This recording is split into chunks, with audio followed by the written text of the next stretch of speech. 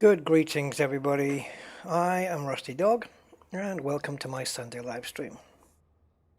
So today's going to be very much a casual gameplay stream. Nothing really planned, except I want to do some combat in the smaller ships, as opposed to taking out the big, the big easy ships. So we're going to be starting off today with this one, which some of you may recognize as the back end of a Cobra Mark III. And the reason that we're looking at the back end of a Cobra Mark III is because I can't look at the front end of it. Yes, the most iconic ship in the game, arguably, and Frontier have not yet found a way to get the external camera past this ship so we can get to the front of it. It's kind of bizarre. It's a Cobra, you know. I can get past orcas and belugas. I know they've got bigger hangars and stuff like that, but still, come on, man. I mean, look at how much space we've got up here. What's the collision detection on this? I can't get through. I wanted to take a screenshot from the front while I was in the hangar. Can't do it. It's insane. Anyway, we're going to be starting off with this. Now, I'm going to be using the loadout that the ship already came with. I haven't... sorry, I'll start again. I'm going to be using the loadout that I've had on this ship.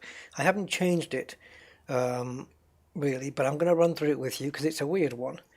But I'm going to stick with it and see how she goes. So, we're here in Jameson, so we're going to be checking out resource extraction sites and stuff. But before we do, I will show you the outfitting on this one.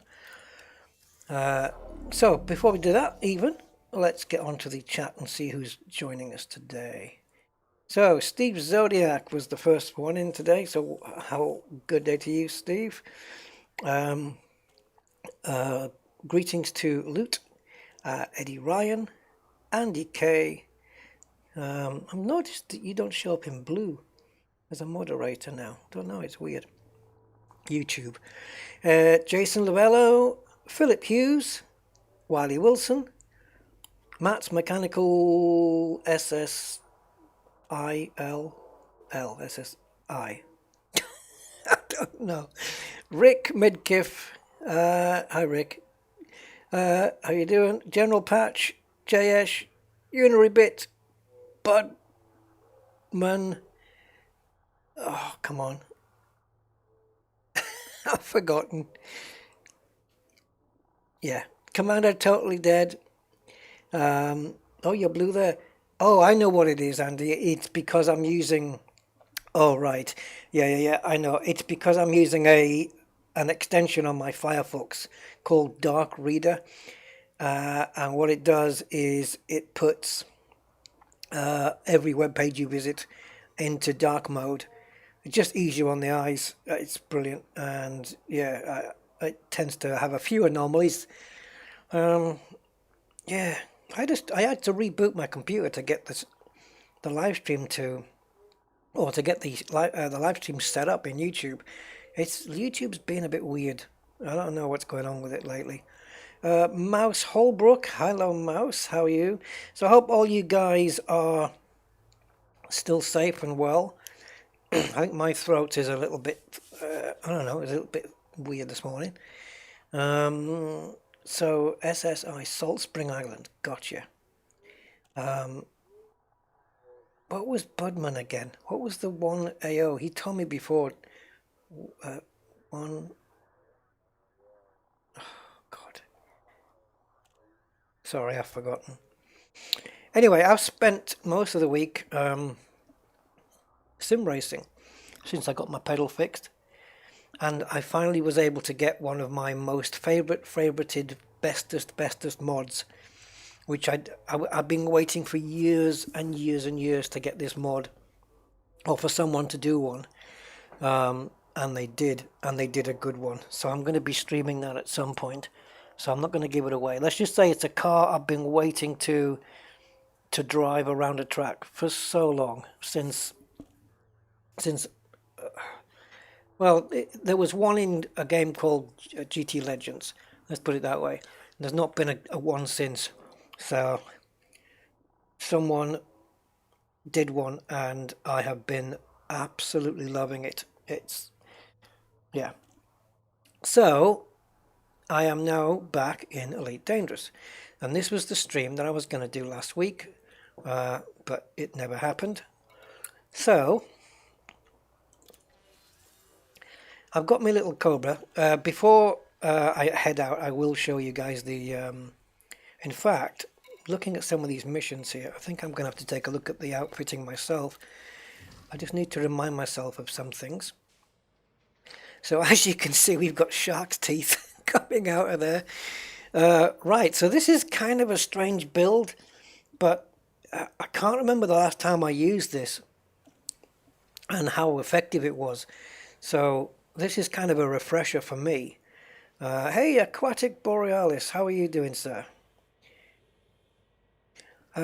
Yeah, nice to see all the familiar faces in the chat today. Okay, hard points, here we go, look. So it's Guardian Plasma Chargers. Yeah, so this is, you can fire these against AX targets and also human targets. Then we've got a couple of little advanced multi-cannons down here, all fixed weapons.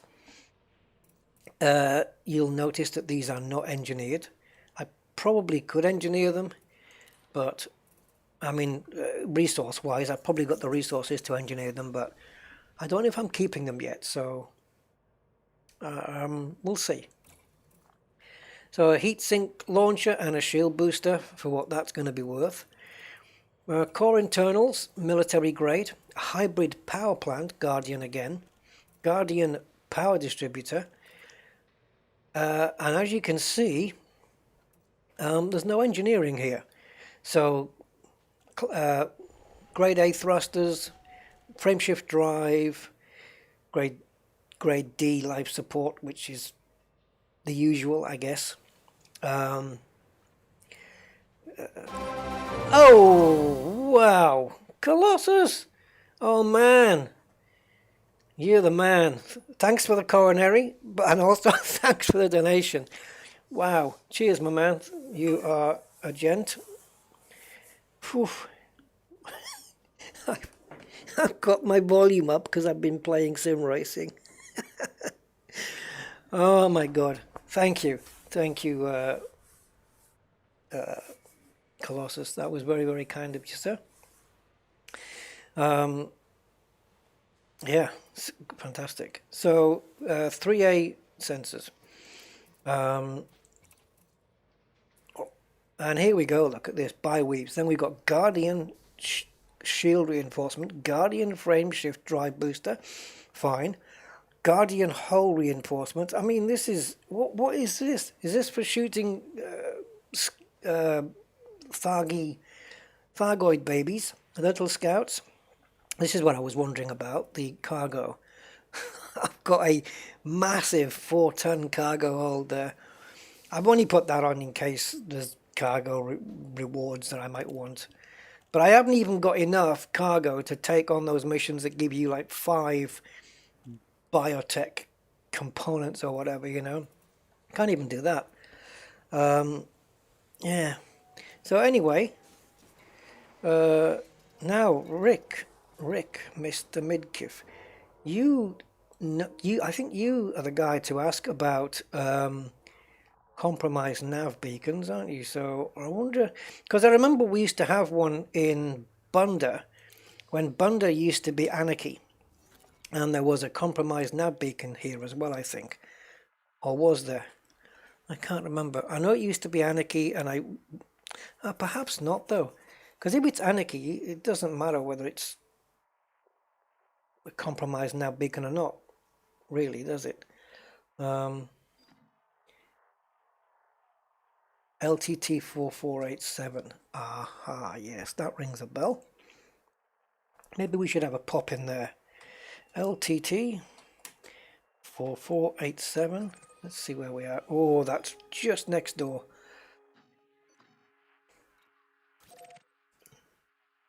Right, let's take this Guardian laden Guardian tech ship out there and see what it does. It might be a load of rubbish. I really don't know. Let's just launch. I know one thing. If it doesn't go very well, we'll be trying out other smaller ships, such as the Vulture, and probably a Sidewinder. I do like a good, tough little Sidewinder. Whoa. Straight away, I'm noticing the difference between this and the Anaconda I've been flying. Even though my Anaconda is very lightweight for its size, I noticed the difference straight away with this. Yes, your fleet carrier is in LTT 4487. Okay, see if we can locate that. I can only bring you 4 tons of tritium though, but I don't. The thing is, not even I can do a stream long enough to collect 4 tons of tritium. Now, I'm not saying it's that bad, but I've heard people, like, was it you, Rick, said that you used like 200 limpets or so and got 38 tons? I mean, at least Frontier, I think they've recognized that, right? And they are going to sort that out, because otherwise it's going to leave people with fleet carriers out in the black. They're going to be a little bit stranded for refueling and stuff. But haven't Frontier just topped up everybody's fleet carrier? Didn't they do that or something? Or is that still to be done, or have they done it where they were just saying, as a gratuity, Frontier were just giving all the fleet carriers a full tank, which if you already had a full tank, you wouldn't be benefiting much from it. So I'm expecting this ship to run a little bit hot with all this Guardian tech on it. Now let me have a look in the system map here. Okay, so there's a few FCs here. Okay, there was oh, that's Rick's. Yeah, Galactica. That's got to be it. That has got to be it. Yeah. Toolbox. That one he uses for carrying other things. Blazing Nomad. Oh, FDED did. Oh, so they have done it. Okay. Well, that was kind of cool of them, and it's cool to know that they can just do that kind of. I don't know if it's like a push of a button for them to do that, or that they've got dev powers, and they can just press. Yeah, Aunt Sharon's dream. Yeah, it's probably not Uncle Tom either. Yeah, that they can just press a button and well, maybe not press a button, but that they can just fuel up everybody's carrier. Obsidian Prime, Scimitar, please stop with that stuff. Fatal Mistake, Wiggy, Wiggy, I don't know. Bipolar Express. That's fantastic. Heart of Gold. Oh, isn't that? Yes, you guys, I remember you guys telling me, because I asked you, I think it was a couple of streams ago, what was the name of that golden ship on the Hitchhiker's Guide, and you guys reminded me that it was Heart of Gold. So yep, that's that one. ISS Driftwood. It's interesting to see what people have named their ships. HMS Indestructible, well, that's fairly accurate. That's a good one. I've never heard of Isildur's, but Isildur's Bane, Wolves Den, Arbiter, Wonder, Singularity, Blag Boat. What else we got down here? Scales of Justice, Warhammer, the Axiom Dream, HMS Splendid, Protector 2. I love that one. That's fantastic. Rimmer's Salute. Yeah, if you're a Red Dwarf fan, you'll know what that means. That's brilliant. The Tunt boat. Okay. White base. Bazinga. Okay, that's a reference to the Big Bang Theory. Yep. Reb's Revenge. Illustrious. Always a good name, isn't it? And Galathenius. Alien Galathenius. Okay, I don't get all of those references, but yeah, that's definitely Rick's. Right. Let's see what this little oh, a cap ship. It's a cap ship now. It's not capital anymore. It's a cap ship. I'm going to buy a cap on there. Right. Let's lock this in. And I was kind of debating whether to actually do a stream like this with the John Beamer account, you know, using survival mode. But I kind of had that feeling that if I did, I might hold back a little bit because of the survival mode. I wouldn't want to get killed. But with the Rusty Dog account, it doesn't really make any difference anymore if I get blown up. I've got so many insurance claims now. I'm surprised that they still, you know, that they still want to bother with me. But yeah, so I can, even though I don't want to blow up, I'll do what I can to avoid it. I will. I'll probably be a little bit more persistent. So yeah, it seems that on the back boiler somewhere we have a little adventure coming up at some point, no doubt. I don't know when that's going to be, but the thief in our midst, I'm guessing most of you guys have seen that little video we put out. That was an Angry Citizen production. I only helped with one of the scenes on that, but it's looking exciting. So I'm going to start with something like this. Go on. I'm probably going to get myself killed straight away. I don't know what the heat's going to be on this. I do have a heat sink already. Oh, maybe I shouldn't be taking this guy on straight away. Oh, jeez, he's taking me on.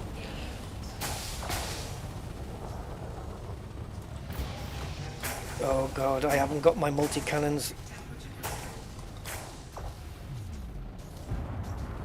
Wow, this is a crap build.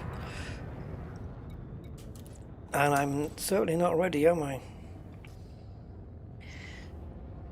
He just opened fire on me. I don't know if I can get away with 2 pips here.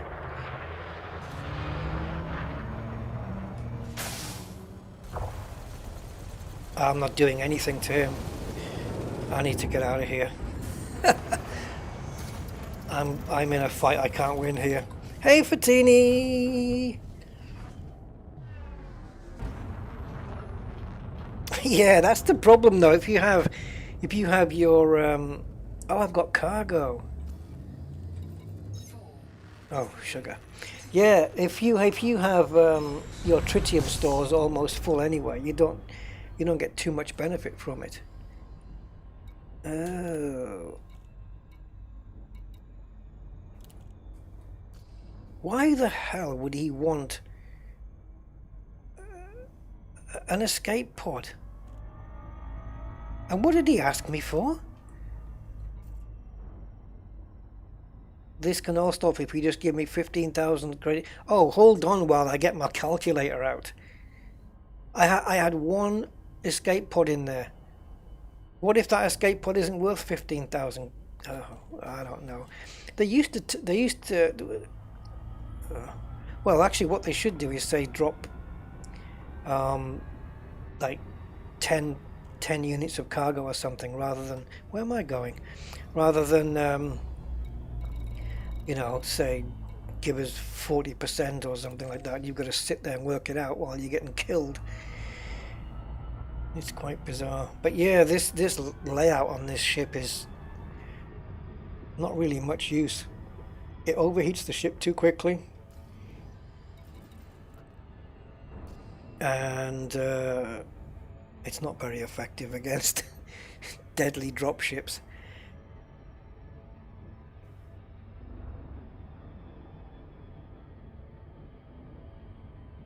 Yeah, we'll have another go. We'll take some smaller ships on.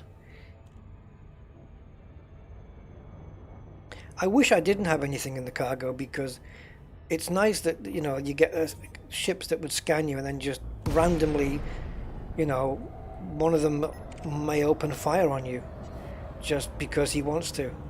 But you don't get that in the game, really. You've got to be carrying cargo for them to open fire. Okay, so we have... Oh, he's in a wing of 3 though. So... yeah, I'm going to try and avoid a wing just for the moment. I want to see where we are with this. This is probably part of the wing. Yep, same livery. Don't fancy taking on. There's another Cobra there, but it's a 4. Elite Vulture might be a bit too much. Imperial Eagle will be like swatting a fly. It's no point. See, Expert Master, that's the kind of level I want to be at the moment. Let's have a look at this Viper.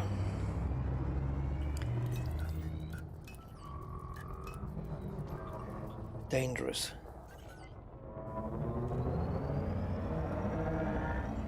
Okay, let's head on over. He's in a wing, but they seem to be rather busy.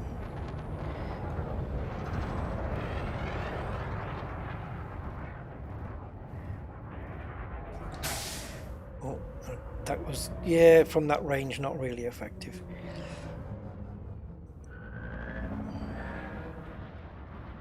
I don't know which reticle is my multi-cannon. Let me have a look. I have no idea. The thing is, he's too busy, so he's kind of here, there, and everywhere. Let's have a look at this one. Stalking Warden. Brilliant. Deadly. Deadly Scout. Come on, we'll give that one a go.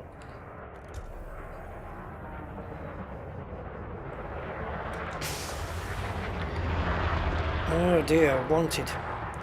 Don't care.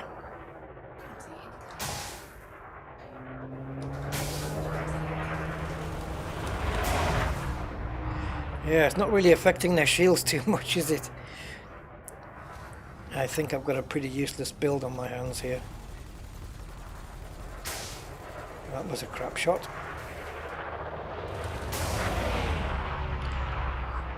No, this is no good, guys. This Cobra's for the scrap heap. What a useless build.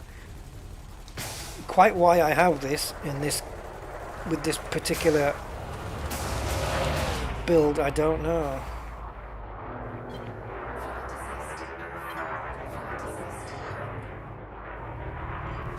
But it's on here for a reason. Nah, let's change ship, guys. This is nothing.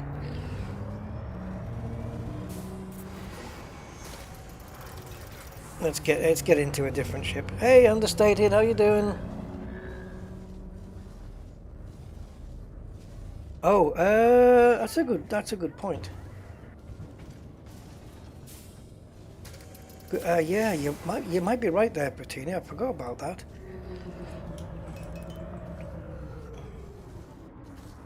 Let me see, where is he?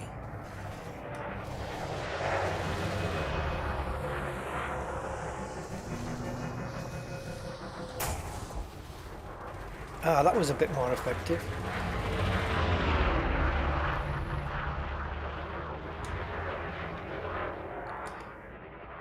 Yeah, but I need pips now. Thing is, I've lost a majority of my shields.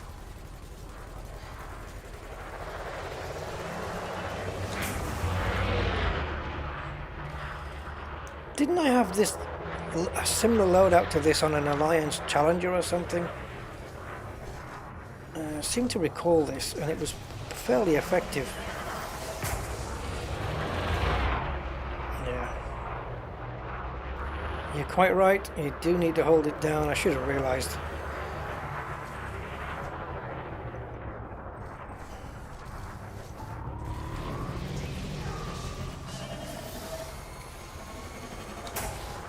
Oh, I should have gone into the reticle, shouldn't I?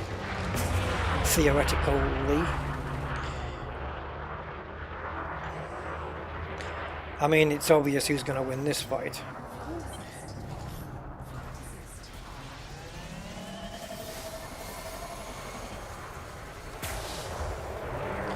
It looks effective, though. I'll give it that.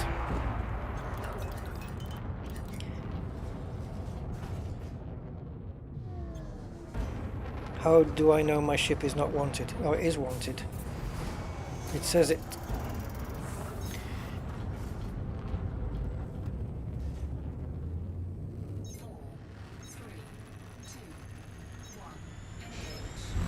The Formidine Rift. I still haven't been over there, you know. But I guess if I go there now, though, I'm going to be coming across a lot of explored systems, aren't I? I mean, if you're how many like undiscovered systems are you finding out there still? Maybe checking out these. If we go to the low sites, don't you get less less ranked or lower ranked ships? I should say. Let's go and change. Let's go and change ship. I can't quite remember what my Vulture has on it, but I think it might be something similar. I think my Vulture has got cannons on it or something like that. I really don't remember. Let's go and get one. Oh, the ship you were fighting was not wanted. Oh yeah. No, I realised that after my first shot. Yeah, it was a clean ship. But as I was in a compromised nav beacon, I wasn't worried about feds coming along. But yeah, it's okay.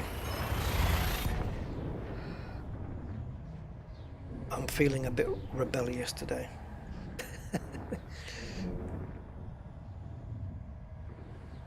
Might take down a wedding barge.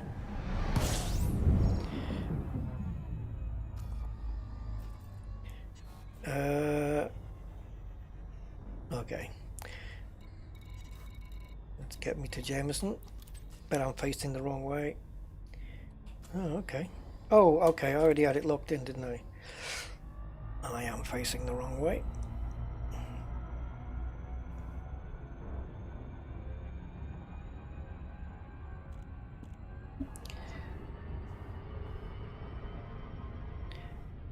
Oh, okay. I'm glad you liked it, Understated.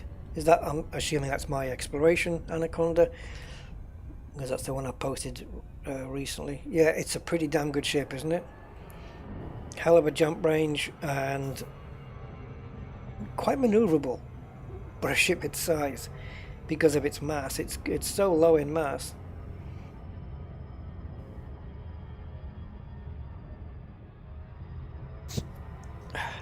Oh, by the way, how you doing, Roger?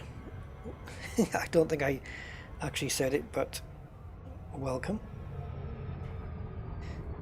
So yeah, no F1 this weekend, which is why I'm streaming at a more reasonable hour, for me at least, and that's not going to be the case for the next few weeks though. So streams will be a bit later next week. Oh, you only have 70.5 still, though. I mean, you know, over great distances, you may only add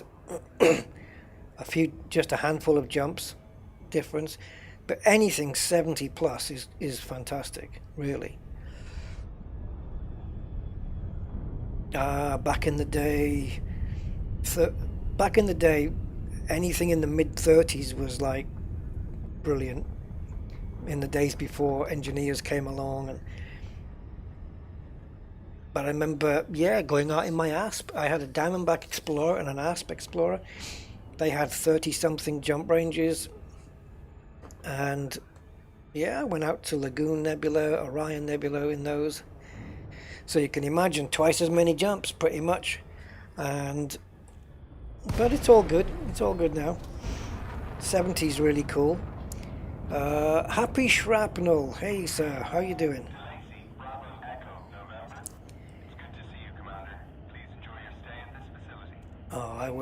get the kettle on.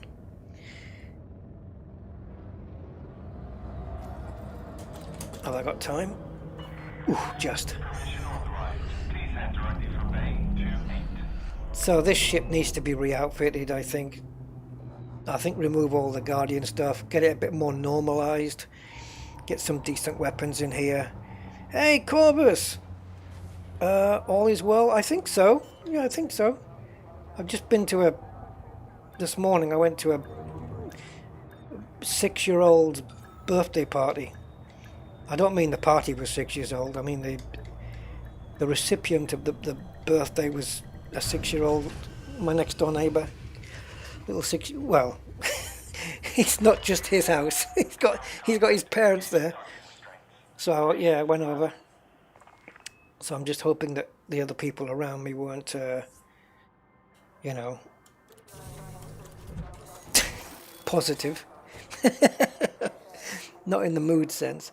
Has anyone passed through Asterope system recently? Yeah. It's I've got my anti-Xeno ship is out there. And now you can make a Sidewinder get over 40. Indeed, yeah. Aren't people getting 70 light years out of a Diamondback Explorer as well? Or am I hearing that wrong? I've not even got anywhere near that. But that's brilliant, though. A little like Diamondback with 70 light years would be brilliant. A brilliant little ship. What a lovely little budget exploration ship that is. Nidaran, have I pronounced that right? Good afternoon to you. Going out to Colonia for the first time. Yeah, I need to get back up. I was thinking about that actually this week, about making a trip up to Colonia. But I don't know how many jumps that was going to take my Anaconda though.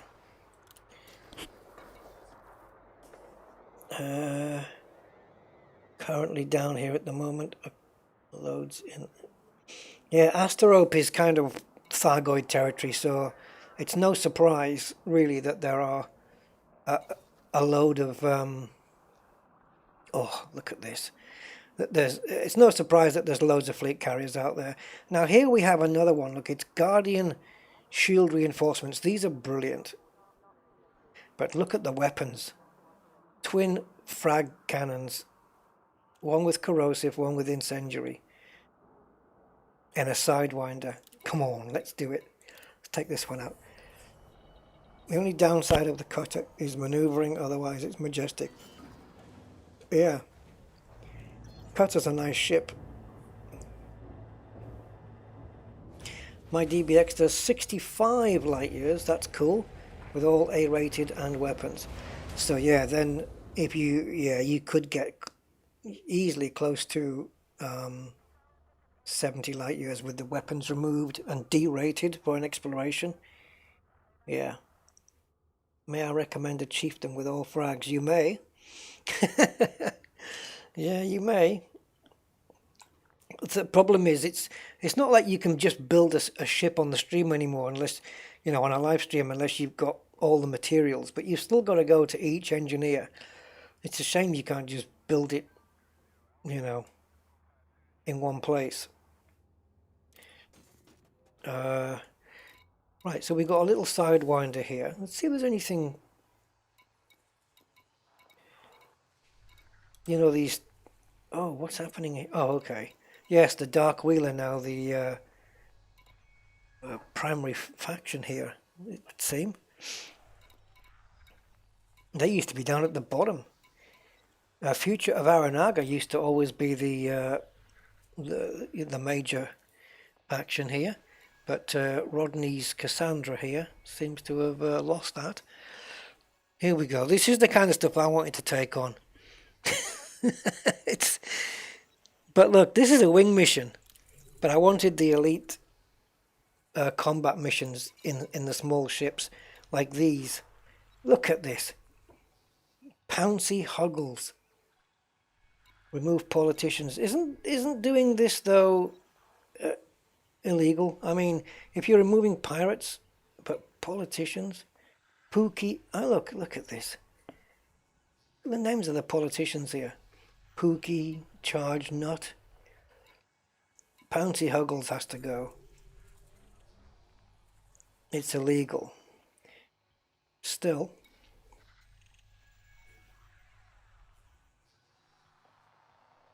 Come on, let's go and let's kill a politician. Where are we going? LT, was it 317 or something? LHS 317. Okay. Well, there it is. One jump. Yeah. I don't know what the jump range of this side is, to be honest. Let's have a look. Oh, 21. 21 jump range. Now, frag cannons are really, really nice weapons. If you get close up and you can... Oh, yes. Oh, yes. Let's have a look. Aquatic says he needs more Guardian tech. What, do you mean unlocking it? Yeah, it's a good thing to do. Just set some time aside and start going to the Guardian sites, picking up stuff, and then unlocking any Guardian tech that you haven't got. Even if you don't think you're going to use it, just get it all unlocked and get it done. You know, I brought back so much Guardian stuff, blueprint stuff, or whatever it was. I managed to unlock quite a few things at the same time. Yeah. Corvus, I am thinking of heading to Guardian space. I haven't really worked on the Guardian storyline, so this may be a thing to do, definitely. Any comments or other suggestions? Well, if you've not done anything at all, yeah, you want to go to the Guardian ruins, have a look at those. What are they called? Obelisks? No, those triangle stone things that have got the lights on them and scanning them and stuff, and then watch out for sentinels if you're going for the blueprints. Oh man, this ship is really, really maneuverable. Look at this. I haven't even got this set up either. So 2 frags. Chaff launcher on the secondary. Alright. I might have to use that. Yeah, let's go.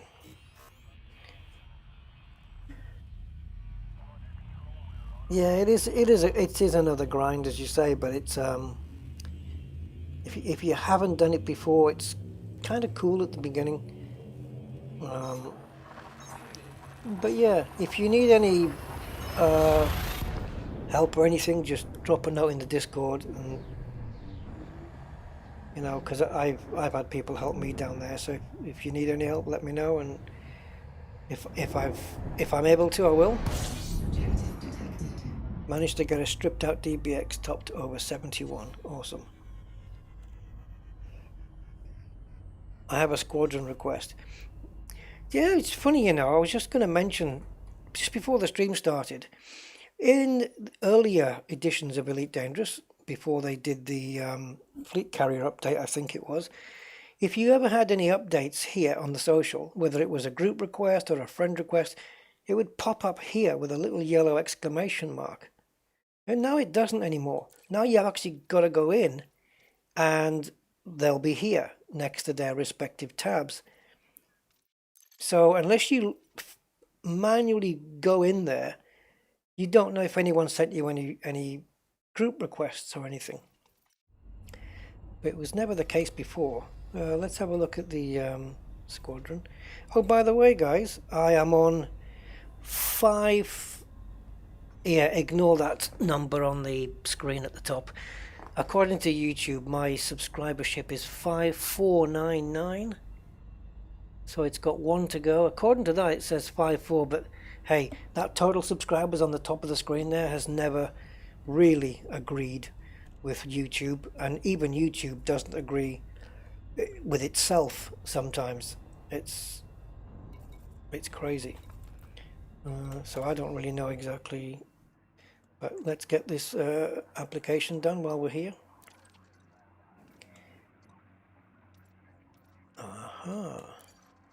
24 days ago. Oh God, I'm so sorry. I'm sorry you had to wait that long. Jeez. Can you make it so that other members of the squadron can accept applications as well? I think you give them some kind of management thing. Anyway, right, let's go and take out this Pouncy what's-his-face. Okay, do we have any messages? No, okay. So, unless there's anything down here... Oh, there we go. He's around number 8, or near number 8.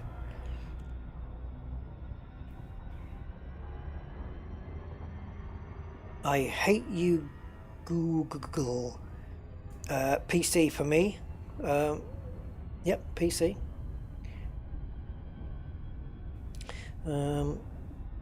Yeah, you know, my system specs. I was thinking about that. So I'm so out of date now, aren't I? Really crazy. There's a... What was I looking at the other day? Oh God, it was a graphics thing. Oh, yes. In the NVidia control panel, they've got 2 new options now for VR. And one of the VR options, I think, is for enhancing the... Either enhancing the quality of the VR or doing so without... at the cost of too much frame rate. I can't remember what the option is. But because I don't have an RTX card, I don't have that option. Seemingly it's only available on the RTX cards. Even though I read somewhere else that it was available on the 1060 Ti, which I think is newer, a newer card anyway. So I only get the VR pre-rendering frames option. I don't get the second option. I can't remember what it's called. If you have an RTX graphics card, you'll have it on your thing. If you go into 3D settings or something, and it's the very, very last option. And unfortunately, I can't enable that enhancement because even though I've got an amazing graphics card, it only works on RTXs. So, I don't see why that should have to be. DLSS. No, I can't remember what it's called. Oh, no, it's called VRSS. VRSS. Yes. Whatever that is. VR super sampling. There you go. That's it. I knew it would come back to me. Yes, VR super sampling is an option that I don't have. But if you have an RTX graphics card and you run VR, then you will have that option. I think it came out in the last few driver versions, and I think it was since version 4. I don't know what the numbers are. 441.67, I think, something like that. Steam has it. Yeah, I was messing with the Steam control panel as well. I just can't remember what game I was doing it for. I think it was... Oh, I know what it was. It was Assetto Corsa Competizione, because in VR it can get quite blurry. And where am I supposed to go here? It can get quite blurry if you don't have the settings right. And I was just trying to improve image settings, and then I came across this video that mentioned about the VRSS option, and it was quite disappointing that I didn't have it. But variable rate super sampling. Yes, that's right. You can get it on a GTX 660, correct, which is not an RTX card. So I was thinking, well, my 1080 Ti then should be able to, but no, it doesn't. The option doesn't come up. So, but the 1660s are newer cards. Those cards are a lot more recent than the one I have.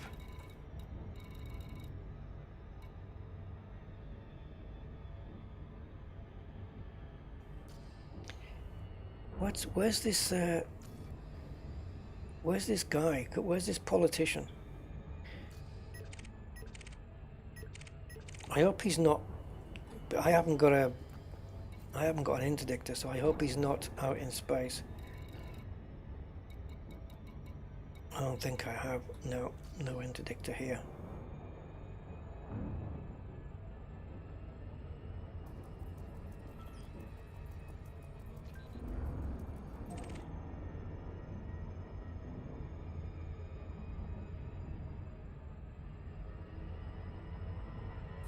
So I'm floating around this body because it's lit up in blue, which to me signifies that it is actually the target body. But I'm not getting anything like a USS popping up.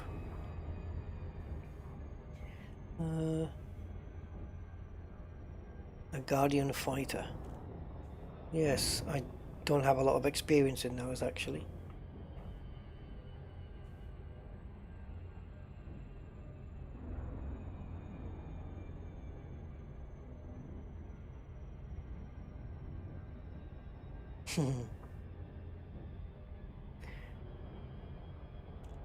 Commander Codster 51, greetings to you. Is spending 1 billion credits for a fancy upgraded cutter worth it? If you have the money to burn, yeah. Sure. Why not? 1 billion credits on a cutter though. Wow. You must have ordered the really posh carpets. Oh, this is ridiculous, just floating around here. I'm waiting for the USS to pop up, but unless... Wait a minute.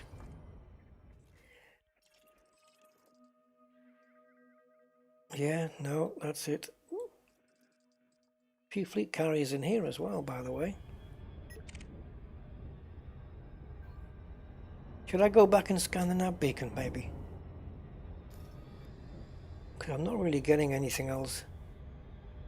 A Henry class hauler. Good, it can hoover everything else up then. Henry class. It's probably got 2 eyes and a mouth on it or something.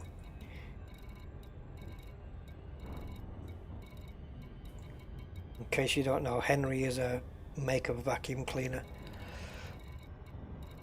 that has a face on it. They're pretty good actually. I have 2 of his brothers, Charles and George.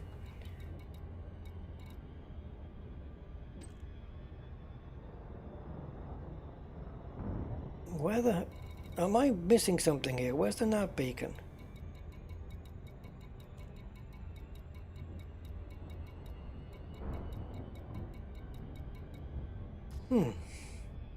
All right.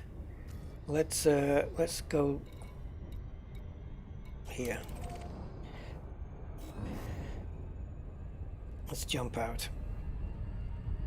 Do you remember those missions that were like this, and it would tell you that the guy was expected in the system between this time and that time?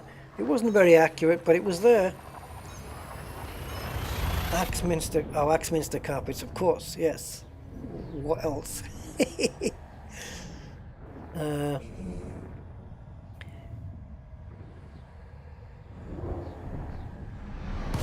Those wingy things are rather expensive. The wingy things. What, the ships? Well, let's go back now. Yeah, the wingy things.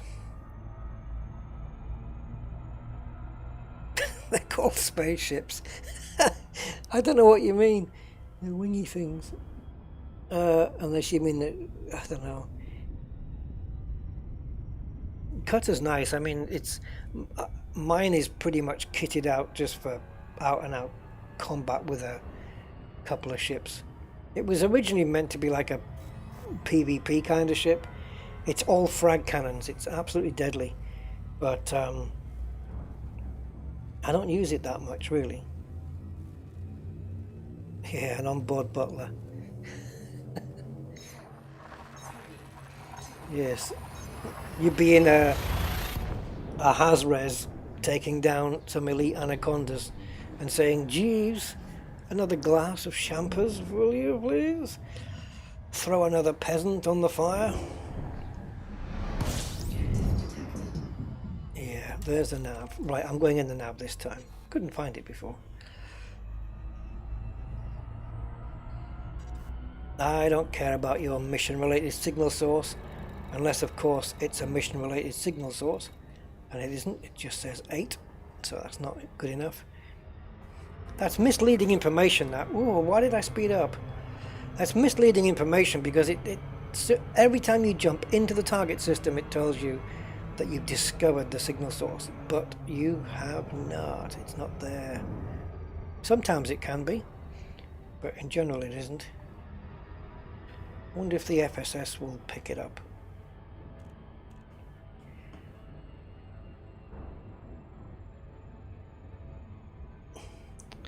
Oh, you've got 3 cutters, Andy. 1.4 billion. I don't remember what I've spent on mine. Or if there's a way to find out what I spent on it. I know how much they'll give me for it, but it's... yeah, it's not anywhere near the price I would take. So this hasn't yielded anything great. The elusive politician, eh? Maybe to find a politician, you need, and I'm sorry about this joke, I'll apologize afterwards. To find a politician, don't even say it, Rusty. No, I won't. It's too, there we go. It's too corny of a joke. Oh God. FFS can pick it up, yeah. Oh, is it FSS? FSS, yeah? FFS is something else. You just need to help the police in low-risk sites to build it up a bit. Yeah, yeah. That's a good way to start off combat as well if you're new to the game. Going into extraction sites and taking on ships where the police are already targeting it, the feds are already targeting that ship. But okay, so to find a politician, you'll need to outfit your ship with a manifesto scanner. A manifesto scanner. Sorry. I'm sorry. That was a bad one. Yeah, that's what FFS is. I can tell you a story about, like, if people see these initials on the internet for stuff, and they maybe don't know really what it means, but they take a guess. We had a situation, this was a real life situation, where a friend of mine, very good friend, somebody I class as a proper friend to me, she lost her husband, and on the day of the funeral, another friend of mine texted her a message saying, it was a condolences message, but she ended it with LOL. And she showed me the message and I went, whoa, what was that? Why did you put LOL? She's at her husband's funeral. And she says, yes, lots of love. I said, no, it's not lots of love. Thankfully, the whole thing was taken in good taste. There was no, because they all knew each other, so they knew that she didn't mean LOL in that sense. But man, whoa, okay, that's okay, obsidian factor. That's like the X Factor, but you have to, I don't know what that would be for, to be honest. Oh, hello, he's only in a dangerous conda.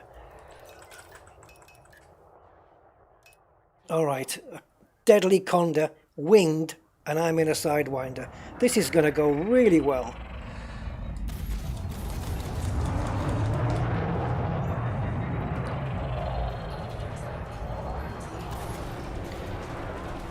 kidding me? Oh yeah, of course. Oh, all the feds are on me. Oh, I'm gonna die. Yeah, I'm gonna die, of course. I'm gonna die here, guys. I just... Look at this! This is nuts! Okay. Death. Death will become me. I'm still gonna try. I'm still gonna try. Good night. Oh, jeez. Oh, jeez. Right. Yeah. Okay, so maybe for politicians... oh, God. For politicians, I should be using tougher ships. I'll definitely be... I'll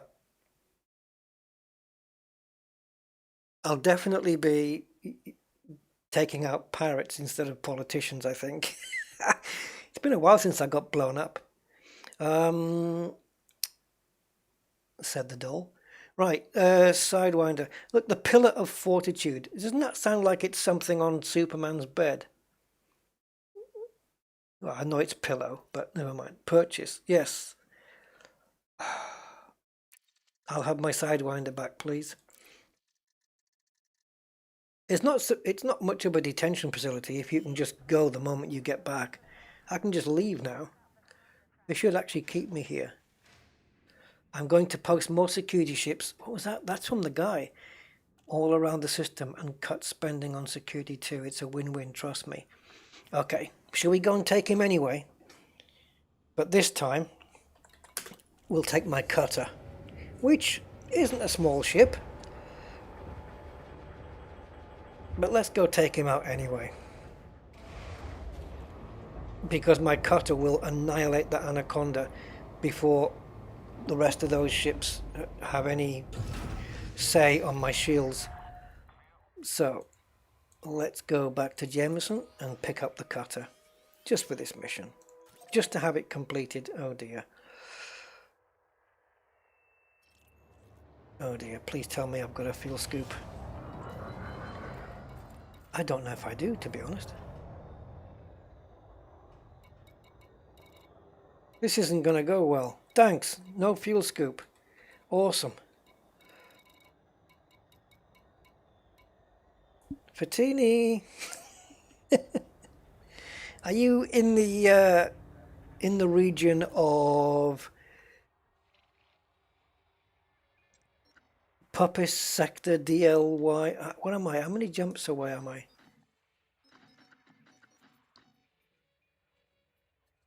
Okay, so I'm 2. Okay, let's try economical.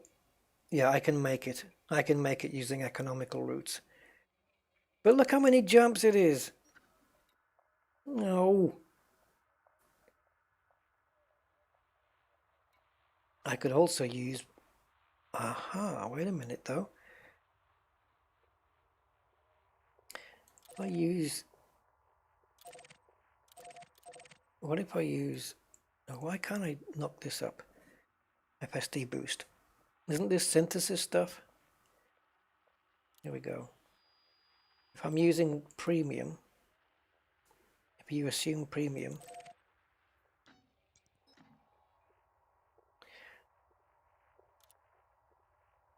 oh, I don't even know how this bit works. Alright, that gets me to Shinny in the least possible jumps.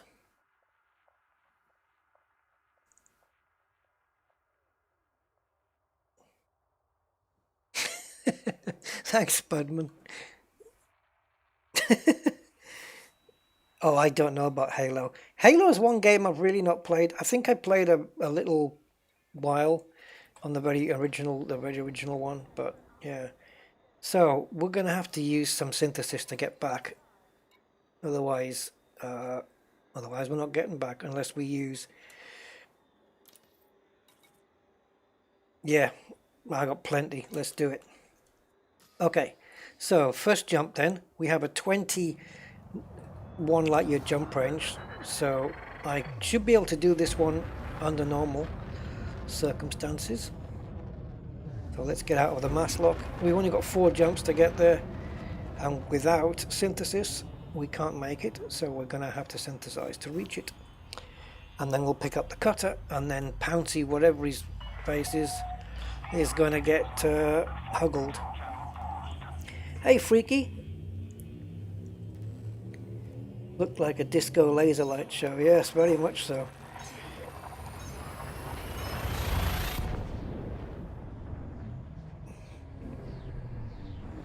Search for fleet carriers. They are excellent gas stations. That's a good point, actually. That's a very good point. See, this is you have to think of this stuff now. I'm not used to thinking in those ways, but yeah, you're quite right. You're quite right. If you haven't got a planet to land on, you may actually have a... Wait a minute. I need to synthesize in order for the amount of fuel. Can I still make it? Because I think I screwed... Oh. Damn. Because I should have synthesized first. Alright, what do we have in this sector? Right, let's try and get back without a fuel scoop. I may have to blow up. And God knows where I'm going to end up there. So let's do a premium injection here. And that blue line on my fuel gauge should hopefully shrink. Because what's happened is I've used up a lot more fuel on one jump than I should have done. So after this injection, we'll take a look and see if we can still reach Shinny. Okay, now the fuel has gone right down. Can we reach Shinny still? Are we lucky? No, we're not. Okay, but we might get close enough that we can reach a carrier. Anything in this system? Right, let's jump here. I forgot. I should have synthesized. I thought what was going to happen was that the jump range was going to be, you know, like 28 to 30. But it's not. It's a question of staying within your jump range but using synthesis, because that way you use a lot less fuel. So I might not make this get back, but it's all cool. It's all good. It's all in the excitement of the game, which is cool. Now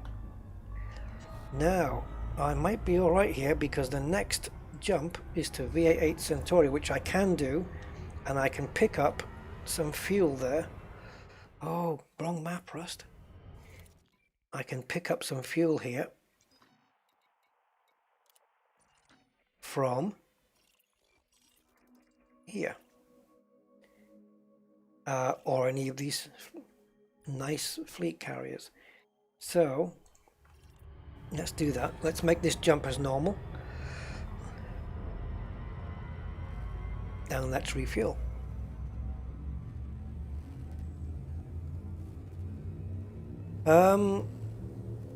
Yeah, the economical things, it's weird, isn't it? You'd think it would be the other way around. You'd be losing, that you would be using less fuel by doing less jumps. It's like your car when you use less fuel going down the motorway than you would on the back roads, you know? Ooh, now then. I could get some extra jump range here.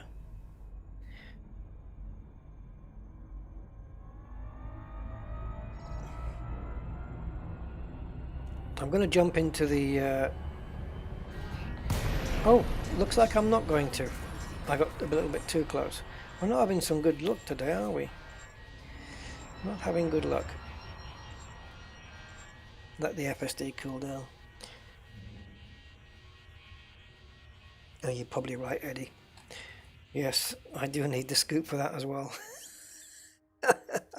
I'm so used to just jumping in there and doing it. I don't even think about this stuff because, yeah, pretty much almost all of my ships have got fuel scoops on, really. So it's not something I think about on a day-to-day basis. So it seems that anything that's off, a variable that's off a little bit, and Messes with my head. I don't think of this stuff. Oh, I actually got an escape vector as well.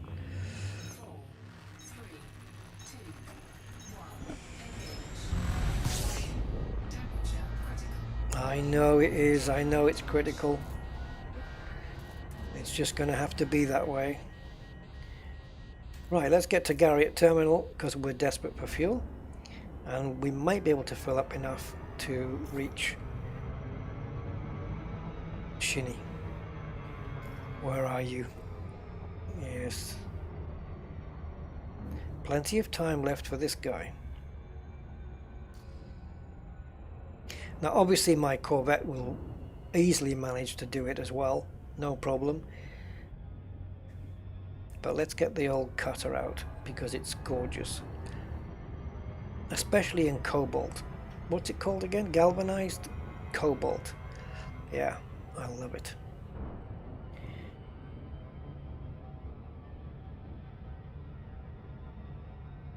The only downside of the frag cannons, of course, is the kind of limited ammo that you get.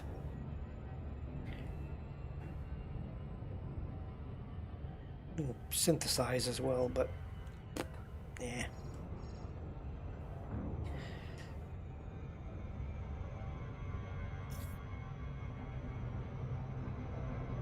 So I don't even know what livery's on this Sidewinder.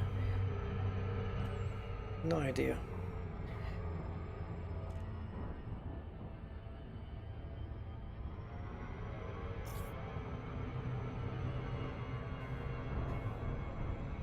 Right, get it down to 007.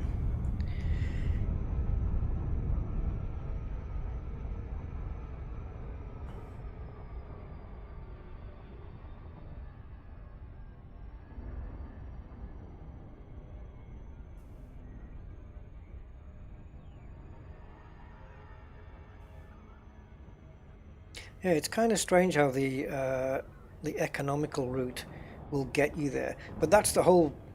I mean, it's in the name, isn't it? Economical. So you make more jumps, but over less distance. So you maybe do 10 jumps of, I don't know, 4 light years each, rather than 2 jumps of 20 light years. I don't know. It's kind of weird. Now let's get this right. Astronetium, is that right? Astronetium. Tell me if I pronounced that right. Welcome. I wasn't going to say Astronitium because I think that wouldn't be correct, so I'm going with Astronetium.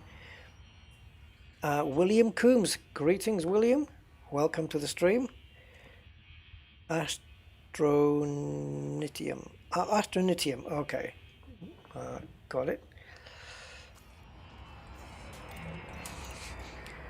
Well, I only just found out that Mazda, you know, the car manufacturer, isn't pronounced Mazda. So, what do I know? I've been doing, like, sorry, my brain's seeing this the opposite way around here. What? Oh, okay. My brain has now corrected it. Yeah. Sometimes I see these things inside out. They look inside out.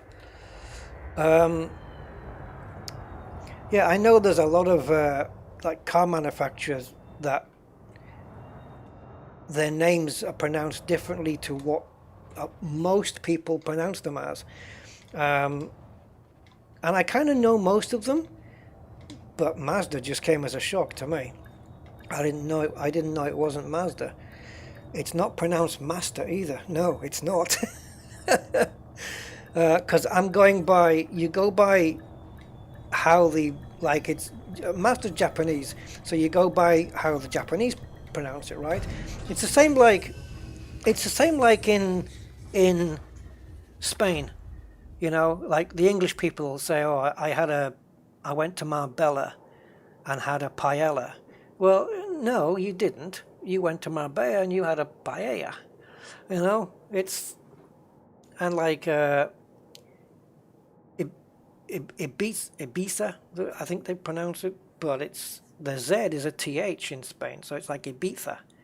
So it's kind of different, but we don't take that into account. But yeah, I know Nissan is not quite correct either. I don't think. I think Nissan. Yeah, actually no. I think the one that a lot of people get wrong is Citroën, or Citroën, as a lot of people say. Citroën, because it's French, Citroën. But the two recent ones that I was corrected on, I knew about Mercedes, which isn't Mercedes.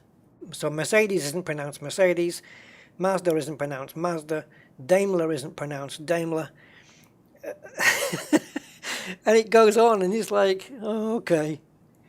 Is Ford pronounced Ford? Yeah, there you go. It's Mazda. I think the Z is like a ZU kind of thing, Mazda. So Mazda is Mazda, correct. Mercedes, of course, is Mercedes. It's like a T, it's like Mercedes. Then you have, what was the other one I said? Oh, Daimler. Daimler isn't Daimler. Daimler is Daimler. It's dime, as in like, hey, buddy, you spare a dime? It's Daimler. Porsche is not Porsche, it's Porsche. And, yeah, Mazda. Yeah. Toyota, I think the last T is like is a D, because the guy who owns who founded the place was called Toyota. His name was Toyota with a D. Toyota. I think it's pronounced Toyota, but then they put a T on it and made it Toyota. But I think it's still Toyota. Yeah, it's fascinating, isn't it? All these years, Mazda. No, it's not. It's Matsuda. Fix or repair daily. Yeah, and Fiat, I've heard, is I've heard two versions of Fiat, which is either fix it again, Tony, or fix it again tomorrow, which I think is poor Fiat. Right, anyway. But yeah, it's kind of interesting. Because, cars, they all come from different countries and stuff, and they've got their own pronunciations. All Japanese cars are built very well.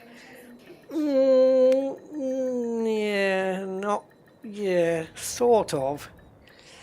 Honda and Toyota, yes, definitely. They are quality, reliable cars, no question. Honda and Toyota lead the way.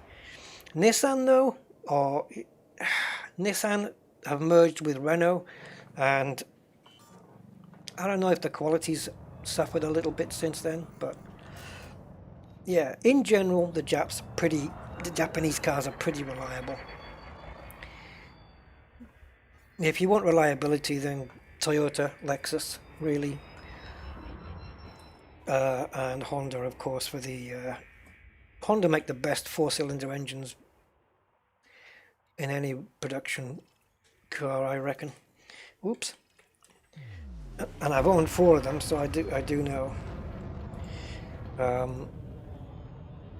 But yeah, Mazda's not bad. The little MX-5, what's it called in America? The MX-5.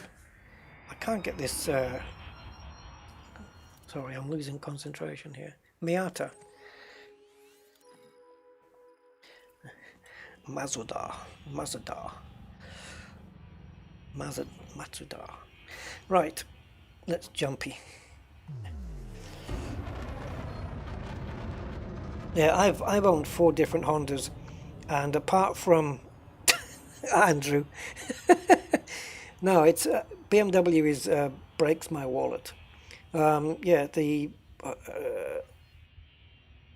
but yeah, the Hondas, apart from one of them where it was an automatic gearbox that failed down to a weak design, none of my Hondas ever really had seen a mechanic. they just started up every day. They just never. Oh, this is a good one. Chevrolet can hear every valve rattle on long extended trips. That's fantastic. Who came up with that one? That's fantastic. Can hear every valve rattle on long extended trips. Oh my god, that is ace. I love that one. Hey, we'll have less insults of the BMWs, okay? I'm quite happy with mine. Yes, you have to tinker with it, but it's worth it. If you like tinkering with cars, then it's ideal. Mechanically though, my engine's pretty bulletproof. It's just things go wrong with it, and it tends to be a sensor, this sensor, that sensor, this electronic thing, that electronic thing. Crazy. Mechanically though, she's pretty fine.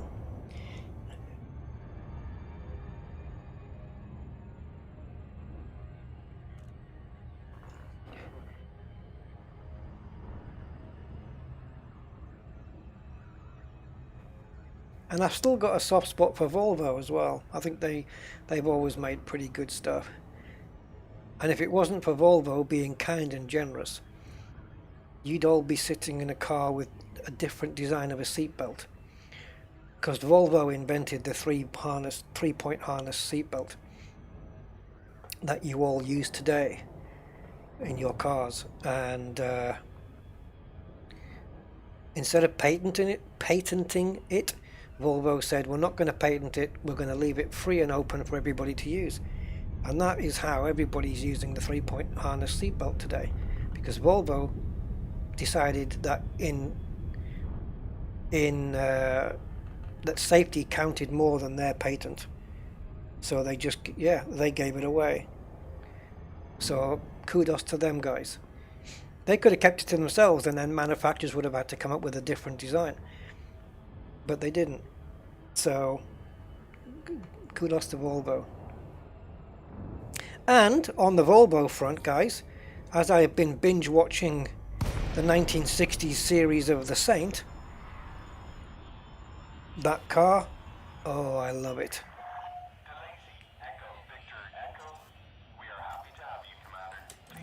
Yeah, the Volvo P1800. What a beautiful car for its day.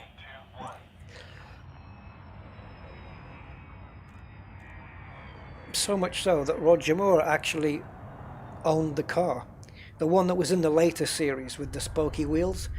He owned that. That was his. It was used in the series.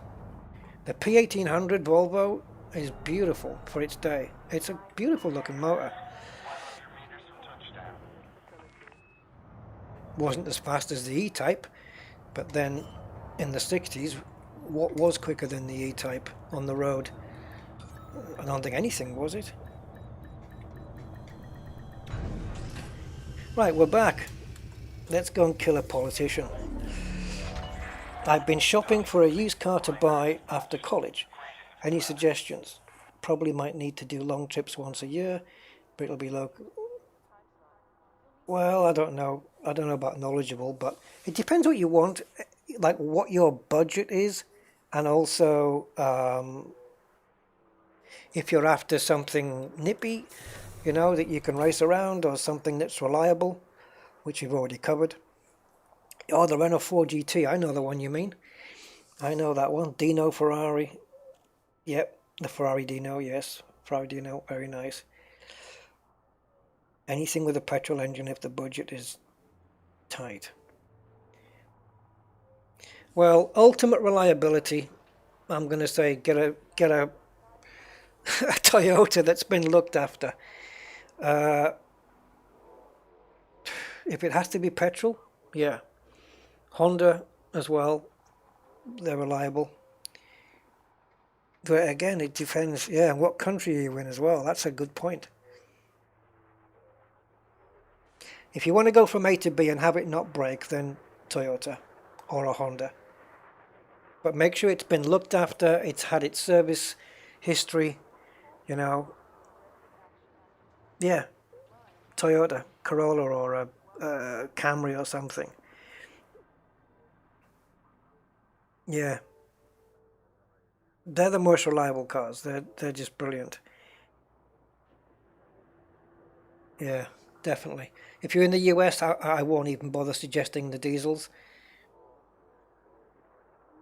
I tell you what, in the UK, I would even suggest a 1.9 diesel Skoda Octavia. Is it Octavia? Yeah, the older models. They're brilliant. They're brilliant little cars. The Skodas used to be the butt of the jokes, you know, but not anymore. Well, they produce some quality stuff, even though the names of their cars are pretty naff. The Skoda Superb. Well, it is a very good car, but Superb, really? Ugh, it's not the best name in the world, but they're bloody good cars nowadays, Skodas. Yes, particularly the diesels, I think. Yeah, but the older Octavia, the ones from the early 2000s, the 1.9 diesel was just phenomenal. And talking of phenomenal, talking back what I said about the Volvo P1800, if you Google Volvo P1800, so P1800 Volvo in white, um, looks gorgeous. Somebody owned one of those cars and they drove it for quite a distance, 3 million miles on this car. 3 million miles. And I think the guy did all that mileage himself. How do you even? You must never get out the car if you're doing 3 million miles. But yeah, it's got officially 3 million miles on the clock on this Volvo. Talk about getting your money's worth. Jeez. I'm not sure if the guy's Datsun. I tell you what, the old Datsuns, the 240s and the 280s, oh, lovely. But then you're talking big money there for those, I think, aren't you? To find a good one. But yeah, a simple car like A to B, it's going to get you there. You want to. I would definitely suggest going Japanese, and I would definitely suggest a Honda or a Toyota. If your budget can afford it, go Lexus, which is a Toyota anyway. Same thing. Right. Anyway, well, let's go and get this politician. Uh, and I hope I've got the same amount of flack coming my way as I had the first time I went to get this politician. Oh, damn! I didn't show you this thing, did I? For those who haven't seen my cutter, you're probably not going to get a great view of it now, actually. Oh, it's too dark. I knew it. Well, here it is. I have it in that galvanized cobalt blue. Yeah, she's awesome. Is the Python still the best all-rounder? In my opinion, I think it is. Yes, definitely. That's in my opinion, though. Other people will have different opinions. But best multi-purpose ship? Yes, Python. In my view. Yeah, the older cars, I'm telling you, you say, the old Mercs, they had great engines. Because today's cars now is, there's so much electronics in them now, and so many metal parts have been replaced by plastic parts now, so they're more prone to breaking. But in the older days, it wasn't so much that way. So, right, let's see if we can find this lovely person, and we'll rip the manifesto out of his hand. I'll go to the nav beacon again just to see if it springs up the. I'll go the other way. just to see if it springs up the USS Enterprise.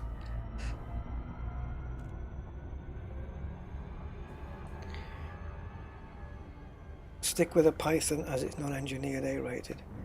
Yeah, you can get it engineered slowly but surely if you want. Yeah, I mean, the thing with the Python is, like, how can I put it? The Anaconda would be the best all-rounder in the game because it's better than the Python doing everything pretty much, but it can't land on a platform. That's the only downside. If platform landing isn't an issue, then the Anaconda would be, I would say, the best all-rounder in the game. Because you can use it on exploration with a hell of a jump range. You can use it in combat. It's pretty damn good in combat, and for trading you can fill its belly up with a ton of stuff. But the Python can land anywhere. That's its advantage. So it all depends.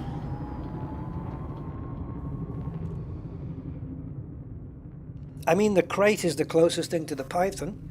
The Crate's a great ship as well, but the Python has more internals, so that's why I gave the Python the edge over the Crate. No fighter bay. Yeah, well, if you need a fighter bay, then yeah, but no fighter bay. But the fighter bay is kind of a recent, well, recent in terms of the whole life of Elite Dangerous. But yes, it doesn't have. It's kind of surprising, really, that they didn't do that. Here we go. Right, this guy's going to get a shock now. He's going to get more frags thrown at him.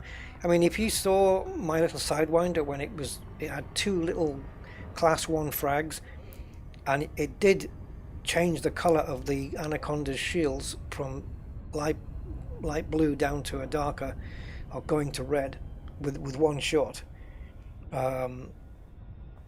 So wait till you see what this one does. You just need to be in the right group.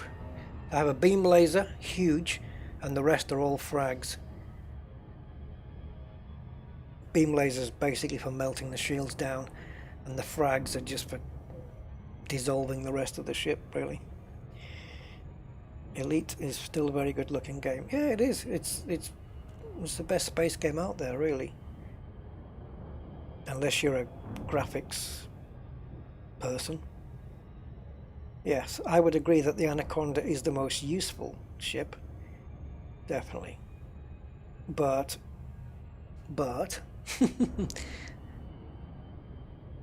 it can't land anywhere.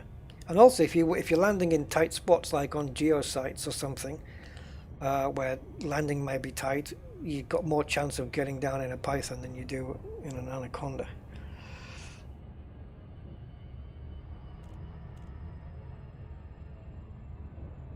Yeah, I mean, if you look at Elite's graphics, I don't know what the engine's capable of, but it's certainly not up to standard with something like Star Citizen, but then this game is in more of a finished state than Star Citizen's ever going to be. But this is the only game that maps out the entire Milky Way, you know, and has orbits and gravities, and it's brilliant for that. There's nothing even comes close to Elite Dangerous for that stuff.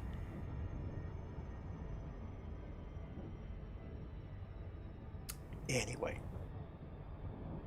I love my Python. I'll never get rid of mine. I think I've got 2. I've got one that I use for mining, and the other one is just kind of it's been used as a storage thing. Right then. Where's that Anaconda? As soon as we take down, start shooting, everybody's going to start shooting at me. But it's not going to be too much of a problem. Hello.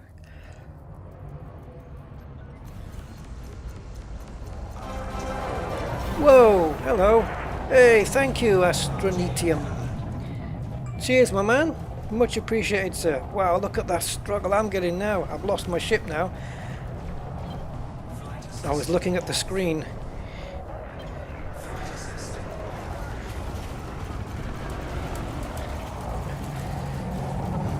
Boo boo boo boo. I'm hoping my shields can hold on to this. I've got some hellish shields on here. It's not the most maneuverable ship in the world.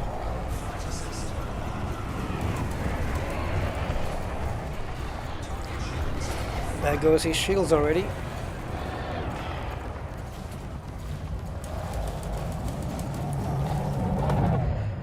Okay, my shields are down more than I thought they would be, but look how many ships I'm being attacked by!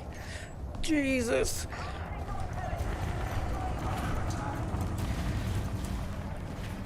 I need to be closer. I can't really do much damage from this distance.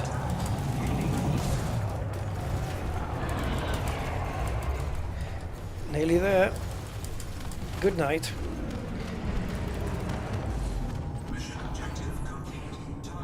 Should I kill all the others? They're all feds. There's a Type 7 there. How was our shields? 54.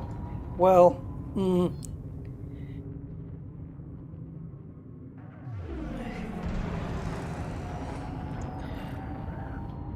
who's the closest ship to us? This one. Thing is, it's not really good taking on a small ship with this one because the you need to be really close to them to get an effective shot, and the thing is, they're so maneuverable compared to me that I'd spend so much time trying to line them up while I'm under fire from the others that my shields would just get, annihilated. You're 30 minutes behind. Okay, well, you'll be hearing this message in half an hour then. Hello. Oh, they're still there.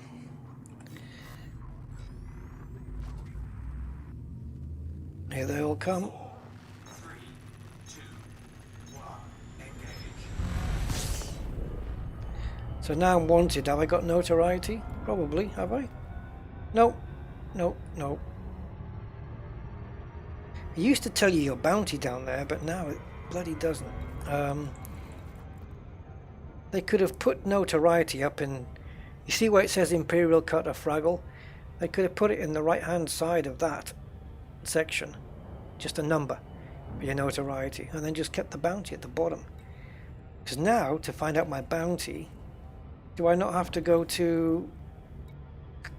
Codex and... Is this right? Commander... How do you find your bounty now? I mean, I know...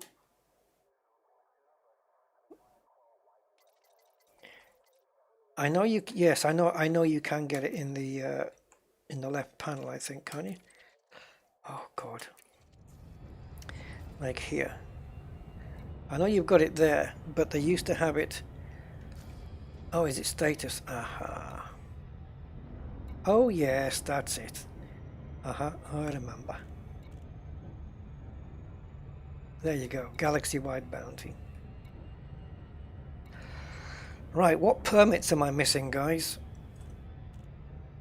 These are the ones I have.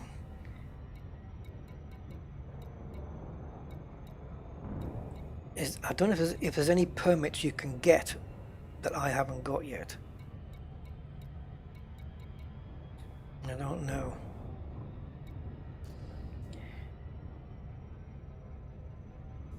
Right, let's have a look at my vulture. I'm interested to know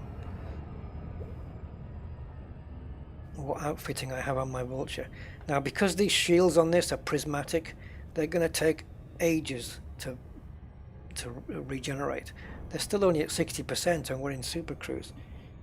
Hey Ian Schofield, how you doing, sir? Cole 70.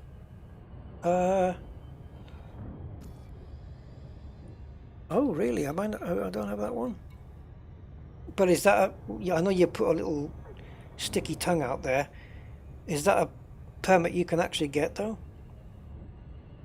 Hmm.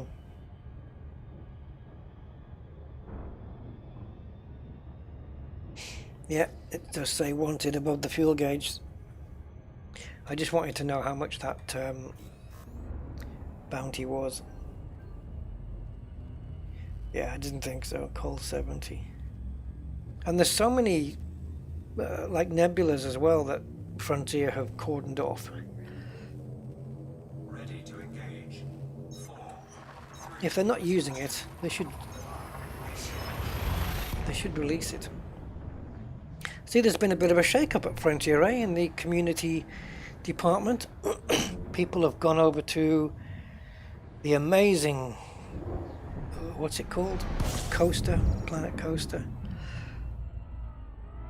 So if you go to Planet Coaster, you'll always have a place to put your cup. And I think somebody's been drafted into the Elite Dangerous crew. Isn't it Arthur? Somebody called Arthur? I don't know. My brain is still in the days of Ed Lewis and Page.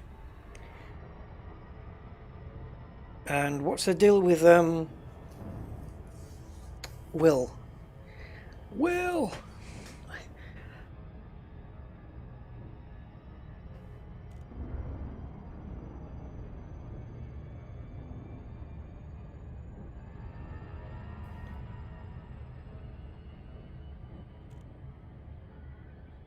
Yeah, it's all change up there, I think, at the moment. All change on the community front.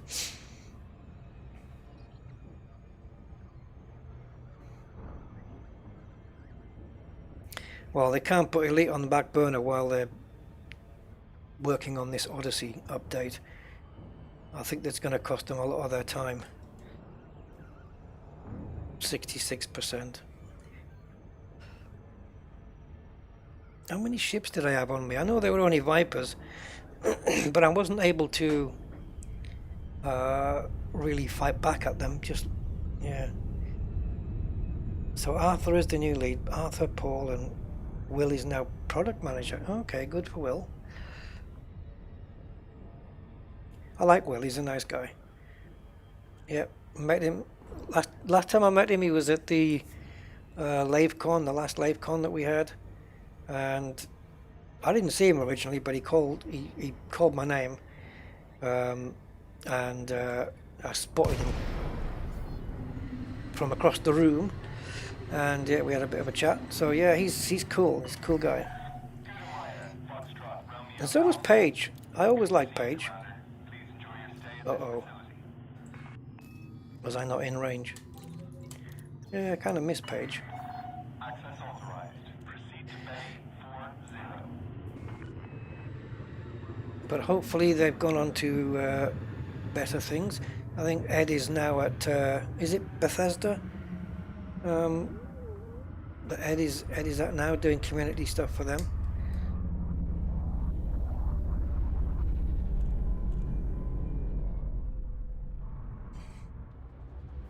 Now then, how could you ever want to leave Elite Dangerous, eh, guys? Do you think I could land this ship in this view? No, Rusty. Of course you can't. That would be insane.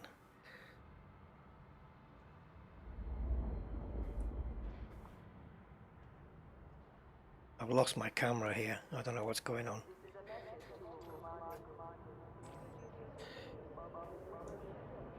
I'm probably going to get a loitering fine. Oh yeah, because the ship is rotating.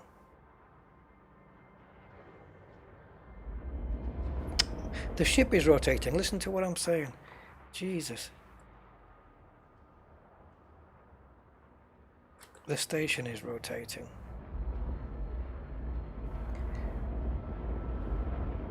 I'm going to get killed for loitering here.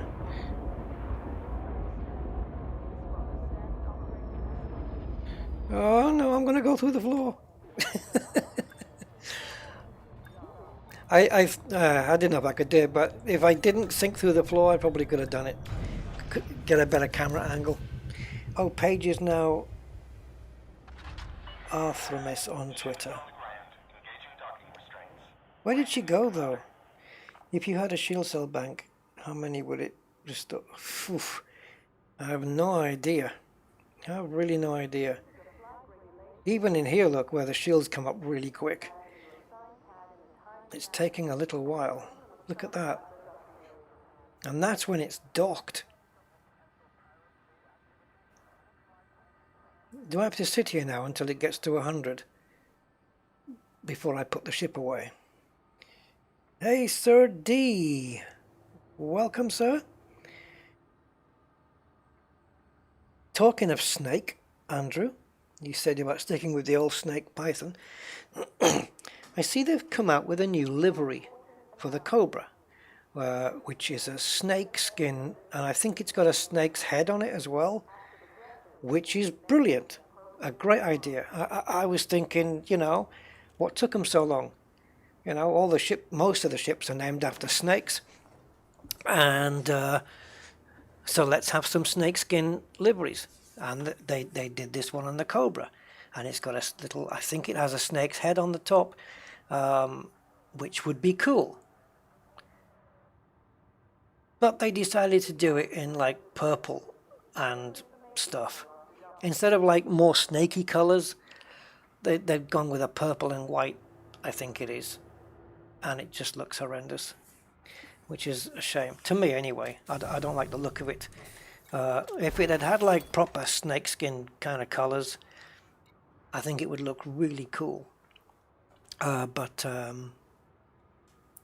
yeah, they've gone with the psychedelic garish colors as usual. Evil Wing ZX. Hi, Evil Wing. Never played this game, seen it around. What do you enjoy about it?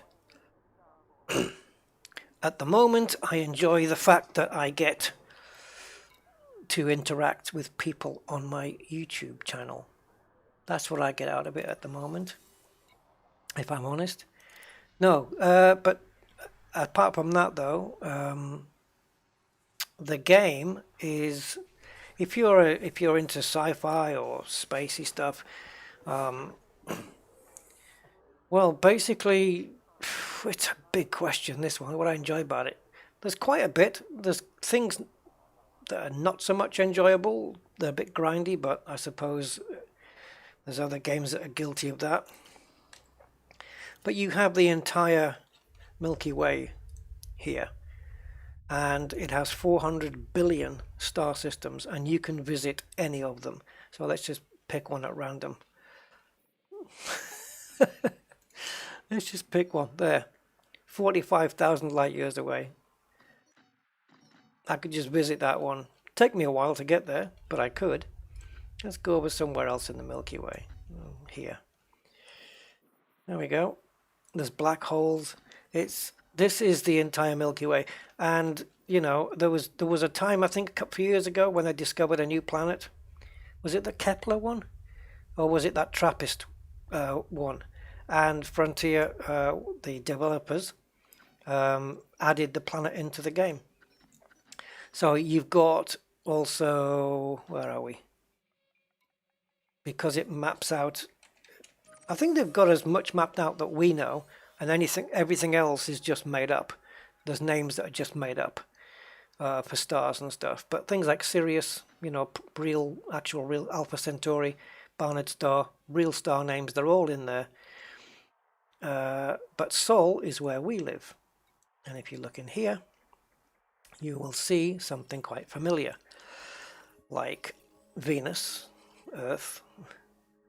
You can't land on Earth, unfortunately. Mars, which is terraformed, that's why it looks like this. You have the Moon, which orbits the Earth. Then you have Jupiter, which only has the 4 important moons, 3 you can land on. I think Jupiter has 60 or 63 moons, but they've only got the 4 here, which is, yeah. And also, you've got Saturn and Uranus and Neptune and Pluto and all of its little bodies. Persephone, which is out there, but also the Voyager spacecraft, which was launched in 1977, I think. Voyager 2, I think, and Voyager 1, which are on the edge of our solar system. I think one's gone through it now. They're still here. They're in this game, and they are at the point that they would be in the year 3306, and you can actually go there and see them. And all the planets with the blue rings around them are ones you can land on. All the ones with the blue rings and the little spiky lines have got bases on there, which you can maybe visit. Yep, like this one, you can land on that one. You can't land there, but you can land there, but there's no pads to land on. So yeah, it's the vastness of this game that I enjoy about it. That's, I think, yeah, and there's no ending to the game. I know people refer to the cutter and the Corvette and stuff as end game ships. It's a meaningless term for me. That there is no end game, so you can't have an end game ship. They are the higher end ships, but I don't recognize the term end game ships. It doesn't compute for me on a game like this because there's no end game. The end is when you uninstall it and walk away.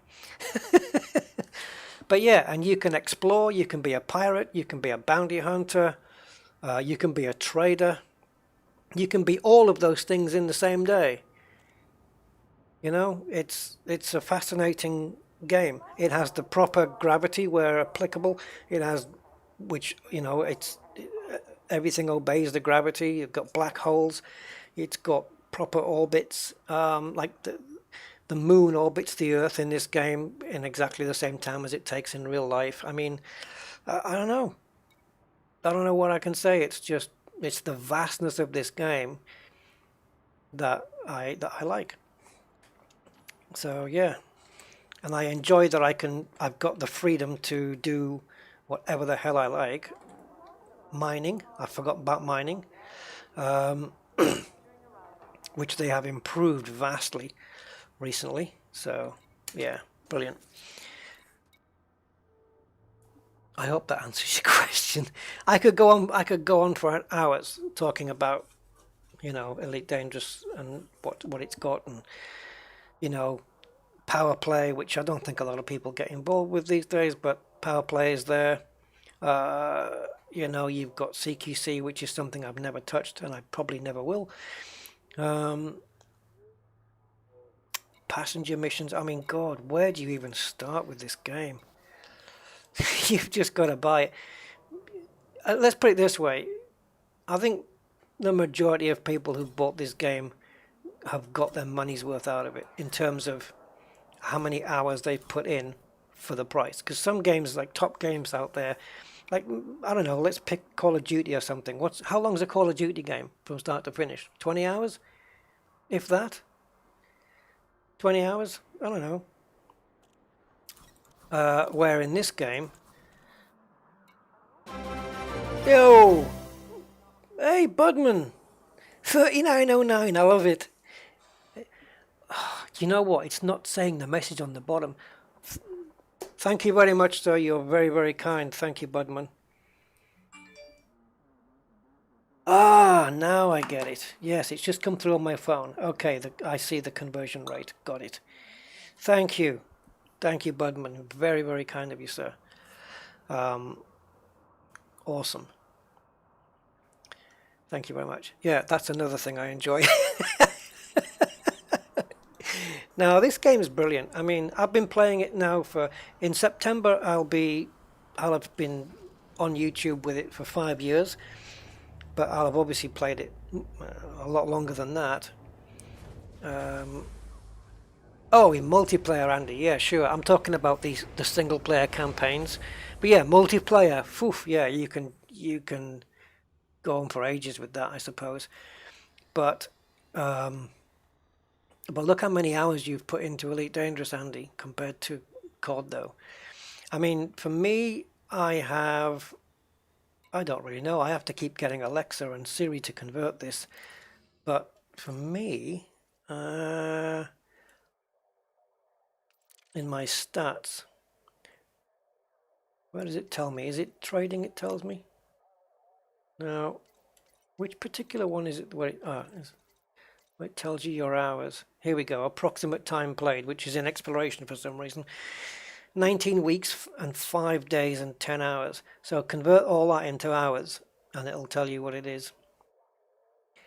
So 19, I don't know.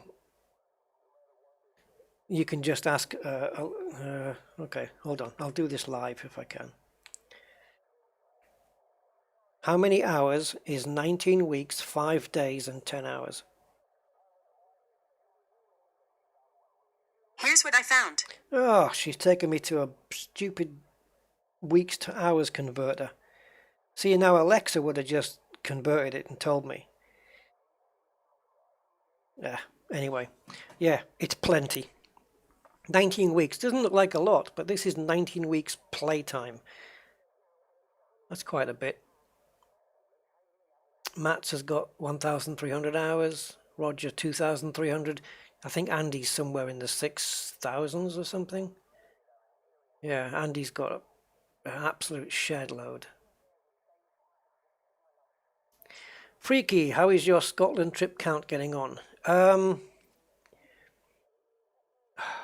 Not so good, to be honest. There might be other reasons why I won't be able to go. One of those is I have a little bit of an issue with how can I put it? The whole lockdown thing, because my chance of getting a accommodation now is gone unless I get a bed and breakfast lodge thing, but we don't know where those are. Some people are going to camp as well, so yeah, I don't even know how that's going really. I'm not on Steam, Roger. I do have another account on Steam, the John Beamer one, but the Rusty Dog account isn't a Steam one. It's from the launcher. But yeah, the Scotland trip. You'll notice that I've taken off the donation thing at the top because I didn't want to get any more based on that. So it could be that the monies from that will be returned because, as I said, if I don't go, I will return all those funds. And it's on August 7th. So yeah, I don't know. It doesn't look like I'm going to manage it. I think there's probably a 20% chance that I'll end up going to a caravan.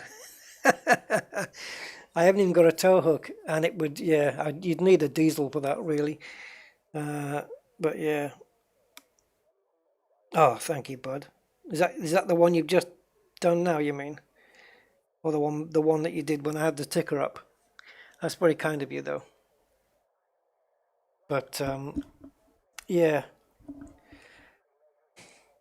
it's kind of a shame because I really would. It's something I like to do, but I don't think it's. I don't know. I'm not sure about. I mean, they've arranged the trip. Arranged isn't the right word.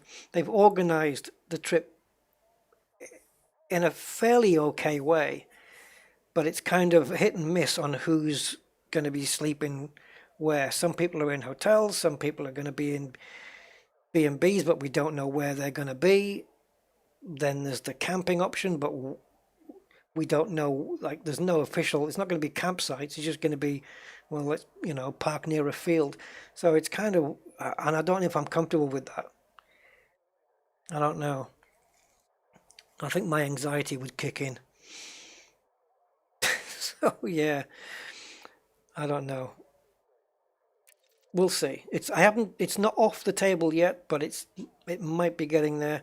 But I'm keeping in contact with the guys, and we will see a little bit closer to the time. So fingers crossed on that one. But it's not looking good at the moment. However, I say that if I end up not going, though, it's not going to be the end of the world because they've already told me that they're planning to do the trip again in the spring of next year, spring of 2021. Now, I wasn't expecting that they would do that. I thought they'd do it again. I just didn't think it would be that soon. So that might be a better time because the lockdown stuff, because Scotland has got different lockdown, what's the word, rules, guidelines at the moment, and which I'm fine with as long as they don't keep us there. But yeah, so hopefully the corona thing will have died down a bit more by then, and then it's springtime, so it's even a better time to go. So I might put this one off until next spring. And that gives me more time because I've only had like a few weeks to kind of digest all of this. So yeah,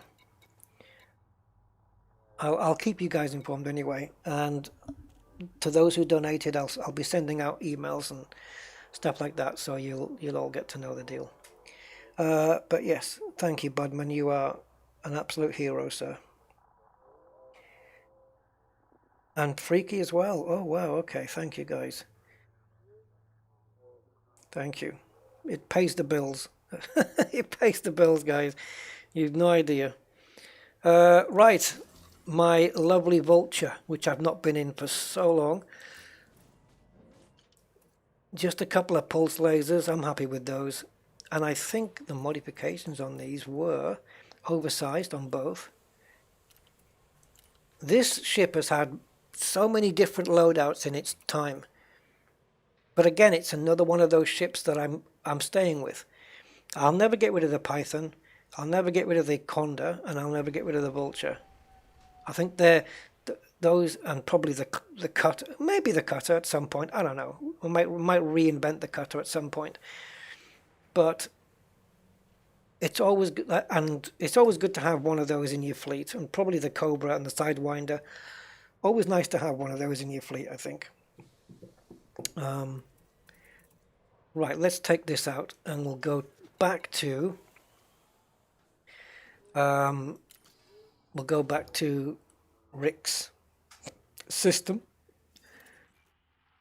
If I get the numbers in the right way around. LTT 4877, I think. No.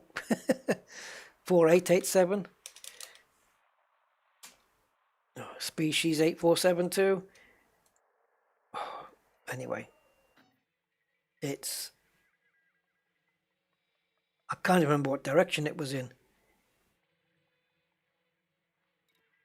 Okay, I've got it now. That's 4497. It has to be 4487. There you go. Process of deduction. Oh, Mark. Oh, hi, Mark. You worked it out. Hi, Tishman and Commander Glenell. What have I missed so far? Oh, I got blown up, and then I killed a politician. Lovely. Consider those funds as support. Yeah, but I can't just presume that for everybody though, you know, because those donations came in on the basis of helping me go on this trip, and if I don't go, I can't in conscience keep the money. It doesn't. I can't do that. I can't. But yeah, so. So I've got 3,322 hours and 21 minutes. Oh, and claim my bounty. Oh yeah, of course, Roger. Don. Oh yeah, there's a reason why I didn't. I did go into that. There's a reason why I didn't. I'll get to that now.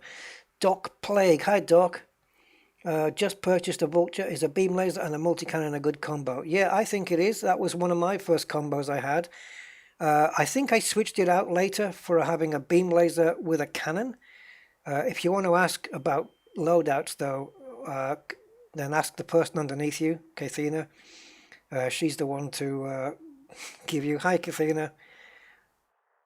Welcome to the stream. And yeah, I know you're still putting your stuff out on your channel as well, your videos, which have all got interesting titles on them.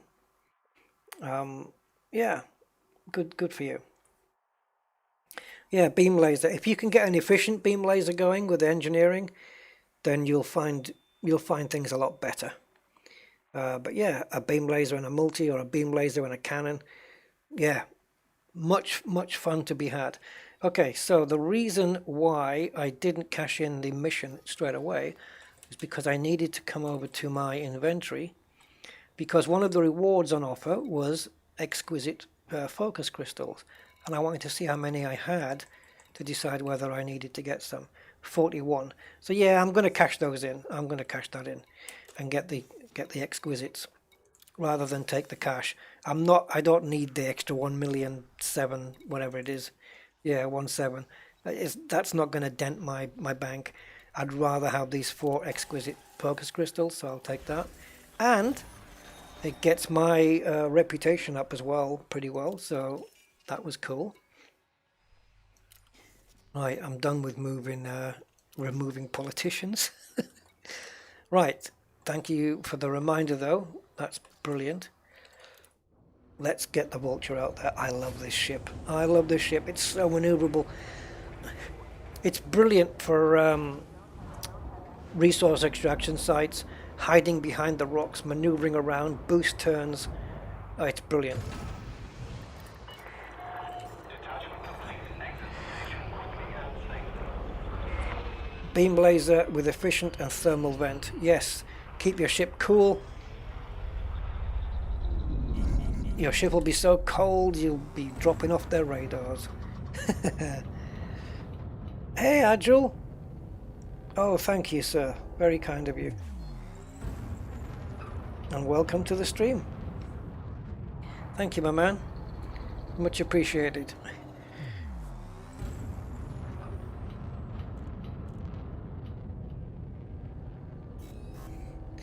Yes, you're all very kind, I have to say.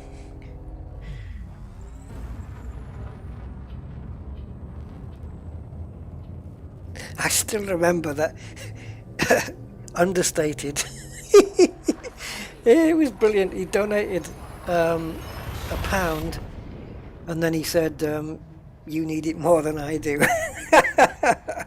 That was lovely. Oh God. Yeah. To put it in the trolleys in the supermarkets, you know. Right. Let's go to the CNB.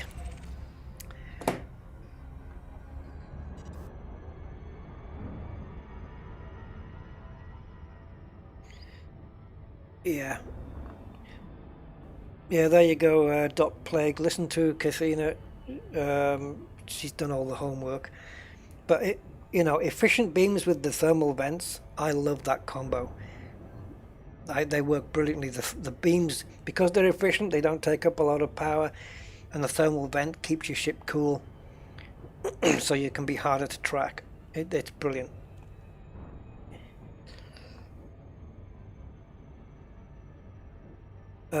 Is that you going, Sadi? Okay, matey. Thank you for dropping by, sir.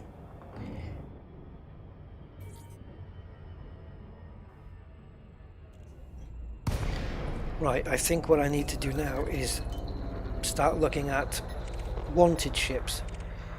We've got a Crate Mark II and a Phantom. Let's have a look at those. Woo! Maneuverable. Ooh, elite, eh? And he's wanted.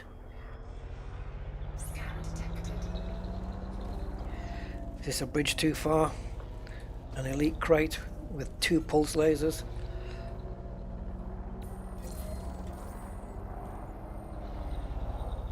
Hello, Star Wizard.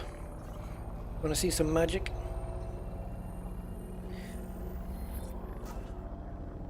Yeah, I've got a very slow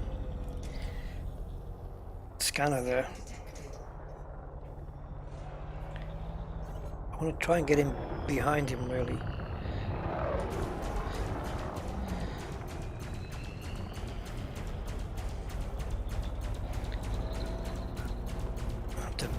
Yeah, it's zapping my... It looks like I need 4 pips into weapons at the moment.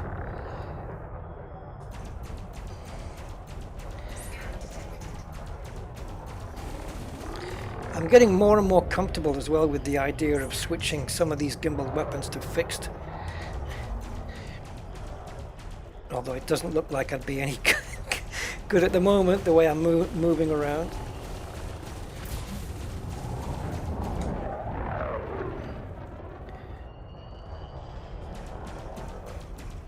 Oh, he's shield banking like crazy.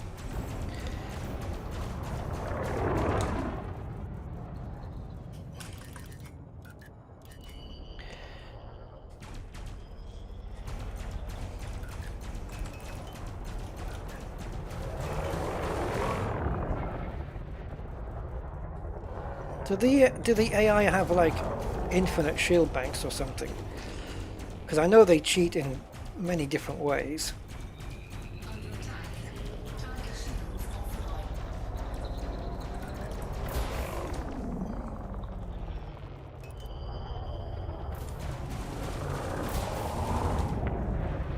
I don't mind him disappearing off my screen every now and again because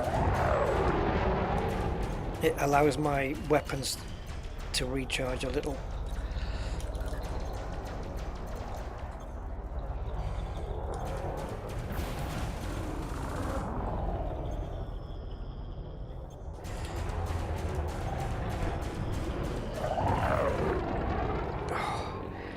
Do you know what really niggles me as well is this, from going forwards to reverse. I think I'm right in saying that when the ship slows down to 0, but then you have to press it again to get into the reverse mode.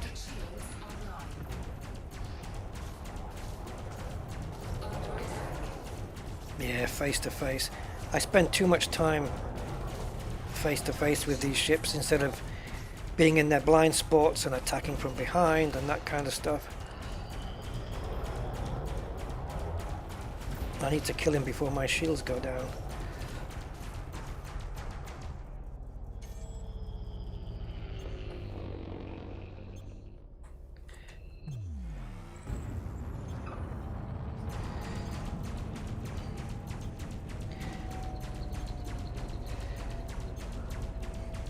Yeah, even from that distance, they were very effective.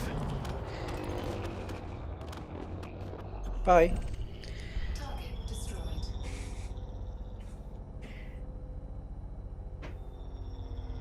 Hey. Oh, I thought somebody had come on there. Sorry. A few weeks ago, I was interdicted by an NPC named Unyielding Pandemic.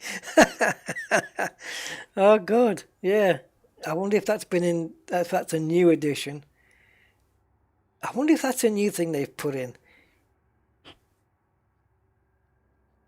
To not lose the pound, it's worth more. Kind of coincidental stream. I finished working on a Cobra 3. Yeah, well, I really need mine. Mine is all was all Guardian tech on the Cobra, so I could really do with some better outfitting on my Cobra. So yeah, I'm in the market for a good. I'm in the market for a good Cobra build, really, to be honest. Now, part of the reason why I'm picking this stuff up is not just because it's, I need it. I mean, this is a grade 1, so it's just to give my shields time to regen. So I might as well be doing something while I'm waiting. And that includes picking up space junk. That's full. Phase alloys. I should be going for the higher grade ones first, really. I'll have a look, see what there is. So that's a 3, 3, 3. That's pretty much it then. Just 3s. So precipitated.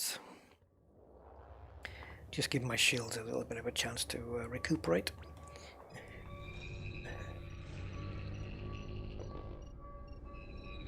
Ooh, there we go. And Edmund Fitzgerald. Oh, on his way back to the castle.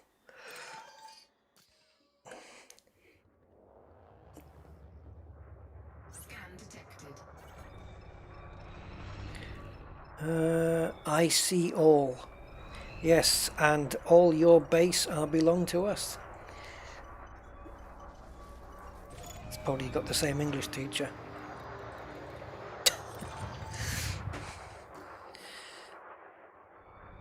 Shields are nearly back up. And we got some extra materials in the process.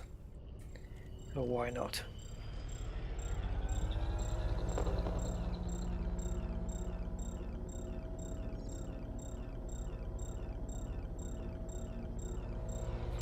Oh, is it going to slow down in time?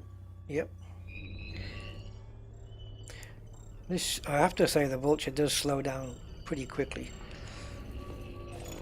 The space version of brakes is very good on this.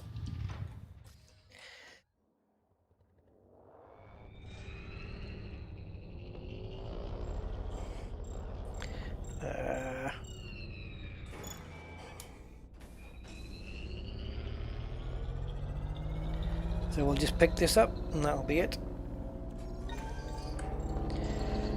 Oh, we're going to smash it, are we? Yep. I might not have time to get it now. 7%. Oh, it's going to be close. 3%. 2%. Ah, never mind. Never mind. It's gone. Right. Let's get back to the nav beacon.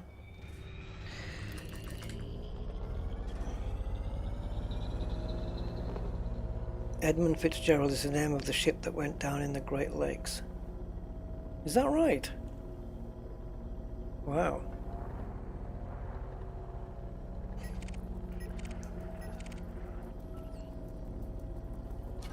Now then, is he wanted? He is, and he's in a wing. That'll do.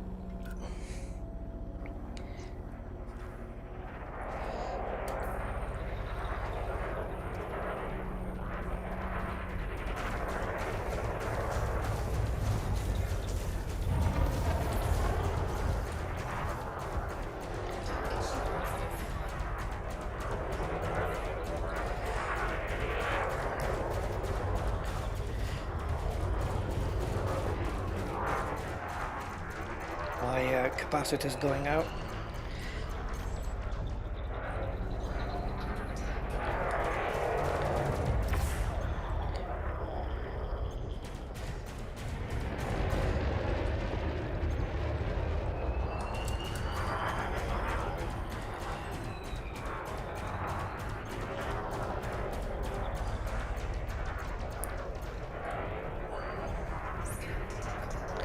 Actually, my shields are okay, so I'm just gonna take a pip off.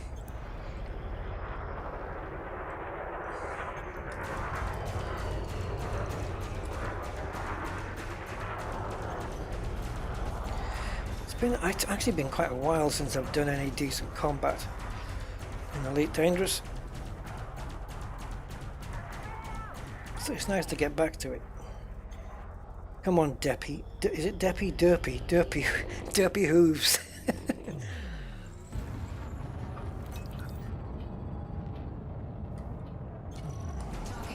Yes, I knew that's what you were planning. Running away while your shields get back online.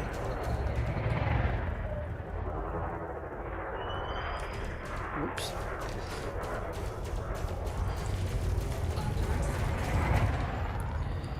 I love it. Sometimes it's really cool when it's not like a quick kill, like it takes a little while. It's good. It doesn't do my hand any good on the joystick though, because I'm squeezing my joystick so hard.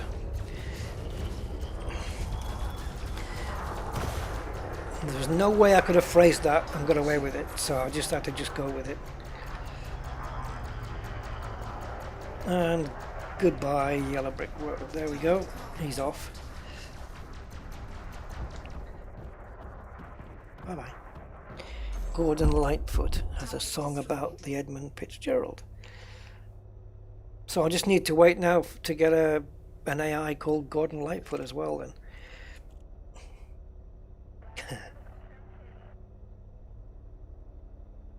The crate is faster, more maneuverable, more DPS than what though? Oh, Karting Formula Blue UK. Hey guy, hey, how you doing? I nearly said guys there to address you as a group.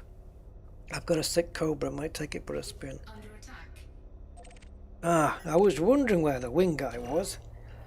It's a crooked spectre. Oh dear. James Bond will not be pleased. Well, no time to die here. Let's get this guy.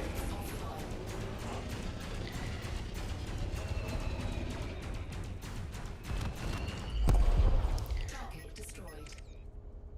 Elite Eagles. What? Okay. Let's have a look at the Mamba. I'm not going to sing the song either. Well, that's Mambo number 5 though, isn't it? Not Mamba. Mambo number 5. Right, an elite Mamba. Okay.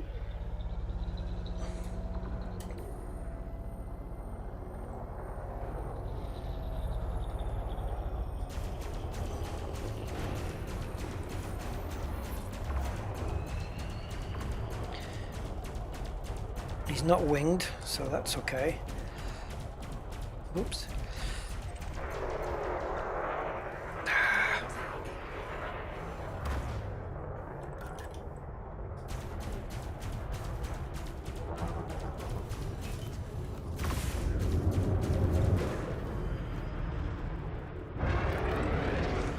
Yes, there he boosts.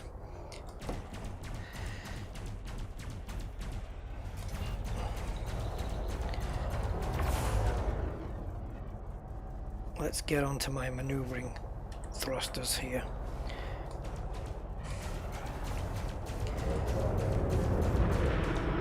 A little bit more old school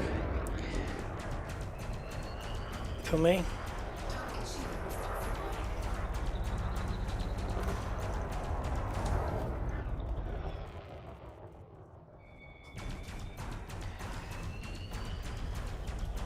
It's not bad. It's taking on the elite AI, and it's a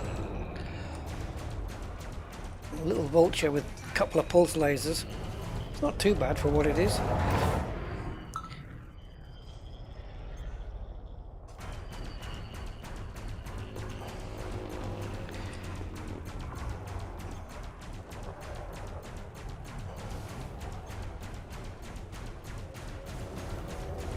Oh, I didn't. I should have gone in reverse a little bit sooner.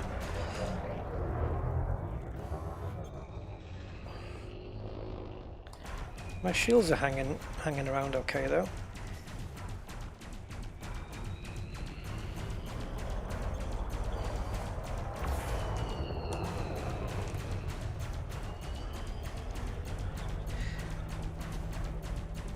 My God. What's his hull made of?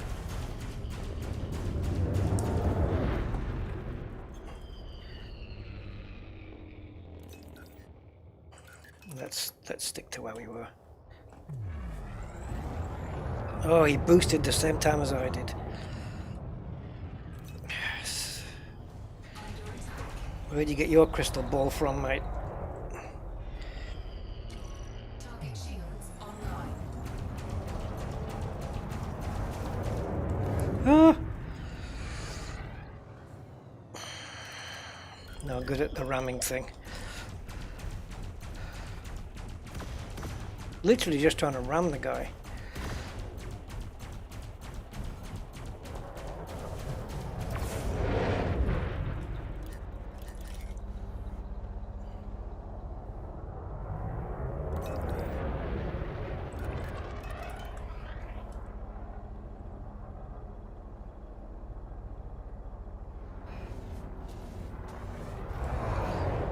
Yeah, it's not gonna work.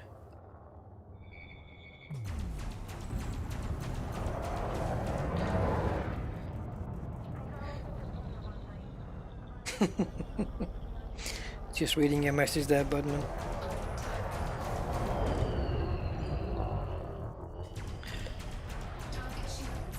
The thing with the vulture is sometimes you just wish you had a secondary weapon that was. I mean, obviously you can have a secondary weapon if you have two different weapons on, but I'm talking about the two weapons plus another one.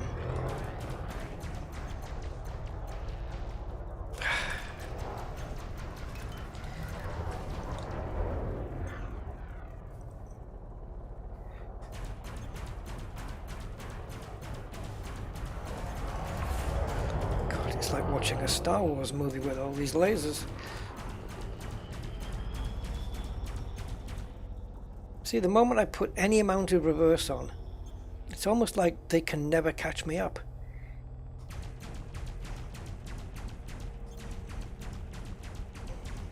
Look, he just gets further and further and further away.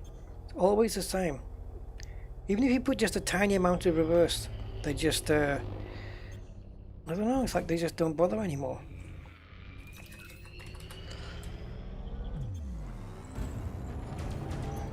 Yeah, just something like maybe like a different weapon, like an explosive.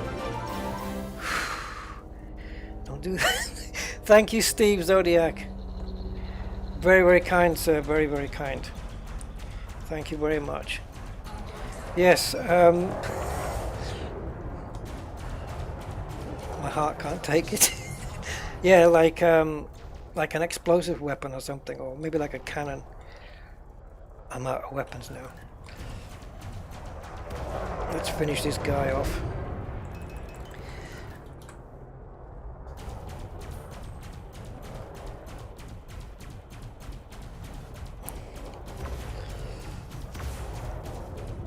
Oh, oh, oh, oh, oh. Target shields offline. Yes, we actually made contact. Target destroyed. 262,000. Let's just blow the bits away. That's not bad for a Mamba. I'll have to remember that. Right, anything good here?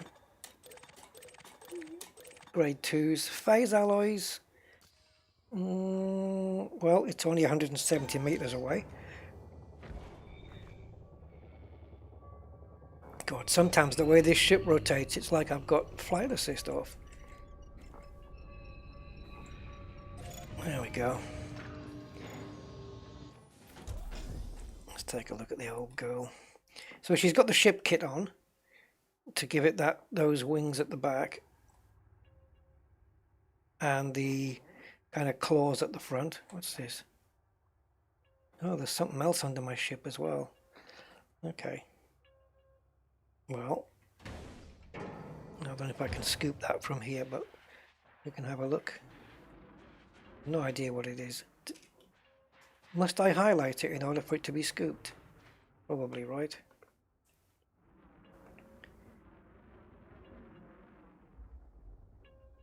I'll probably have to highlight it. There it is. It's too close. There we go. Oh, heat-resistant ceramics. Well, let's see where is it? Okay.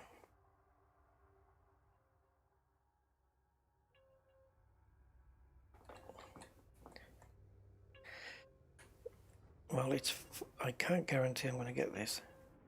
Maybe if I do it this way.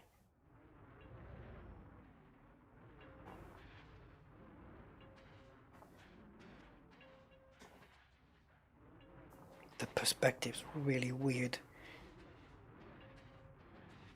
Stop rotating.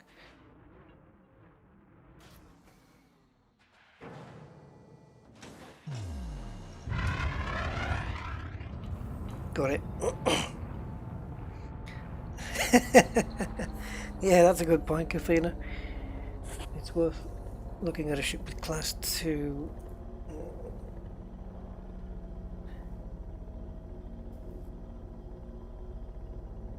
Yeah.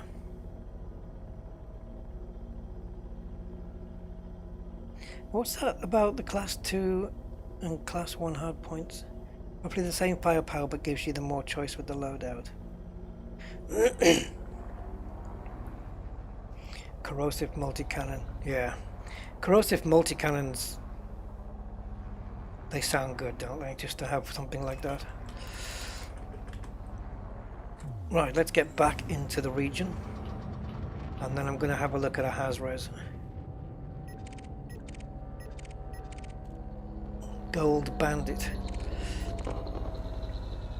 Vulture versus Vulture, perhaps? Prometheus. Okay. Look, so we got a bandit sidewinder and a gold bandit sidewinder. That handsome bandit.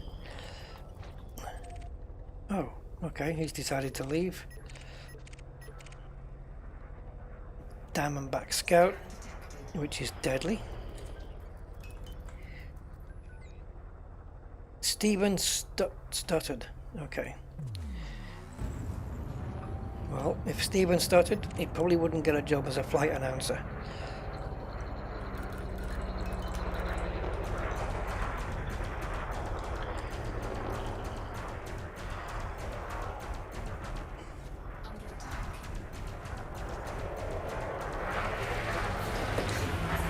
I'll stick with the 2 pips into shields for this one, I think.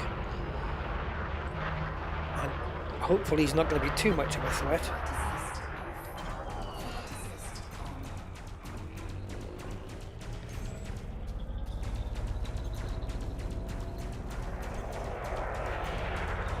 Is there a particular reason, physics-wise, why when I'm pitching upwards, if I switch to flight assist off, just to gain a bit more speed, the moment I've got flight assist back on again, I'm in reverse, going backwards. I mean, I don't know if there's an actual physical reason for that.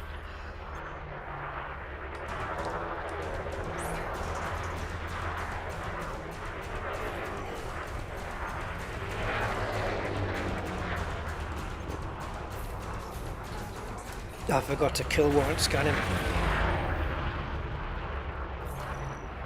Not that it's going to be too much.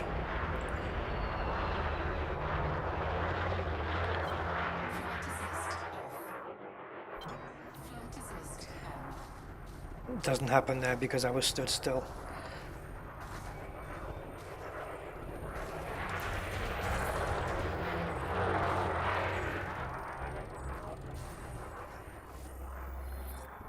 Gotcha. Right, now let's play.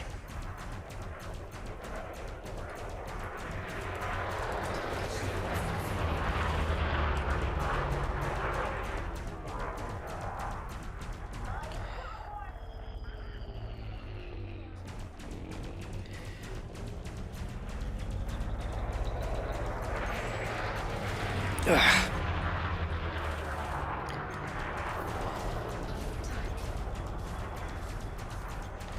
Tata?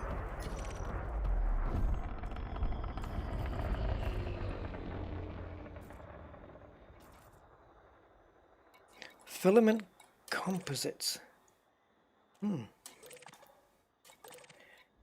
Phase alloys again. Filament composites. I wonder what they're used for in engineering.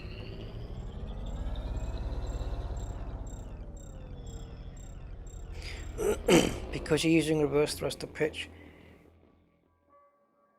Hey, Don Merposa. Oh, okay. See you, man. Yes, thanks for being here, man.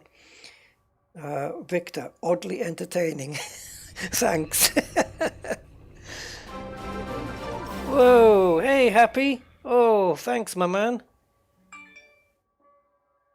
Cheers. Very nice. The Streamlabs thing doesn't read the text underneath anymore. I don't know why that is. It's not reading the messages. It used to read them out loud. I'll have to have a look into that.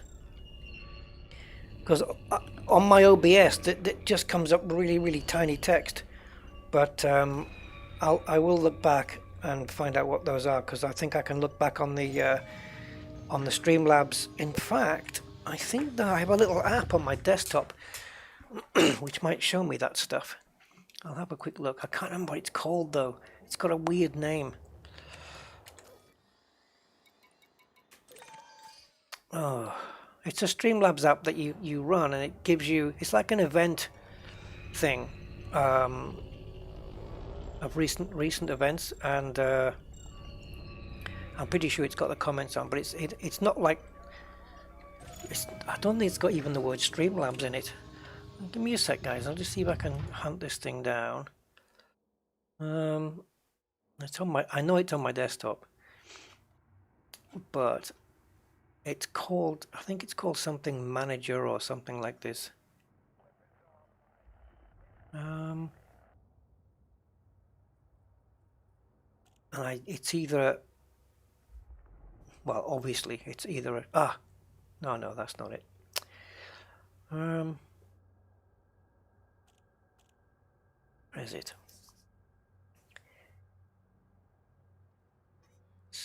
Stream Elements, OBS Live, no. Yeah, it's a very strange name for a thing, so I don't, like, the name of the app doesn't really relate to what it does. Let me see if I can find it here.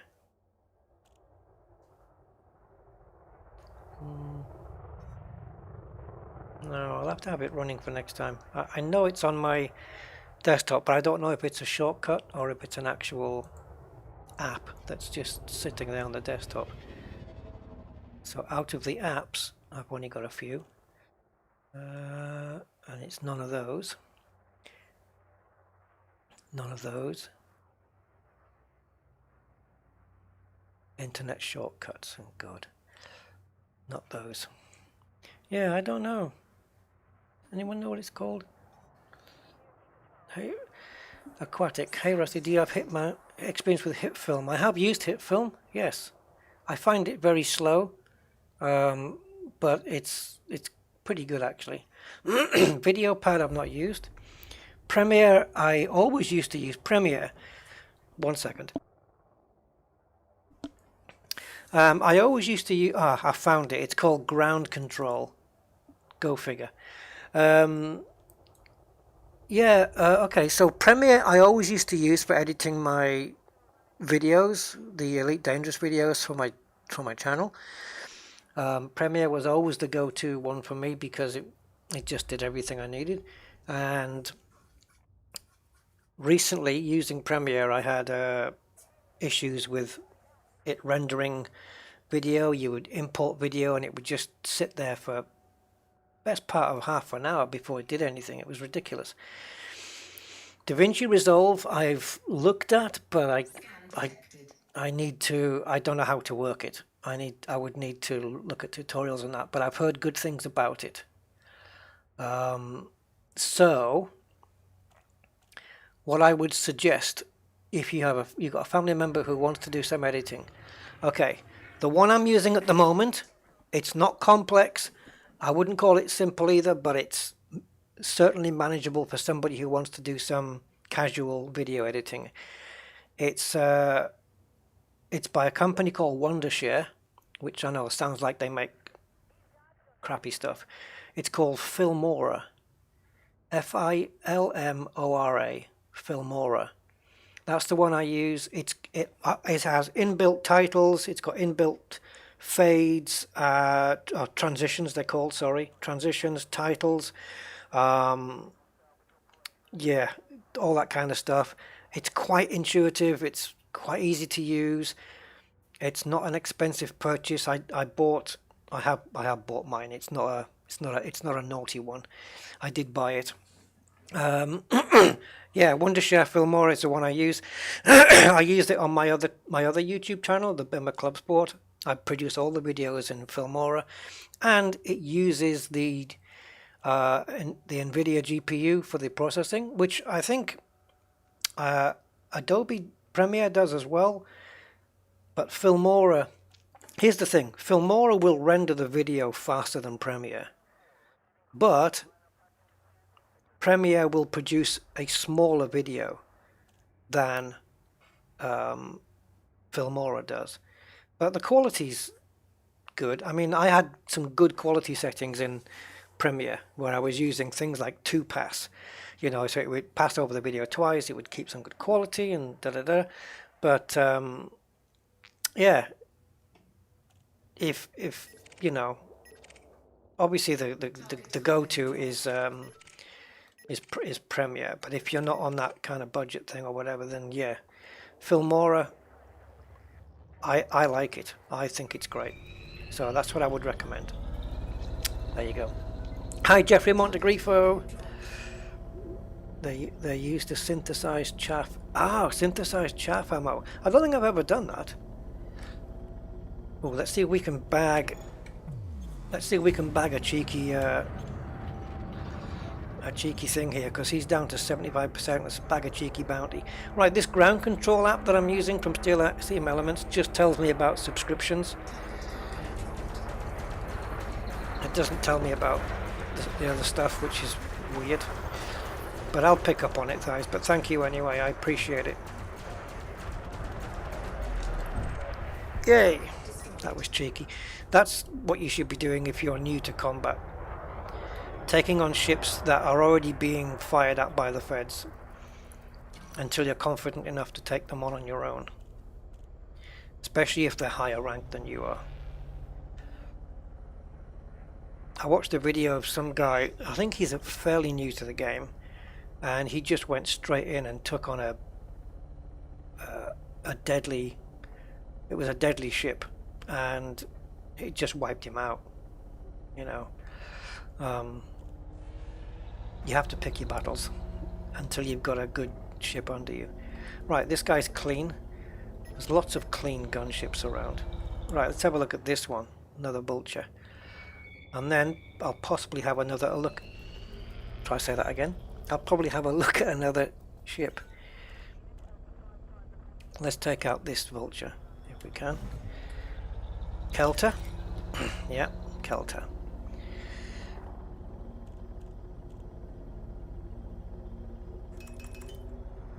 Just build up the capacitors.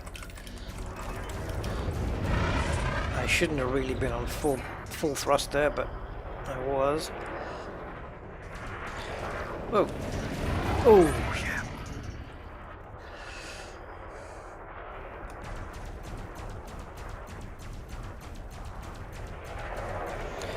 Vulture versus vulture.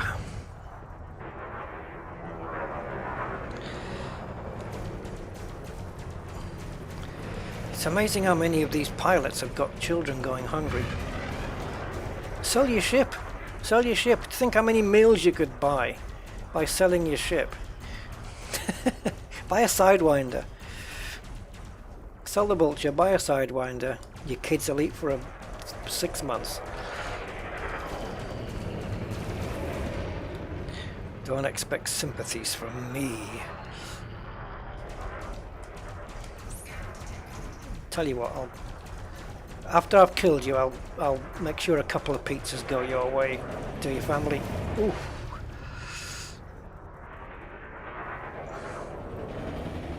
That was too bright there. I was in the sunlight, literally.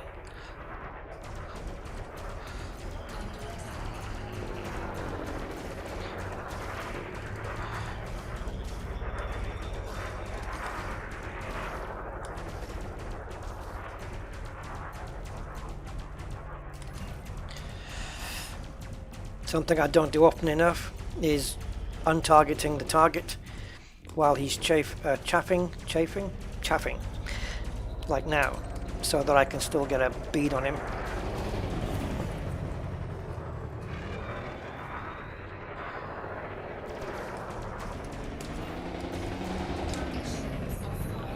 There go your shields, Keltar. And now you will meet your destiny.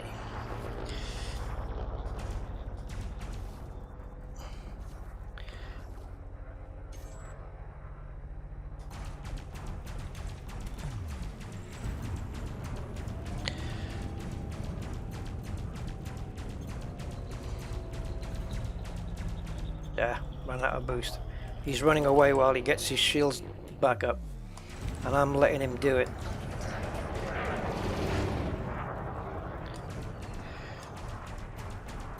God, this ship is actually quite maneuverable at times.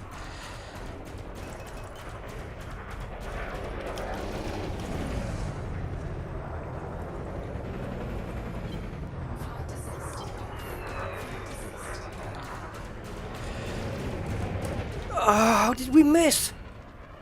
You you couldn't have got a credit card in between that gap.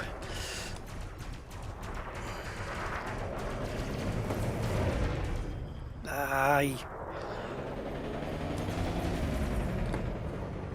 That's just the chaff there. All that red stuff coming out.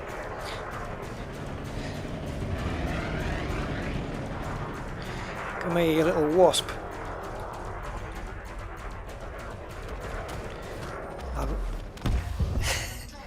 I didn't scan him. It's the I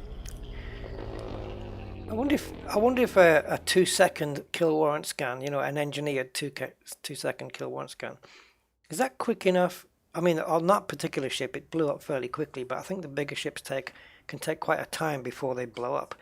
You can hear explosions coming from all around the body.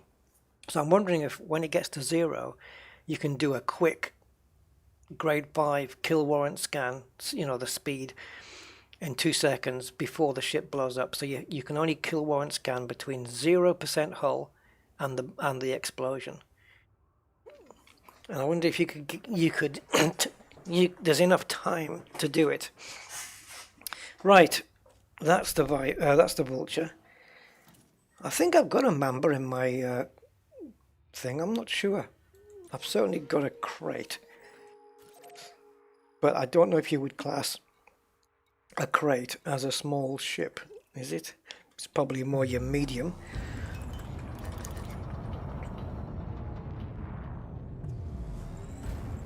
So let's go back. Yeah, anacondas, that's right, they do take a while. Clippers as well, yes, that's true. I have noticed that sometimes. You just hear them going, you just hear all these pops and bangs coming from all over. Steve, Rusty, no longer have option on TV YouTube app to like your stream. Oh, well, that's okay, matey, no worries. What, did they change an option or something?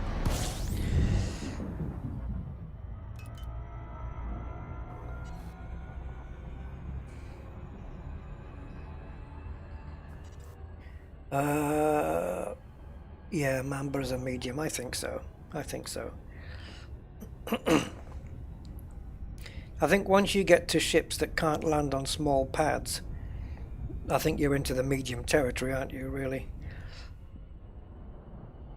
So, I mean, the Vulture lands on small pads, right? Yeah. Cobra, Sidewinder. Am I right? They can all land on small pads. So far we've been restricting ourselves to small pad ships.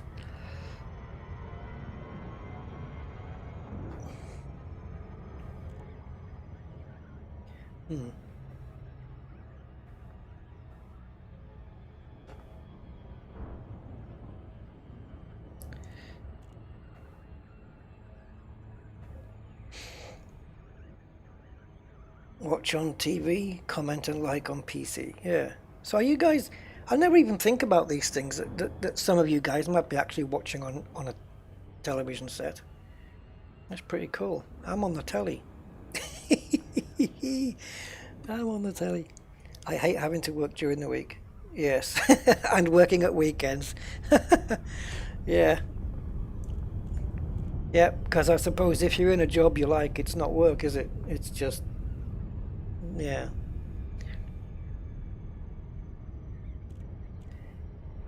Okay, Roger, mate. Thank you. Well, your TV, Kathina, must be smart if it's got me tuned in.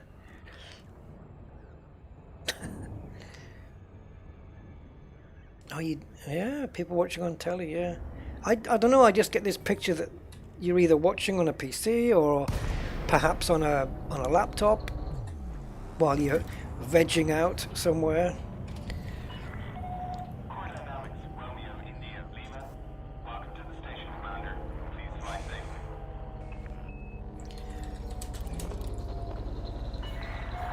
Access granted. Please head directly for Bay 3-4. Hold on then. Swing in Flames. I play on PS4 while I watch you on a separate TV by casting from my phone. How cool is that? I appreciate the effort, guys. Honestly, the effort that you put in to watch me. That's really cool. Casting from the casting to the TV from the phone. Awesome.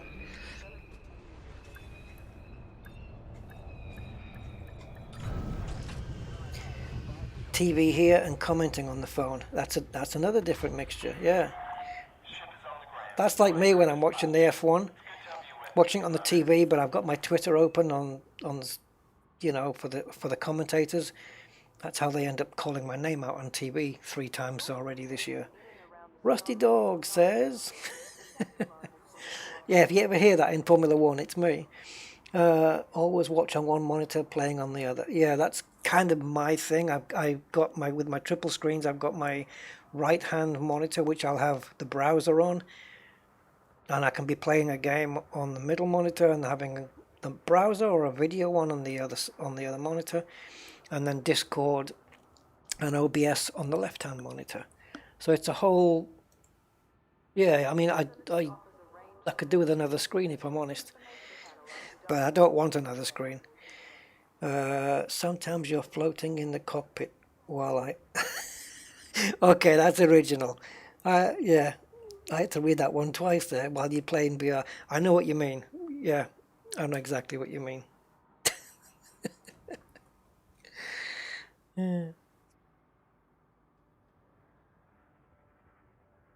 Get with the times. Yeah, my TV, I've got a 4K TV downstairs. It wasn't an expensive one. It was you know, I think it's what make is it now? I think it's an LG. And yeah, it's got all the YouTube, Netflix stuff on it. I'm not actually signed up to Netflix at all though, but I'm hearing there's some good stuff on it. The stuff that I would like, I mean. Right, let's see what we're going to go in next. Maybe you guys can have a look. Storage box, which is exactly what it is. Now then, in terms of speed, this one is my fastest, 862. So hard points though, maybe I should get some engineered stuff. There's actually nothing on it, but some engineered hard points. It would drop the speed down a little, but yeah, you're not. Griefers and gankers aren't touching this. They can't. I mean, one boost, two boosts, I'm out of range. What have we got on here then? We've got a Viper 4, Miss Demeanor, and she's running 2 fixed beams with thermal shock and 2 class 1 multis with corrosive shell, a couple of shield boosters. Well, this would count as a small ship. I don't seem to recall. It's been ages since I've been out in this one. Maybe I would go at that one. This is Laughing Gravy. This is another one with some speed on a boost, 885. Laughing Gravy is a Laurel and Hardy reference. It was a name of one of their films, which was the name of the dog that they had. Laughing Gravy, that's where that came from. The grinder, okay, that's what this does. It's got, for wake scanning, for when I'm going after data mined wake exceptions and stuff like that. So it grinds for those. It's got limpet controllers, things I don't know why. I think taking down small ships, maybe picking up stuff. I don't know. Can't remember why I used it. Alliance Chieftain, Eilicious. It's a Billie Eilish reference there, I suppose. What have we got on here? 2 burst lasers with inertial impact, and a class 2 and a 2 and 3 class 1 cannons. This one hasn't been engineered with 4 shell. Maybe take this one out. Yeah, that was good, Kathina. That was the time we were in open play. Yeah. So we got this one. I do like the shape of these ships. I think they look awesome. It's like a dog lying down with its paws out. I don't know. It's weird. I'm just looking at the weapons on these to see if, like, I know what the 4 shell does, but inertial impact. This might be really cool to try out in a Hazres. It's wanted in a jurisdiction though, so I've obviously been naughty with it at some point. I don't know what this is for. It's not an exploration ship because it's got hard points. Less than a jump away, my Alliance Crusader. Let's go. No, I want to look at this one. Let's have a look at this one. So, not really a small ship, but inertial impact is. It's a laser shotgun.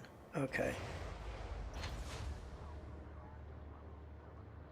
Let's give it a quick try. We'll go into a resource extraction site. I think there's one here in Shinny as well. I think it's around one of these. I think it's this guy. But it might be quicker to jump to another system. Like LTT 4487.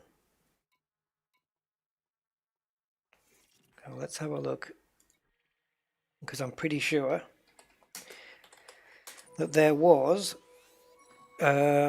extraction sites here, and I'm also pretty sure there was a hazardous as well. Yeah, so we'll target this one. I don't know if it is that one, but it won't matter. We'll just jump in. Let's have a look at my fire groups to make sure that they're sorted.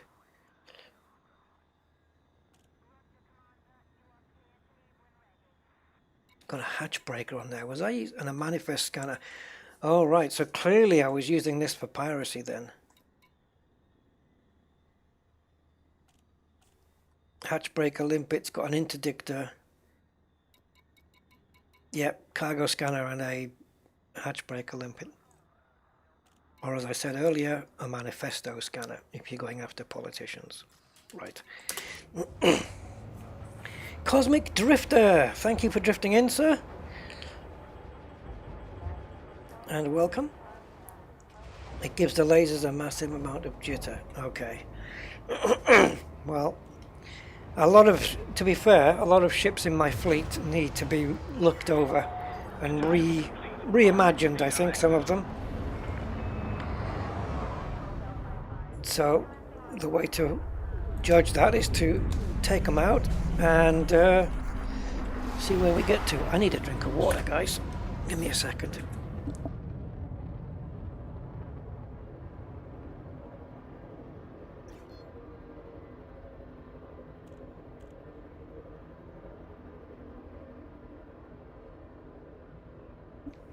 Right.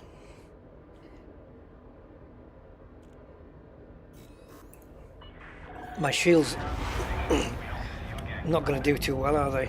I lost a ring just clipping the mail slot. If I can stick to my target. Yeah, well, not my best asset, I have to say.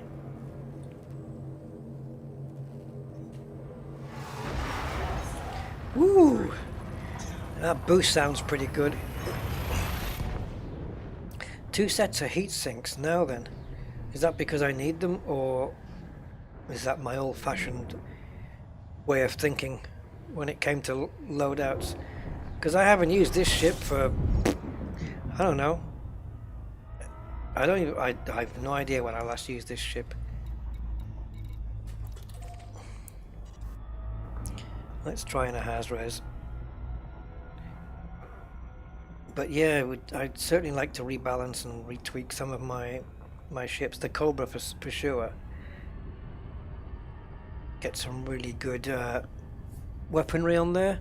Some good engineered weaponry and some good shields and, you know, protection. Yeah, jitter is awful. It's, ugh. Hate it. It does sound like a good name for a butler though, doesn't it? Jitters. Which Jitters was the name of a butler in a Laurel and Hardy film. And 25 points if you can tell me the name of the Laurel and Hardy film that had Jitters as a butler. And you can even Google it.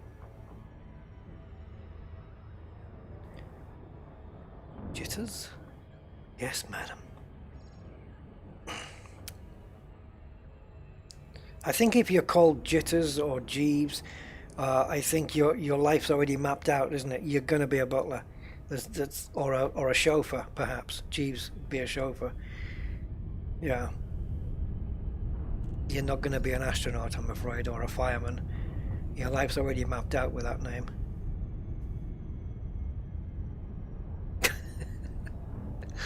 Oh, God. I don't know what I'm going to need here in terms of weapons. Thank you, lazy boy. Did you know it or did you Google it? But yes, Oliver the Eighth. A great episode that was. Great film. It's not an episode. I don't know why I keep saying that, but yeah. I'm going to go with the 402 pips to start with. See how we get on. Ooh. Was that the one when Laurel nearly married the psychopath? Almost. That was the one where Hardy nearly married the psychopath. Yes, that's the one. Yep. Brilliant. But the butler was a complete nutcase as well. Dealing invisible cards to Stan, and Stan tells him you dropped one.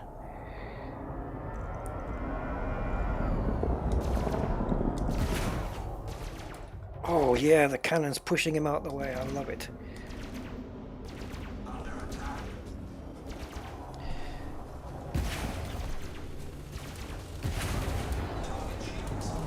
Oh, oh, oh, oh! These cannons that are pushing the guy out the way. My God, they're taking his hull down as well.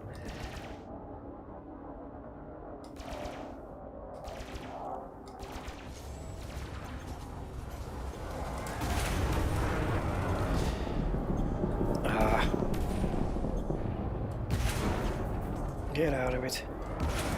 I love these cannons that do this.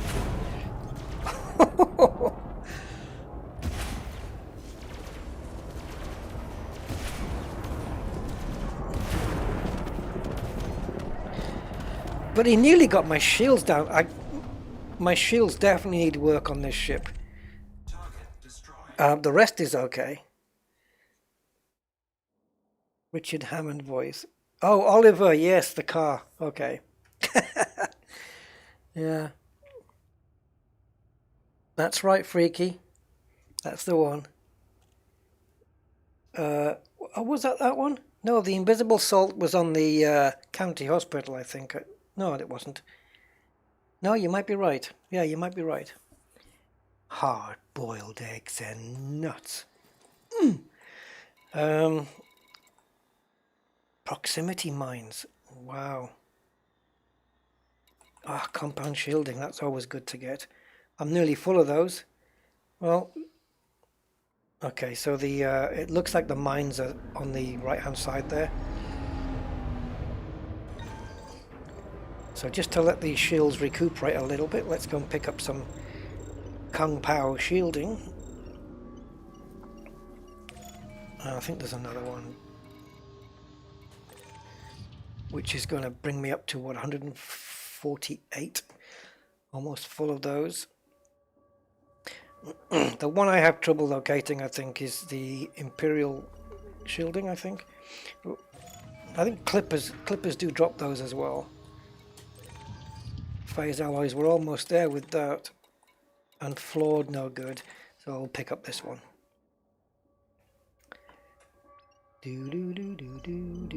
There's a battle going on over there. I'll check it out.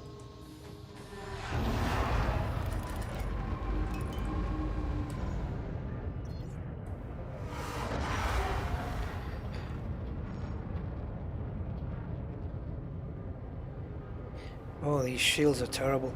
They're taking ages to recuperate, and they went down too easy. I need to work on these shields.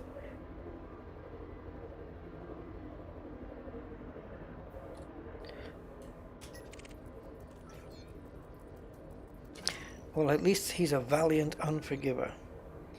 Because you've got to be valiant if you want to unforgive somebody, I guess.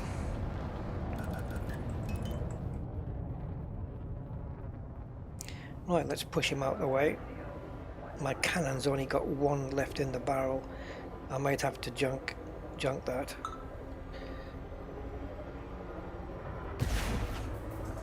Just so I can reload it.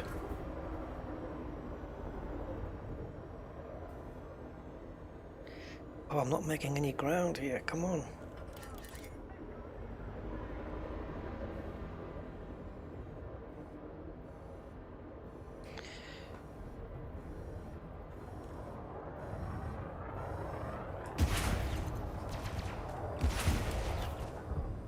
Yeah, I think with this you need to be a little bit closer.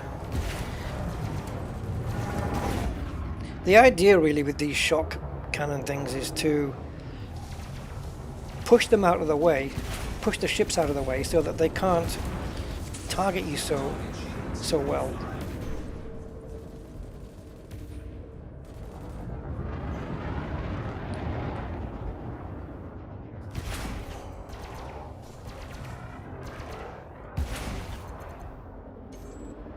They're quite damaging though, I have to say.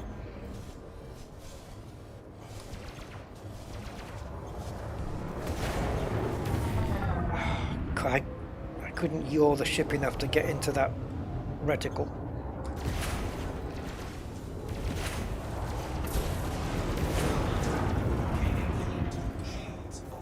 Yeah, the shields on this are the weakness, I think. As are these lasers. Cannons are doing their job. They're fine.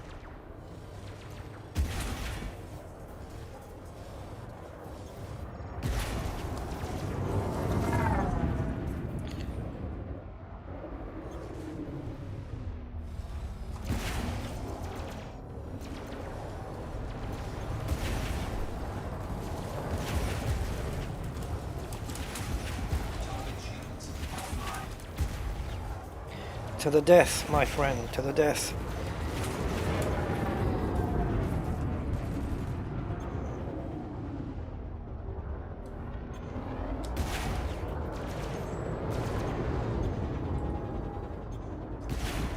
Well,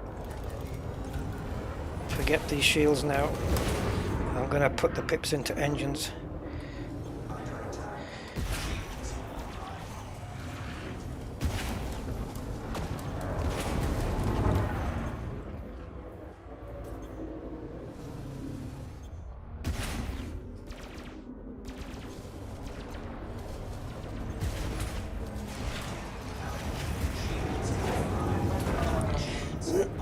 Oh dear.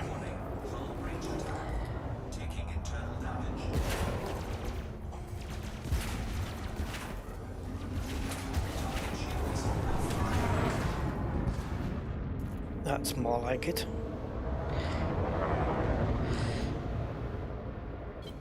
Flight assist off. Flight assist on.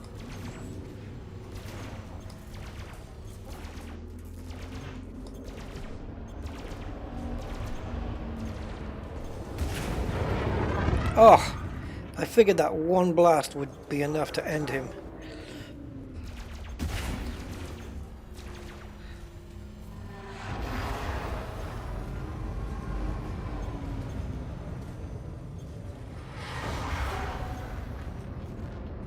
Oh, come on, blow up. No! No, no. No. What are you on, 0.6?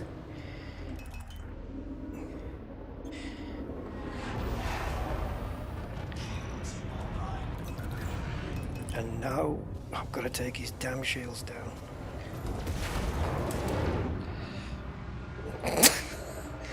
I can't believe it. I mean, he must have lost all of his rivets on his ship. What's holding him together?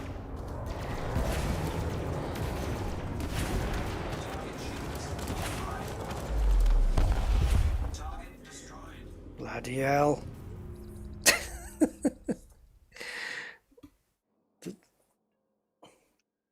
Oh, Furtherlands, yeah, that's another good one. Most people just fill it up with hull reinforcement. I'll have to have a look and see what my shields are, because they're clearly not very good. Go that way. It's a standard shield generator then. Grade 4 reinforced. So there's some way to go on this. Probably best putting a bi-weave in this then, right? And then get some shield boosting going. Okay. Should we try another ship? These are ships I haven't used for quite a while.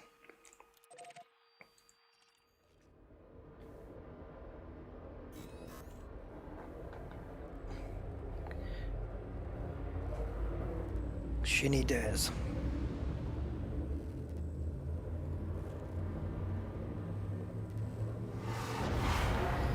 I like the boost sound in this ship though.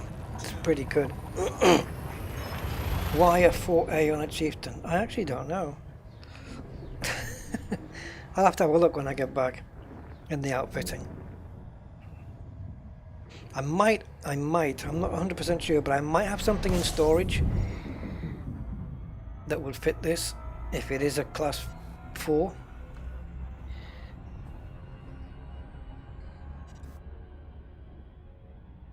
But there's clearly potential with this. There's clearly potential on this ship. But those weapons, those cannons are great. They really do a lot of damage. But the idea generally was to whack the ship so hard that it knocks it out of alignment so that they can't focus on me to keep firing all the time. But I don't know whether it's as effective at doing that as I would like. It seems that they can still maintain firing at me even when they're being pushed around. You can put a class 6 shield for. What am I doing with a class 4 then? That's yeah, we'll have to have a look and see what's going on here with the outfitting, because something's amiss then, that's for sure.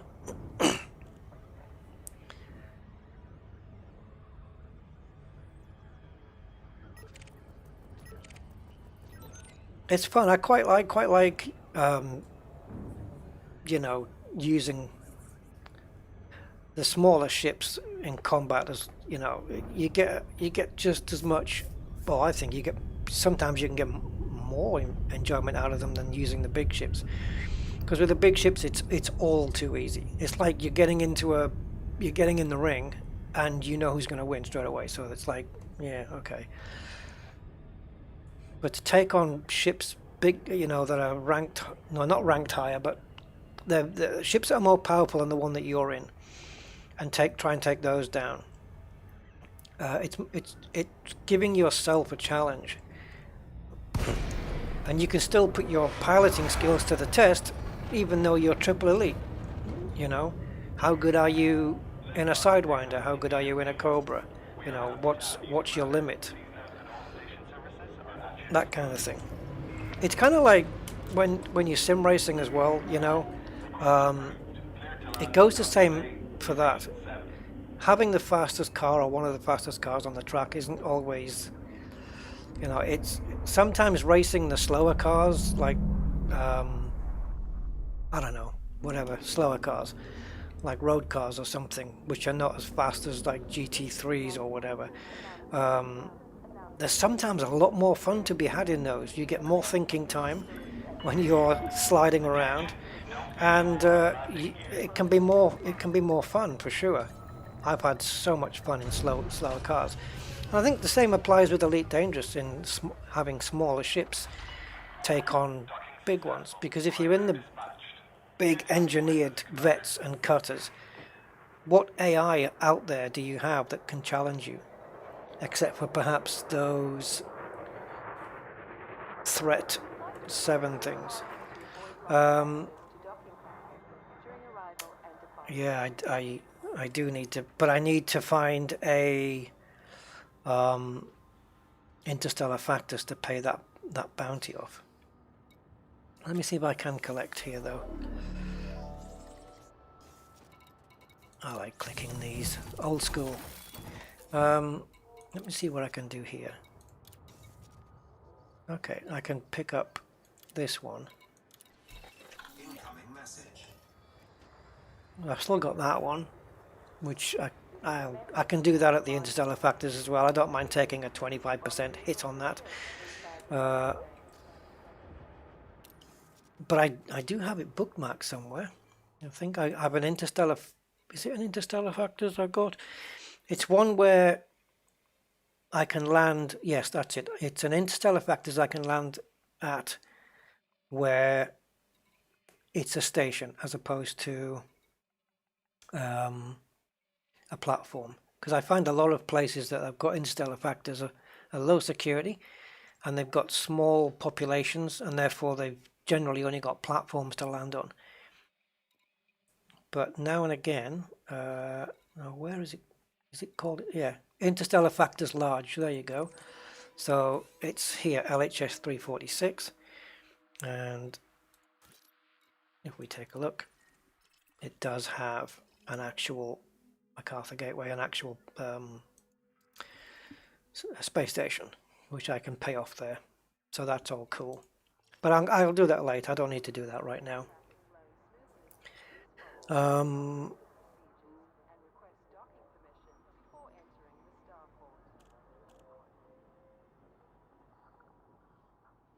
Yeah.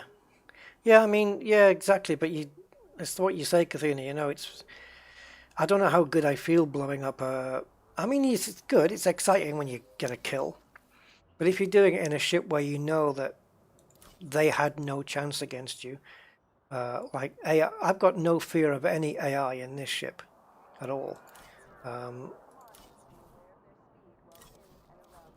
So it's nice to get into the smaller ships and just have a go. Right, where was I with this one? Let's have a look. See where we are with the outfitting on the shields on this thing, because the shields were pretty naff, to be fair. I don't know whether this is some unfinished project ship that I was I was running, but I think you're getting rid of those hard points, these burst lasers, or at least maybe not getting rid of the hard points, but possibly getting rid of the modifications on them and changing them for something else. Long range is brilliant for this because, I mean, look, 6 kilometers away you can hit them, but the inertial impact, yeah, it introduces aiming jitter. So maybe even just change the experimental, perhaps. I don't know what you might recommend. The Viper 4 build looks interesting. I'll have to have a look. Okay, what have I got going here? Oh, right, cargo. Why have I got it? I wonder why I have priority on cargo here then. I don't have a class 6 shield in storage, as far as I'm aware.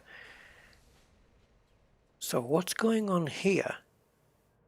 Hatchbreak. It's a pirate ship, right? It's hatchbreaker limpet.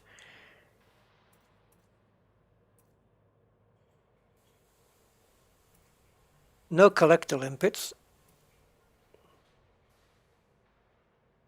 Interdictor.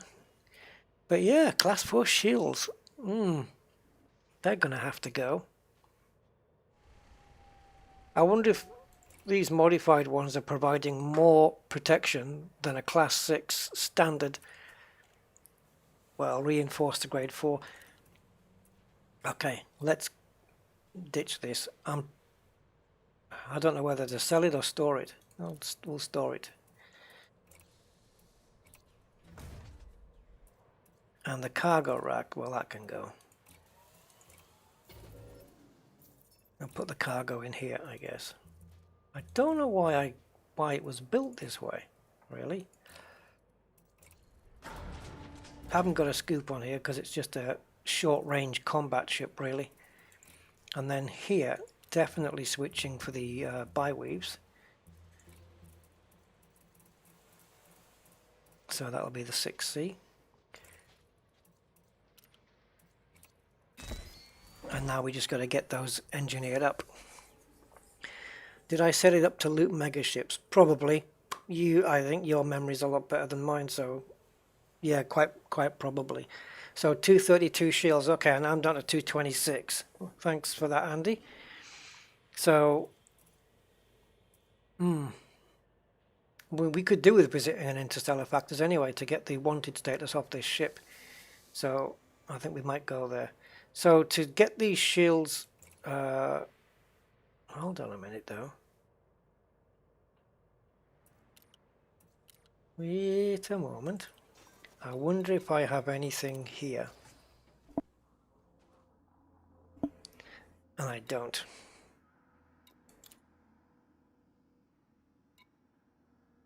Clean drive tuning.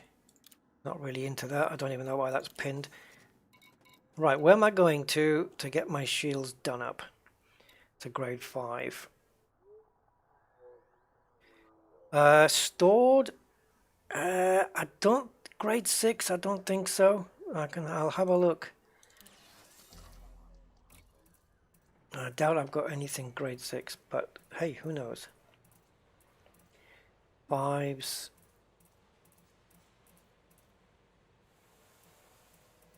AA. Sensors. See, anything that's not engineered doesn't need to be here. I only store engineered stuff, or should, or either that or power play stuff like these pacifier frags and advanced plasmas. Look at that! What a shame. See, I've got a normal shield generator, which is engineered to thermal resistant 5 and low draw.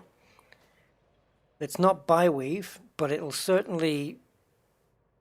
Oh, prismatics. Yeah, but this'll certainly cover for now. But I want to engineer what I have. I think. Li Chung for shields. Li Chung. All right, let's see how far away good old Lee is.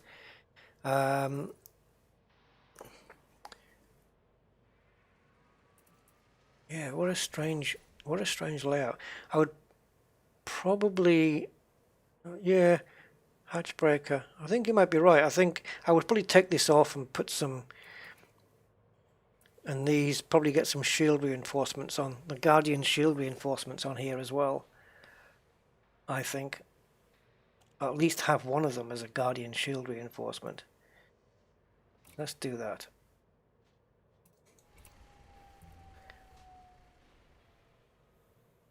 Where do they go? It's okay. The shields are in the holes then, are they?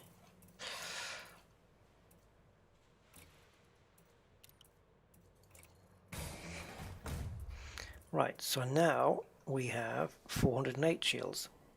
So if we get this engineered as well, so we've got a shield, a hull, and a module package. But the shield is the only Guardian one. So let's go to Lechong and see if he has what we want. Which he does have, of course. Let's see how far away he is.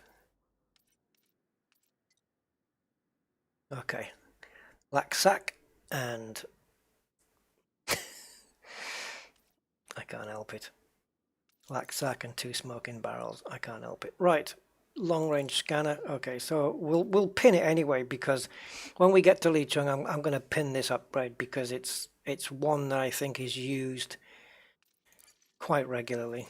Now I don't have a field scoop on my ship, so I need to make sure I can reach. Temporary field scoop then going on.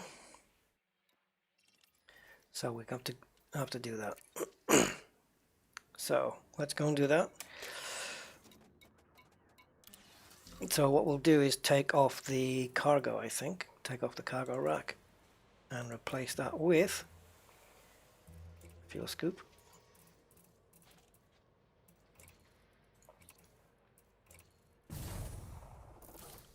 And that will get us to our destination.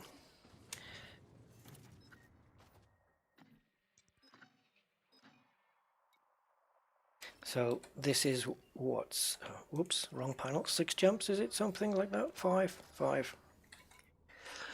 You got one in the pipeline. I've said that for ages though, Kavina. Maybe you've heard me say it before. I've said it quite a few times.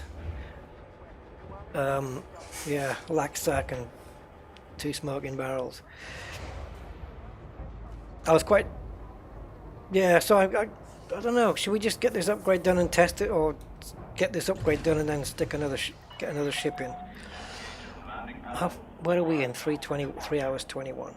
Right, come on, you get out the way. I'm going to try and perform a risky rusty maneuver. This isn't going to go well, but it never does.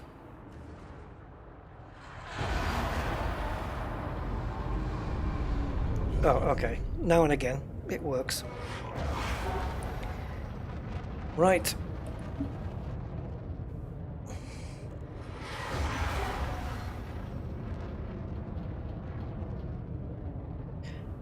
Yeah, but isn't that when you get waxed though? That a male waxing? Back, crack, and sack. Who thought of that? I mean, Jesus. Just get a pair of scissors out, man. What's the matter with you? All this work, you need to test it. I think you're right, Jayesh. I think you're right.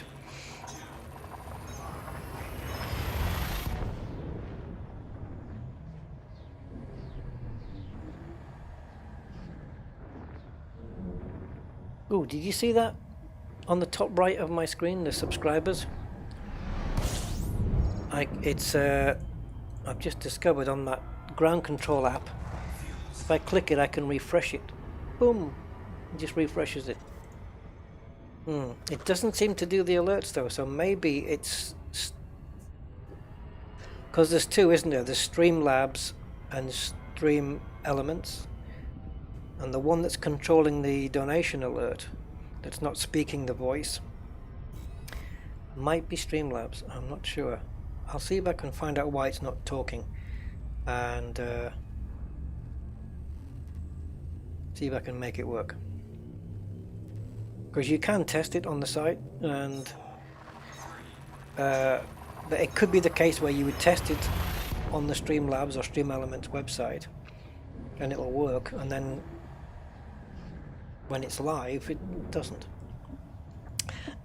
Yeah, 5,500, but according to YouTube, it's 5,499, so it's... I don't know whether YouTube has changed its mind.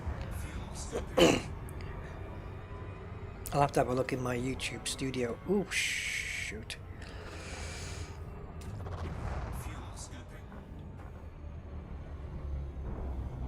Forgot to refuel there. Oh, I saw a video. Oh, God. I saw that. I don't know if it was a put-up video or it was a real thing. It looked real to me. It was somebody in a fuel station. And the car in front at the pump was a Tesla. I'll leave you to work that one out.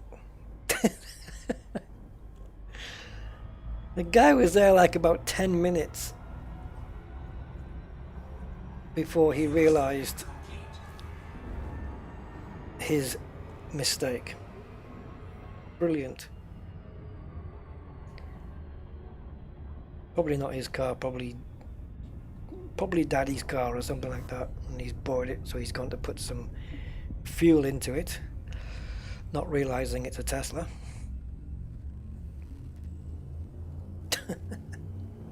I love it.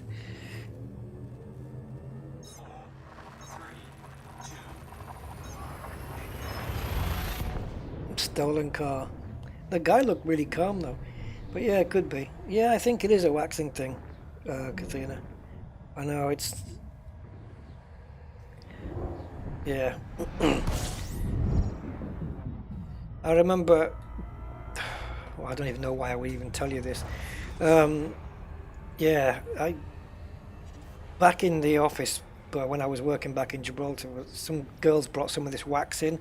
It's this like a tub of stuff that goes in the microwave or something. I don't know what the hell. And they were saying me, go on, have a go, have a go. I said, you've got to be kidding. But they kept going on at me, so they put some on a paper strip thing, put it on my shoulder, and I said, I'll get it off, I'll get it off. So I started pulling, but of course I'm pulling like really slowly. I said, screw this, forget it. No, you have to pull it fast, you have to do it fast. Are you kidding?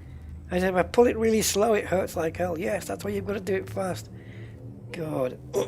So I said, right, do it then. Whoosh. Jesus.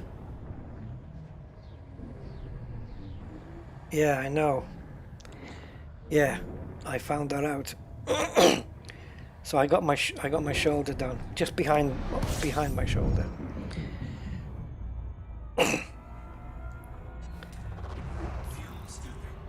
So I had a hairy shoulder and a bare one. Hey, Commander Scoid. How you doing? Oh yes, I wasn't so adorable at the time, I can tell you. I was cursing like, why have you put this on me? But when you got a bunch of girls, well, women, going at you to do it, you feel like, you know, you've got to step up, haven't you? You can't be, you know what I mean? Guys know what I mean.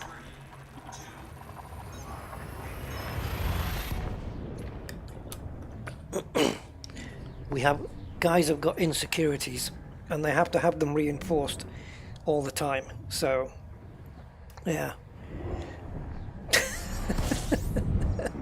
So we do these stupid things because we're brave and stuff. Gordon Bennett.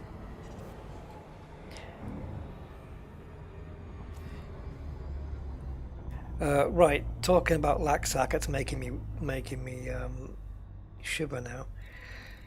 So here we go. Trader's Rest.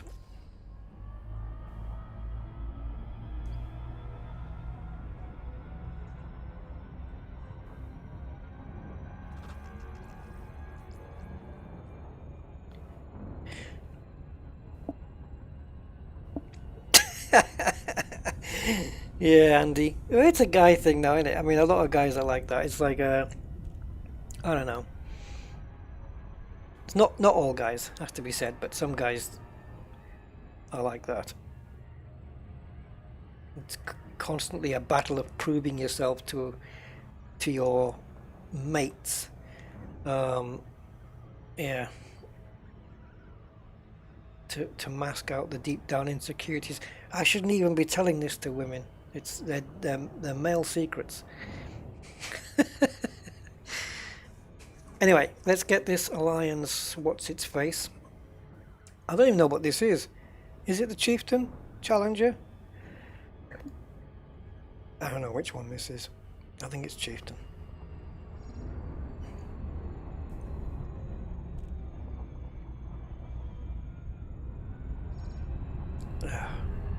Yeah, the macho stuff, it's just, it's annoying to see it sometimes, because you know what's happening.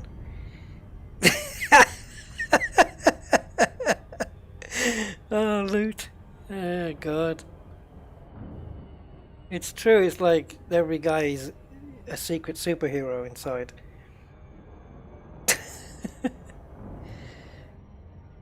It's what I call, and I have to use a naughty word here, but it's what I call it's the constant dick waving competition between guys. You know. Yeah. Anyway, let's get down on this big ball of cheese. Not that I would eat a cheese that looked like this, to be.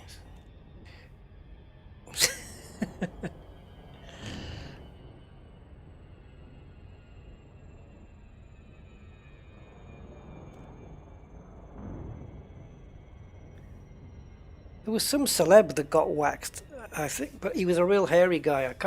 I don't know if it was Sacha Baron Cohen or somebody that they got it done. Oh man. And they just left like just a bald strip.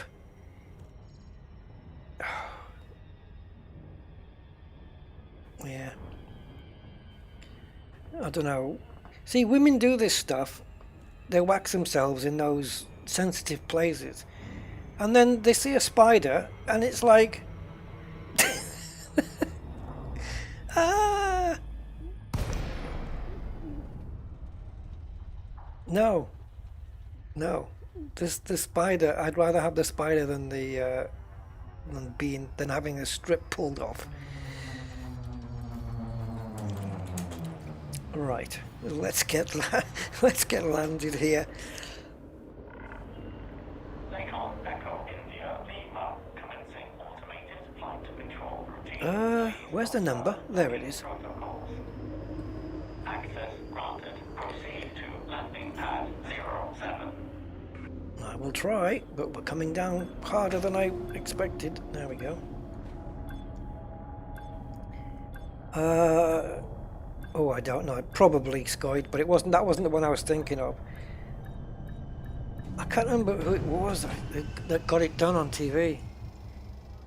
I think it was a chest thing, and they were really hairy on the chest, and they just pulled the strip off, and it just left. And then they had to do the rest because they couldn't leave that one strip. I can't remember what it was.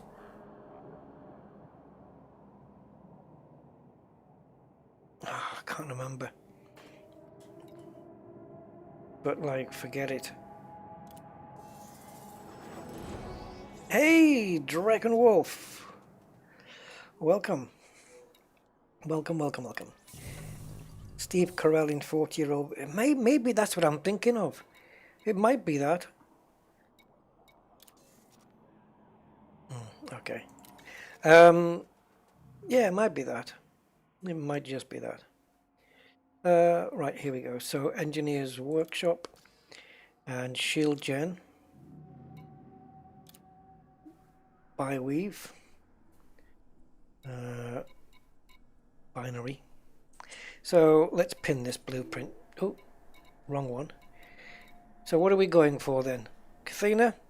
Reinforced thermal resistant. Which one?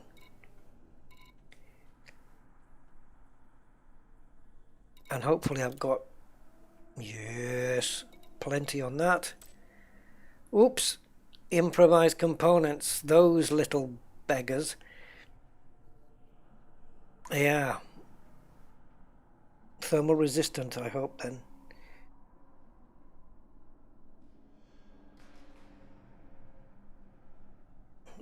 I'm not sure if I've seen that movie, to be honest, the Steve Carell movie. I might have done.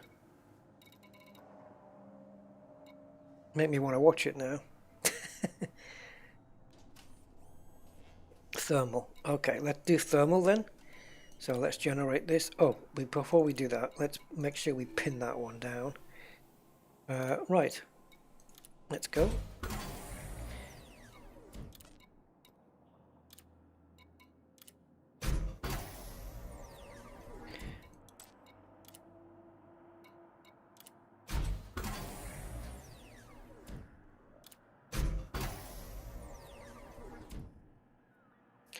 If it's a weapon-intensive loadout, you want low draw. By weapon-intensive, do you mean the weapon's taking up a lot of capacitor energy, you mean? I want to get rid of these weapons as well, these pulse laser. Not so much the pulse lasers themselves, perhaps, but the inertial thing, which causes all the jitter.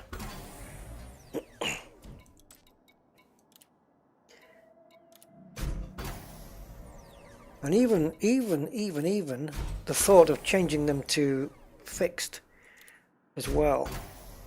But then I'd have to remove all the engineering to do that, because I'd be using different weapons, of course. Are we gonna close the circles? Are we gonna close the circles? If you're OCD, look away now.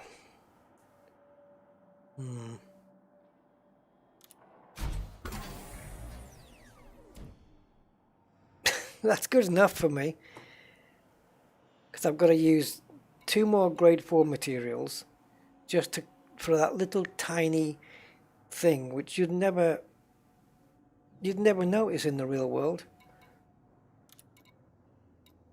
So multi-weave. Reinforced shield weave structures increase resistance versus all types of damage at the cost of increased draw power. And cyst drain. Okay. And low draw. Oh, you can see it there. Yeah, it's a lot less. Okay, so you lose a little bit of resistance, not a lot. But less distributor draw. Interesting.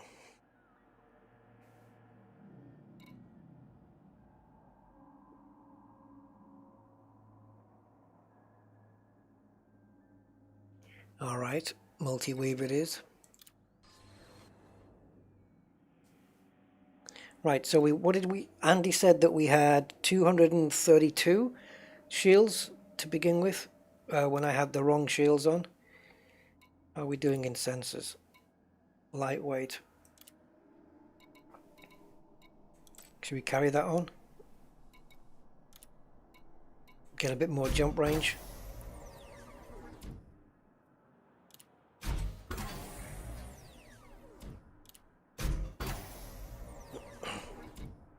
Lightweight, I mean, okay, I'm going to lose a little bit of angle and stuff like that, but it really does drop the mass down quite substantially.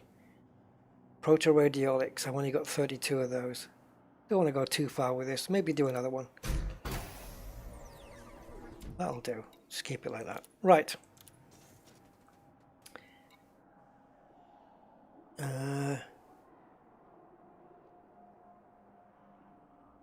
It's the little things that do it. Yep. If they're grade D, I think they're A's. I think they're A's. Sensors. Are they working overtime? Oh, they are D's, you're right.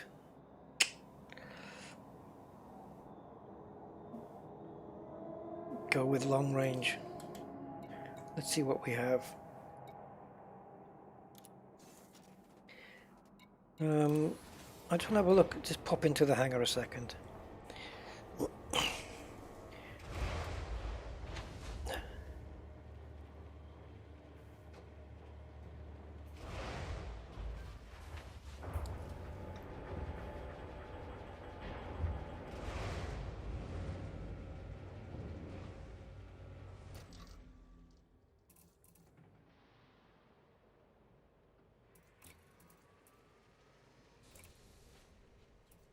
Okay, so the shields are still 408 then, is that normal? Even though I beefed them up.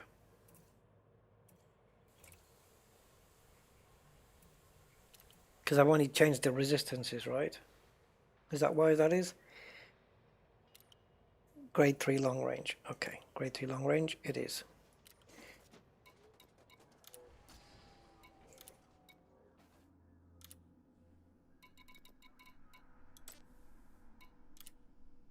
Bye-bye.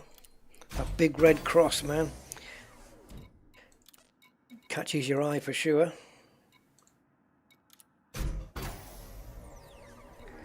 And now let's get to a decent amount of grade 3. That'll give us 7.3 kilometers, which is 45% greater distance. What we got here? Go on, one more. 7.7. Should we take it to 8? Get close to 8. 7.96. Go on, one more. No, I'm not having 7.99. There we go. 803. There. 8 kilometer range on the sensors now. Nice.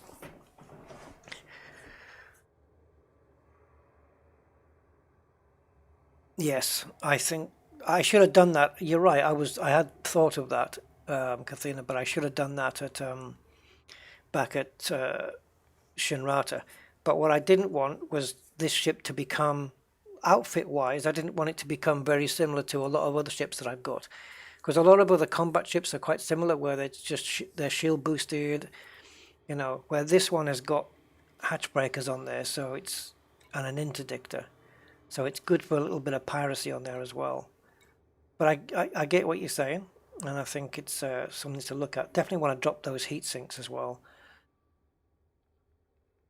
And am I anywhere near an engineer who can change the experimental on my pulse lasers?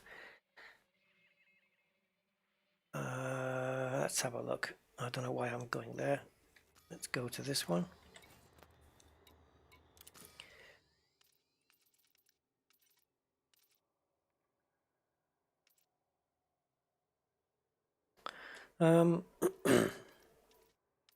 So we got the dweller, which is in weird.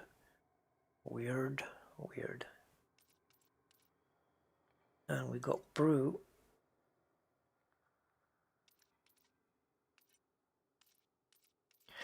So brew also does burst. That's no good to me.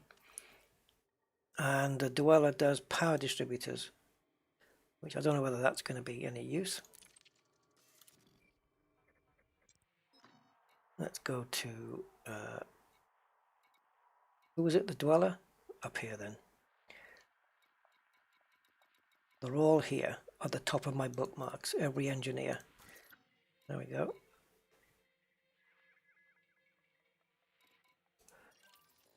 How many jumps is that? 6. 6 jumps.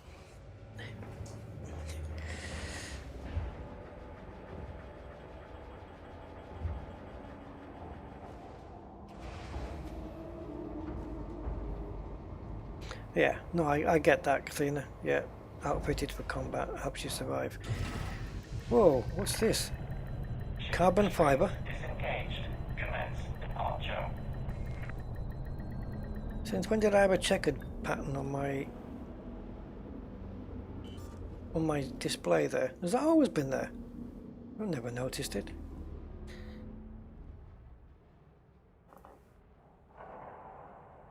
Okay.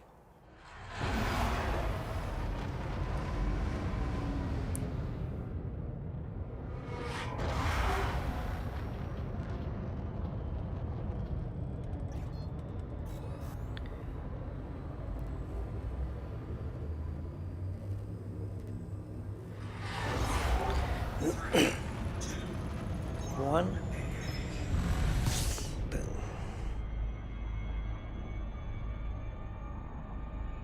So it's a quick. Oh, I'm using burst lasers, not pulses. I'm using burst lasers.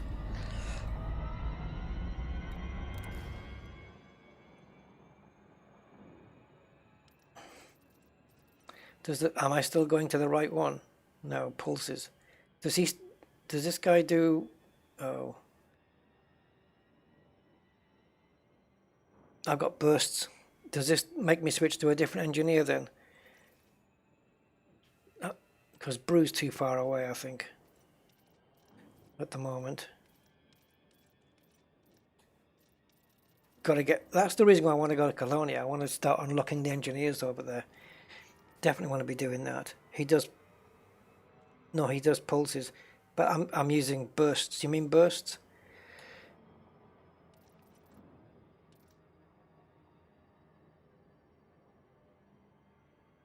Dweller does all lasers. Yeah. Mel Brandon locked. See, this is stuff I still have to get to. Start unlocking these engineers, which are a long way away. All got to be done yet. So there's a few in Colonia. I've not unlocked any of those yet. So that's on the to-do list.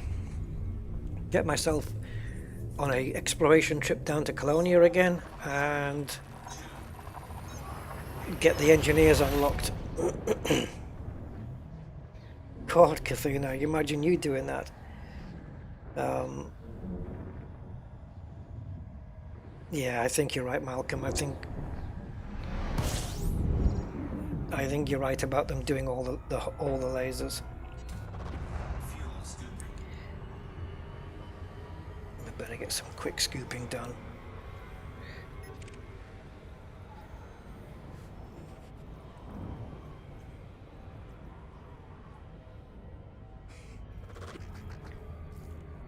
Smoky scooping.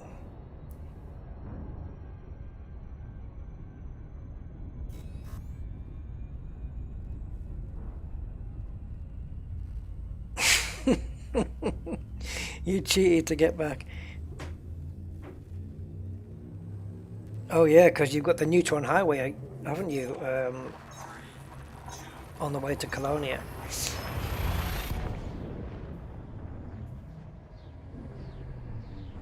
It's pretty cool. I stayed around the neutron highway for a while when I got there, just scanning neutron after neutron after neutron. We stayed in there for about a couple of hours, just scanning neutron stars, and then I think I was with somebody else in another ship. I can't remember who it was though. And then we went onto Colonia.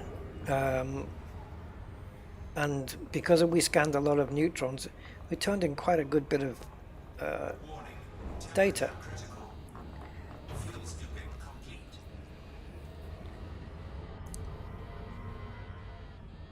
But do you need to take anything with you? I mean, in terms of what the engineers require, to get them unlocked. I'll have to have a look and see what the requirements are, and see how many jumps it is for my Anaconda to get out there. Then I can work out more or less how long it's going to take to get there. And then, because I don't know whether you guys would want to watch that entire journey on stream, or whether I should do part of it and then open the stream when I'm at Colonia.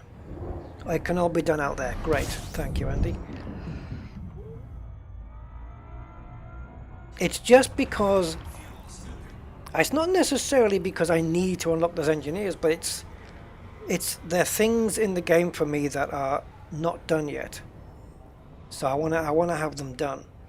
And then, isn't there others beyond Colonia? Yeah, this one, right? Which is, oh no, that is the Colonia one. What am I talking about? Yeah, so there's 3 engineers down there. So wait a minute. Am I reading this right? I got 1, 2. So Tyr, Los, and Asura. So this is all Colonius, right? It has to be. So I've got those 3 there. So then, who's the other guy?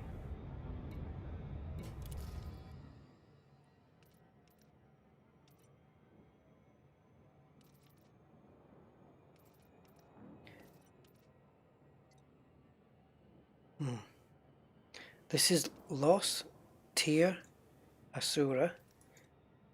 Oh, the witch head girl. Yes, and this one is unknown. Yes, well, the witch head is a lot closer, so maybe we'll do. She's got a great name, Chloe Sedaci. I like that name. That's a cool name. Maybe we'll do her first. You know what I mean. We'll unlock. No, never mind. I'm in need of sensor fragments. Oh, I remember about this. Yeah, I talked about this when we were on the trip to this when we did that group trip to the Orion Nebula. I've done the first. You fulfilled your initial contract. 25 units of sensor fragments. Okay, I have to find out how to get hold of those then, and go and open her, unlock this engineer.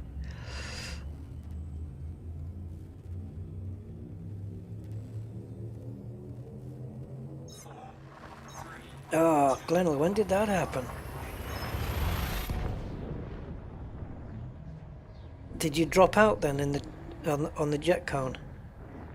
Oh, it's killer, that is. I've had that happen to me once. My vet got killed.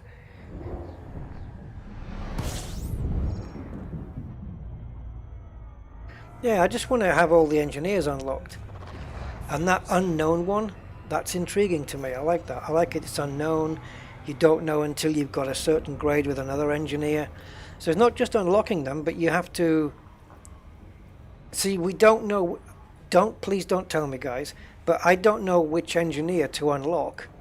Or to get to, like, grade 3, or whatever it is.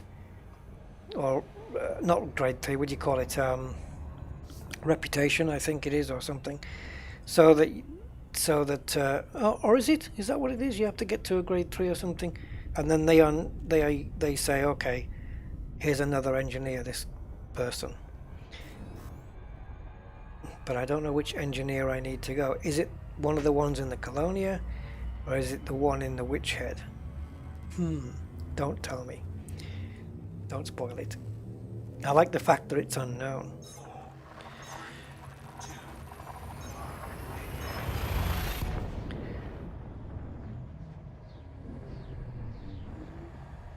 If you get killed here in the Ross sector, there's somebody, do you hear a voice going, so no one told you it was gonna be this way? Never mind. Never mind. Right, here we go then. We're gonna, one more jump.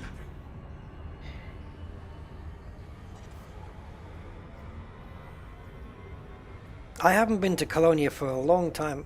A lot has changed since I was there. I think it was still getting constructed when I was out there. I don't think the Colonia station was finished. I don't know though. I think I have been back since. Yeah, friends. Hey, how you doing?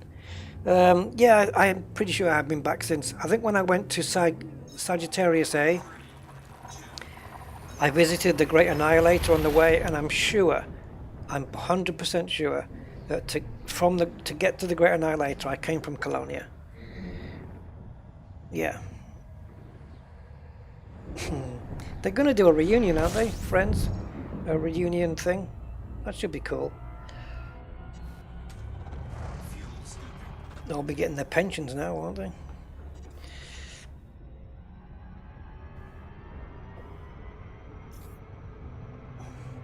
Oh, flip.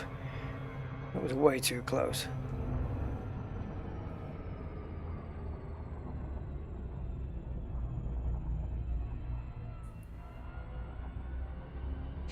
Well, look what we got here.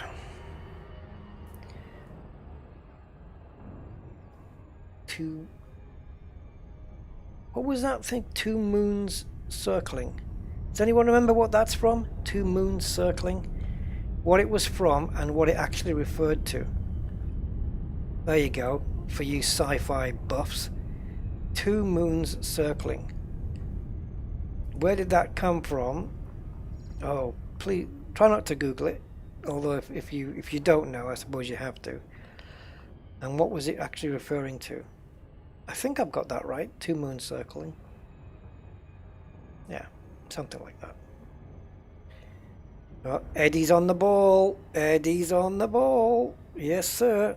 Star Trek: The Next Generation, indeed. It wasn't even referring to moons, was it, though? Hydrogen, yeah, 2 moons circling. If you look at the atomic structure of a hydrogen atom, it's 2 moons circling. Yep. Well done, Eddie. TNG, yeah, Commander XLA got it. Grade 5 life support isn't worth it for anything other than an explorer ship. Yes. 1 moon circle was Star Trek, yeah. Was it 1 moon circle? I thought it was 2 moon circles. I thought it was the hydrogen thing, yeah.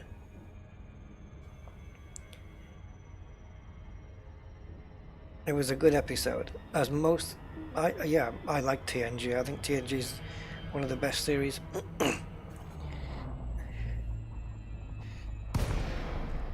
As long as you can get past Wesley Crusher.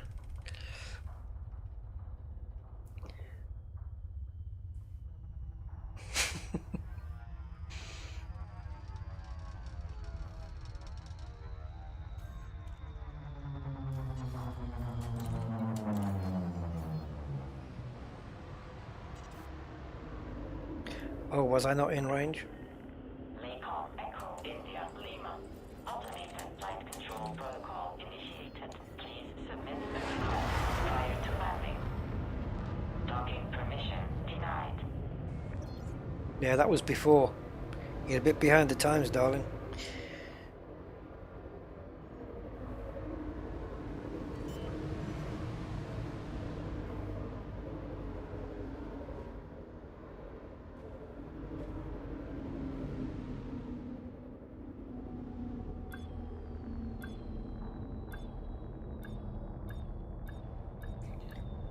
Yeah, Will Wheaton's been in a lot of episodes of Big Bang Theory as well. He was pretty good in that, actually. Docking procedure completed. Ship He has fattened up a little bit. greetings, Commander. He's all right now. He's not annoying Wesley. He's not playing the annoying Wesley.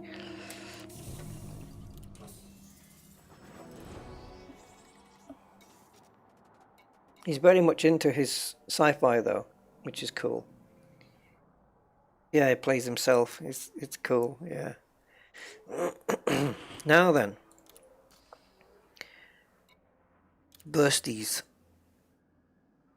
So, I think we're just going to change the experimentals.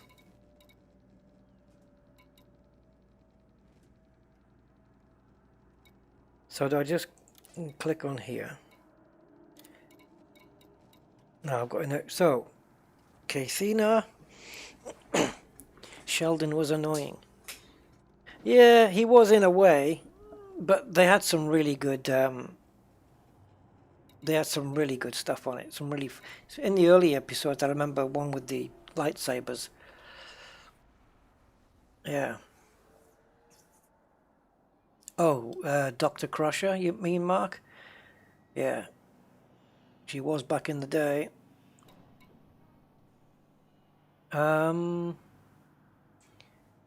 What are we going for on these bursts then?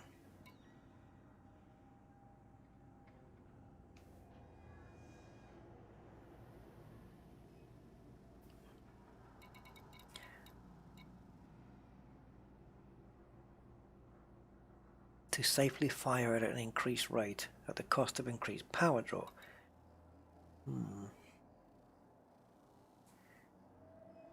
To defeat a shield.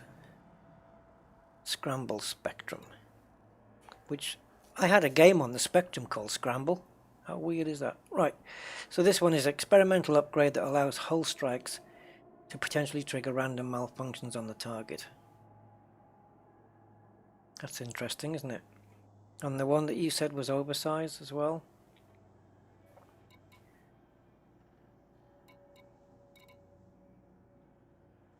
Little bit of power draw, but increased damage. Okay. Done. And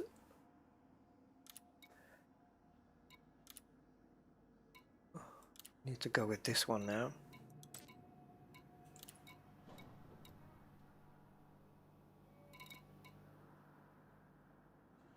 Shoot. Scramble Spectrum on the other one then, right? I ran out of stuff. What have I run out of? Mechanical scrap, and it's grade 1 as well. Jeez. Mechanical scrap. Okay, I need to go to I'm not going to do it now. I need to go to a trade broker, whatever it is, broker, and get some mechanical scrap. You'd think that would be one of the easiest things you could possibly even come across. Right. Let's get this thing into combat. Where are we going? Let's see how far my my combat place is from here.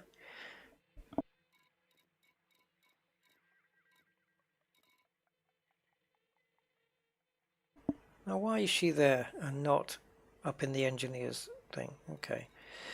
Where are you? Oh, close by. That's what I like. L258, 146. I'm not sure if Angry Citizens Squadron, Thor Squadron carrier is still in this system. It may well be. Cheers, Taxi. Oh, Taxi was awesome. I like Taxi. Departure authorized. James Burrows TV. Taxi was great. I've only got vague memories of it in the same way as I've got vague memories of watching MASH as well. Because I watched them both when I haven't really watched Taxi. I think I have all the episodes somewhere. I just need to binge watch them maybe after I watch The Saint. Finish watching The Saint. I'll tell you what was really cool though. In one of the episodes of The Saint, Roger Moore, playing Simon Templar, is he's trying to get some information out of this woman. She works behind she's like a telephone operator, and he needs to know a phone number, but she won't give him it because it's all confidential. So he whispers something in her ear, and she goes, "Oh, well, in that case," and she gives him the number. And the episode goes on, and right at the end, she turns to him and says, "So, are you really James Bond?" And he just shook his head. So that was Simon Templar telling her, pretending that he was actually James Bond, before he was even considered for James Bond, because this was in 1963. Yeah. So that was just a happy coincidence. It actually was cool because of what's that guy? Kaufman, Andy Kaufman. Go and blow up some transport ships in the lawless to get next scrap. Yeah, it's easy to just trade off some. I could get like 50, 60 of them just by trading a couple of materials. Material trader. That's what I said. What did I say? A trade broker or something? Just making up my own words. Just making up my own stuff. Yeah, material trader. A broker, imagine.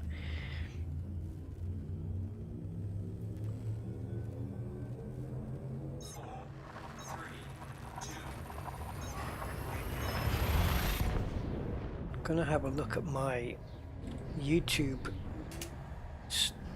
studio stats to see where the subscriber thing is, because it would be cool if it happened on stream. Oh no, it is. Yeah, YouTube says 5,503. So awesome. Oh, so yeah, thanks everyone. You got me over 5,500 subs now. Awesome, awesome. Time to roll on to the 6. That's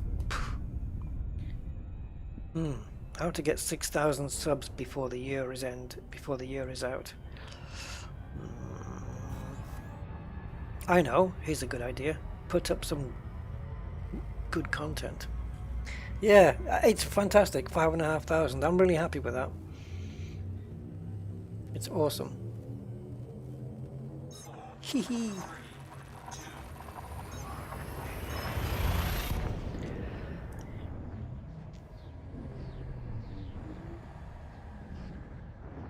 Oof, you got me there, Malcolm. No idea on that one. Yeah, cheers, Jesh. Right, so this is my system, L258146, because it is resource extraction site heavy. There's a lot. I'm sure there used to be more. There's what? There's one, two, or maybe some of them are out of range. Yeah, these are all the ones that are within the 1,000 light seconds. So let's go to this one. So what we've done now, we've got a different experimental on the burst lasers, and we've got proper sized shields in with some decent engineering, and they're bi-weaves, so they're not only going to go down a little bit quicker than standard shields, but they will recover a lot faster.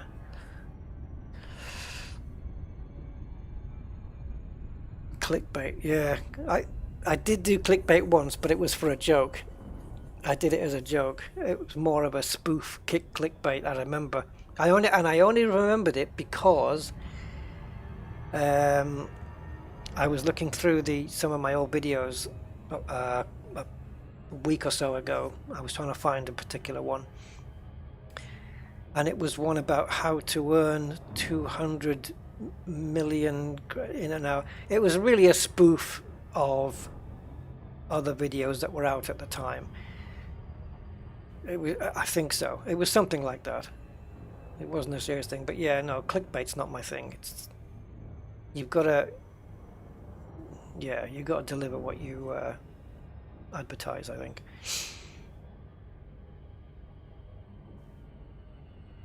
It's never the thing about putting out videos of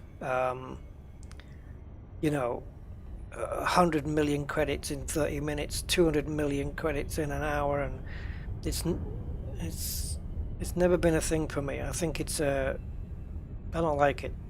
It's not my jazz. I don't go in for that. If there's a nice way to make a certain amount of money, it's fine, but just telling everybody how to shortcut the game, it's not my thing. So yeah, I can't.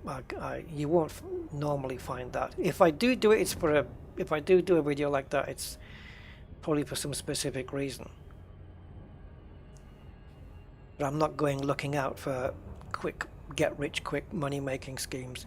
But like in terms of the only time, I mean, like I say, when it's different is when it comes to things like mining. Where you know that the low-temperature diamond stuff was raking in some good profits, and I did a video on mining, but I'm not highlighting the fact, hey guys, look how many millions you can make in 10 minutes, and nah. Right, here we have a can of Honda. Right, let's have a look and see A, if it's wanted, and B, oh, it's only an expert, so he's going to be very Zambezi to kill. But let's kill him anyway. I wonder how much 1, 2, 3, 4 cannons can toss an anaconda away. And there's your answer. It can push it.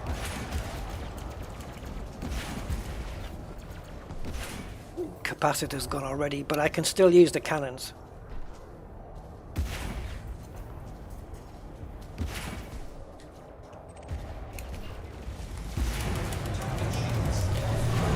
I can still use the cannons when I've got no weapony things left, so that's okay.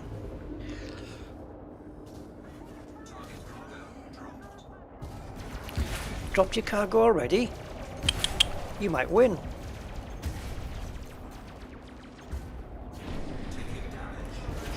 Oh my god, I might lose here.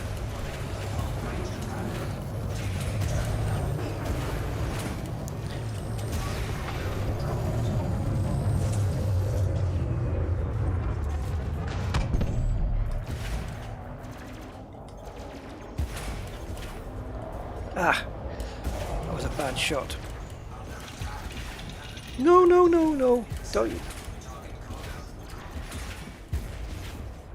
It's only an expert conda. Flippy heck.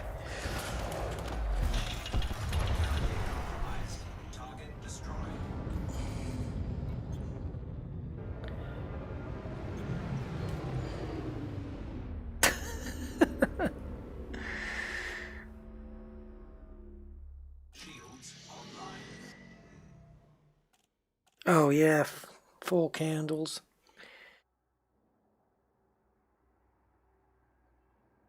Oh, I'm the opposite, aren't I, Eddie?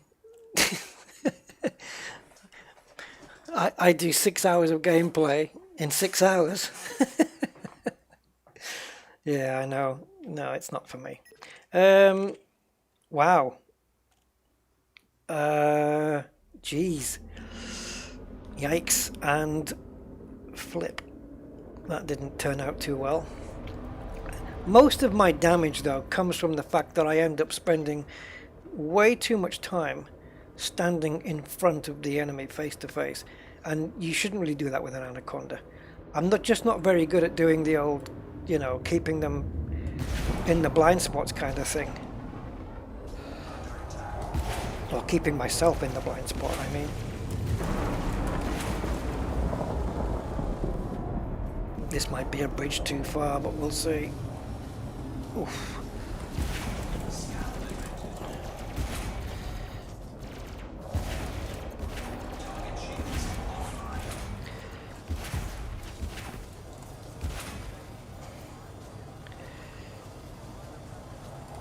See, I'm just letting him burn into me while I'm waiting for the cannons to reload. Oh, and I got no boost.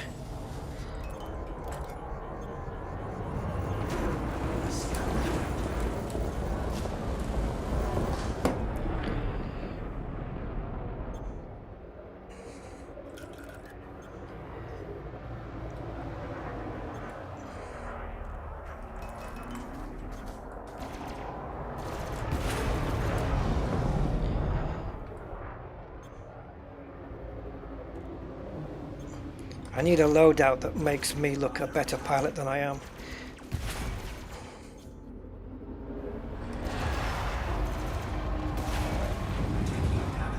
Shields offline.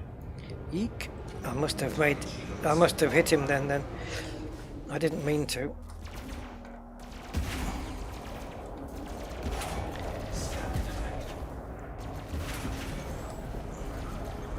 I'm gonna die, guys.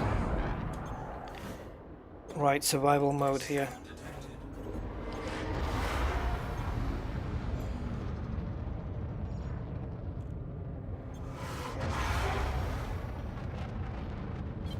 Flight assist off. Flight assist on.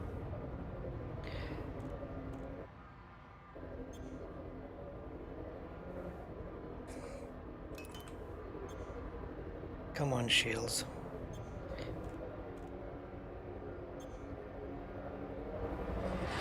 See, now because I've got... Oh dear. Because I've got an 8 kilometer sensor range now, I can keep him at arm's length. Shields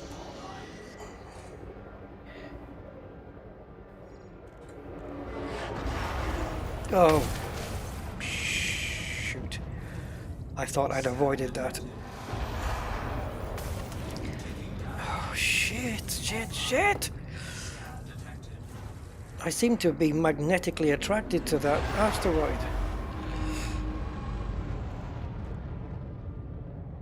Well, there goes that plan. Frameshift charge detected. And now he's leaving.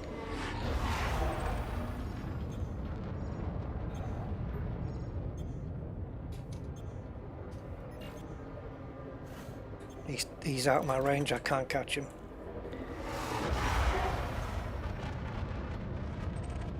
Shit.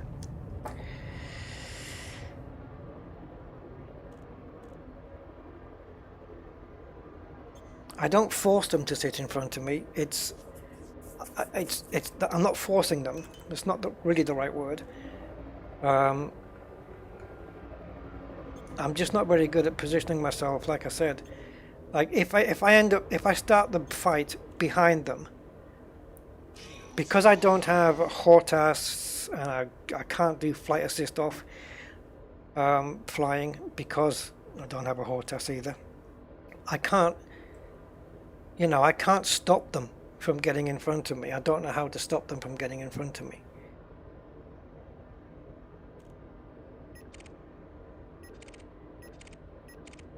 That's kind of the problem.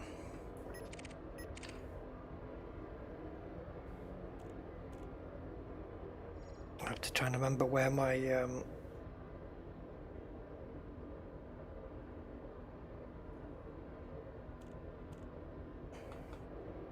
hold on.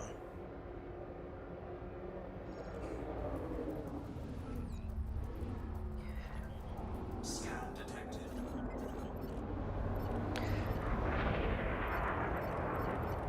So I could just take out his drive, basically.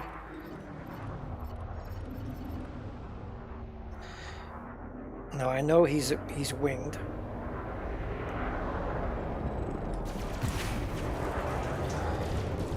Oh.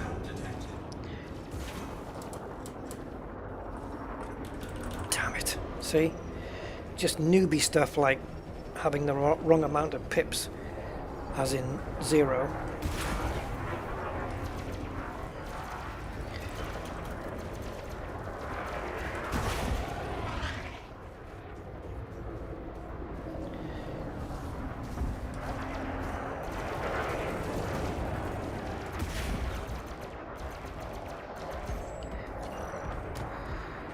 Oh, great.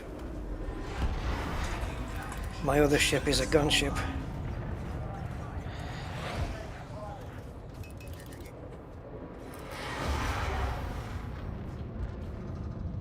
Silent running.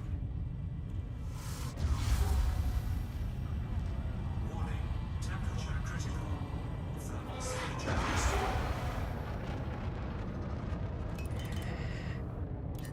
Need to get out of range now.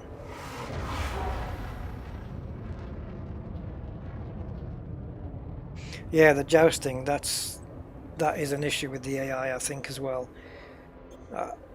It happens too often.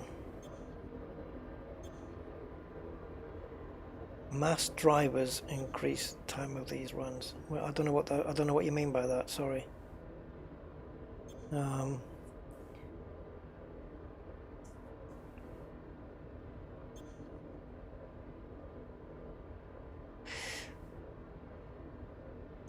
Use down thrust to get underneath, combined with full forward thrust.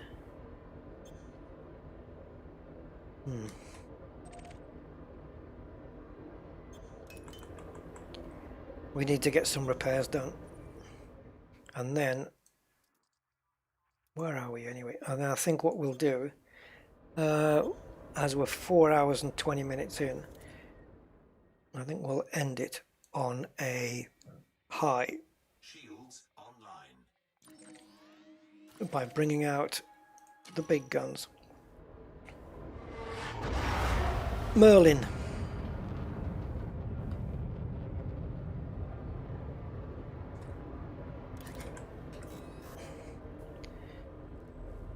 Bring Merlin here.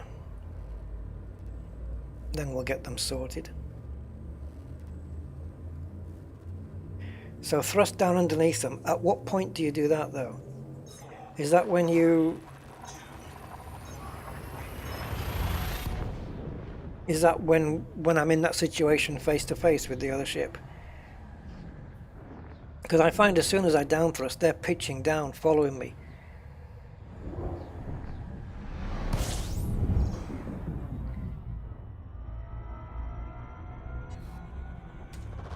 Fuel scooping.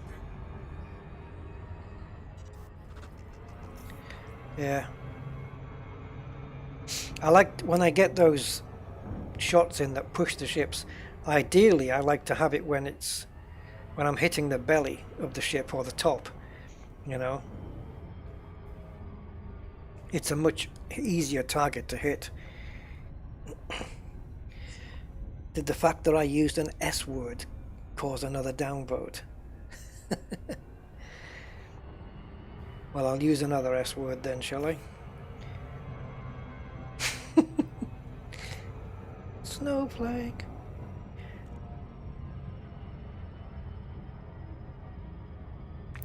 Okay, so bring out Merly. No, I'm terrible with the pips as well. It's because I want 4 pips in my shields to protect my shields as much as possible, and then the rest, more often than not, have to remain in weapons. High integrity compromised. and that was deliberate because I didn't want to do a loop of shame. So yeah, that's the reason why I don't have it in engines.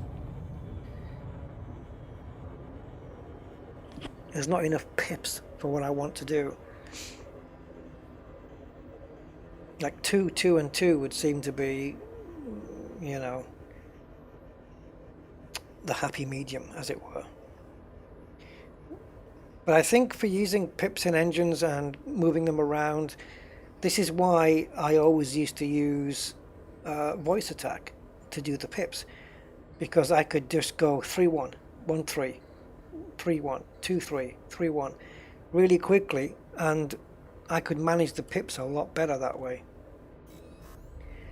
But doing it without, it's fiddly, particularly because I'll tell you another potential issue here why that is a problem for me is because I'm using the joystick in my left hand, right, for the combat obviously, and then my thrusters maximum and minimum is the W and S key, and then I've got A and D, which does yawing, but I don't tend to use that, so I'm using W and S for thrusters.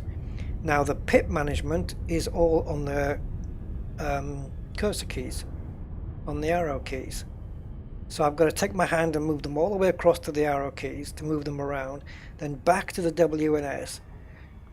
So it's kind of, you know, if you have a hot ass, I guess, I don't think you probably have those issues. You don't have to take your hands off at all, probably. Yeah.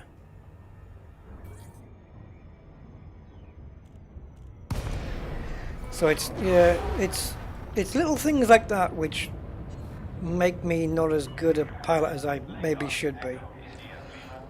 Welcome to the station, Commander. Please fly safely. Request approved. Please head directly for Bay 37.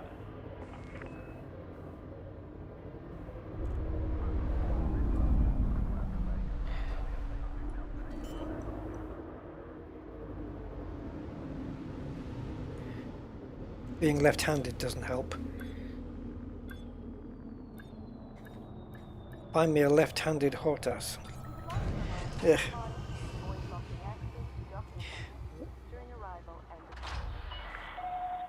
is on the ground. Commence 1.5, 1.5, and 3. welcome, Commander. Yeah. That's fine if you have the big shield tanks, isn't it? Yeah. It's like with my cutter, I can trust its shields for quite a while. Same with the Corvette, actually. I can kind of trust that for quite a while. But yeah, I'm using joystick and keyboard. Mouse is just to get round the menus. I don't use the mouse for anything else.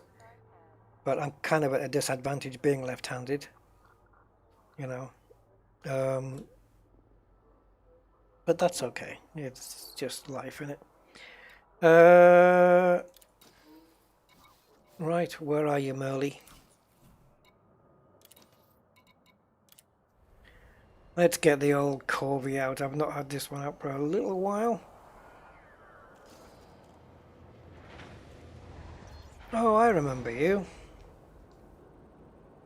Full multi-cannon build then, as it has been for quite a long time now. Brute force. In the early days of Elite Dangerous, I played mouse and keyboard. You know, where you've got the little arrow in the middle of your screen as you're moving the mouse. I think I didn't have a working joystick at the time, and then I bought the Thrustmaster, which actually is the one I'm using right now. I've had 3 or 4 Thrustmasters, the orange ones, or maybe 3, fail on me for all the same reason. And yet this one, the green one, the old original T16000s, this one I've used since the very early days of Elite Dangerous, and it's still going strong. So clearly their quality control took a dive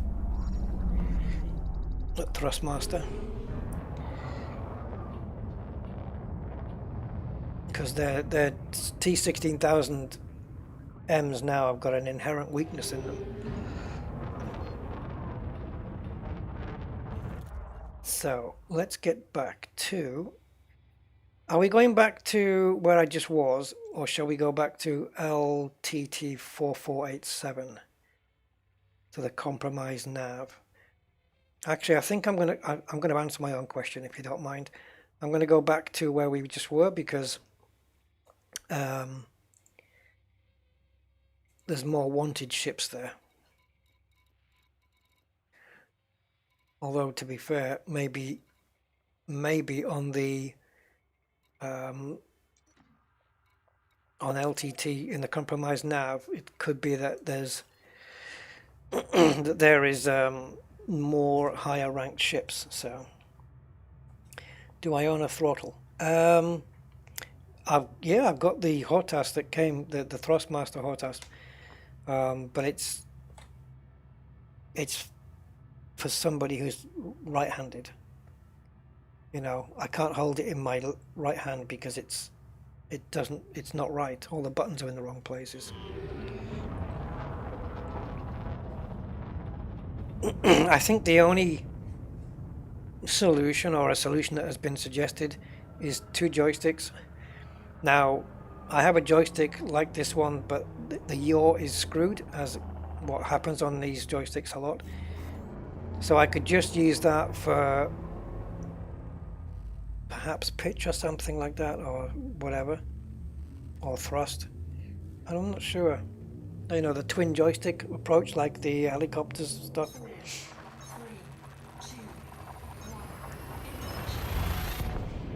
Oh, you'll have to let me know the details of that one, Tishan. That would be something I would definitely be interested in doing to the 2 joysticks I've got sat back here, which you know, that they failed on the yaw thing. They're just yawing on their own. So yeah, if you're on my Discord and you've got details of what parts you used, or part numbers, or whatever I can get hold of, that would be awesome. I'd definitely give it a go. Oh, there's a CNAV here as well. Oh, okay. There you go, I've got choice of 2. Should we try the CNAV first, in as I were right next door? I could walk there.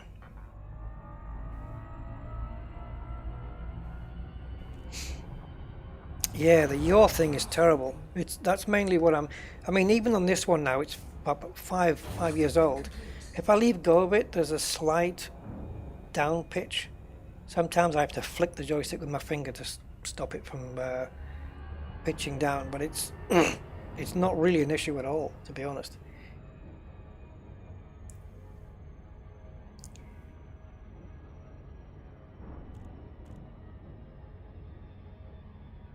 Let me fiddle with the 3D printer. You feel like fiddling as a fix for the yaw. Yes, I don't mind a bit of fiddling. I'll fiddle.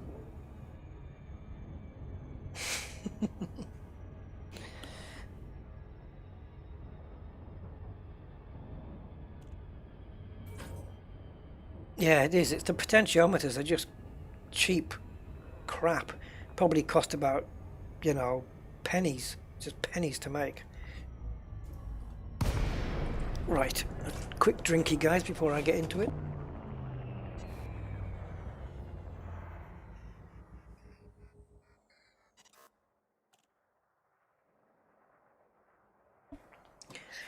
Right.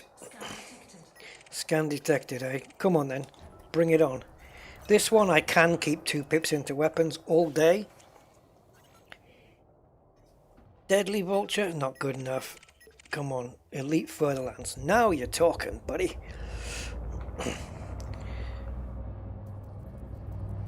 And he's facing away.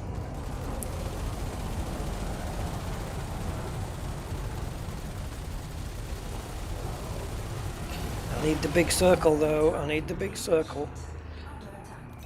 I'll try go 222 on this. Oh, has he dropped a heat sink?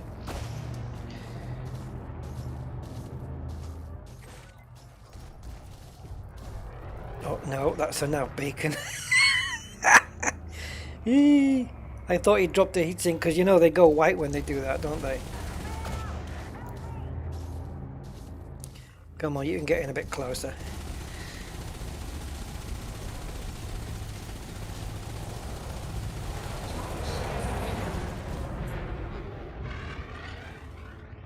Oh, I should have. Do I not have my? There it is. I think this is a quick scanner as well. There we go. 2-second scan. Because you get good money for FDLs. I wasn't paying attention to distance there. Richard Osborne. Oh, it'd be a pleasure.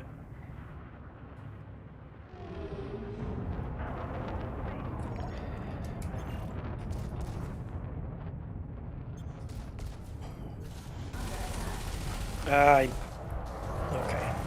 Thankfully I didn't have enough boost because that was a mistake. I pressed the boost there, I didn't want to. But it didn't boost, so I'm happy.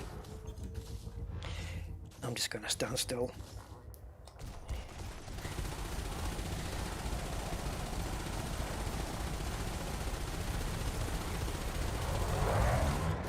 Quite happy for you to come my way.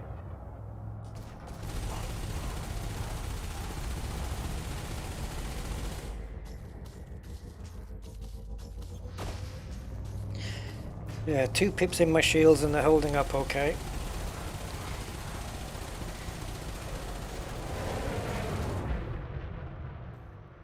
$93, it's not too bad.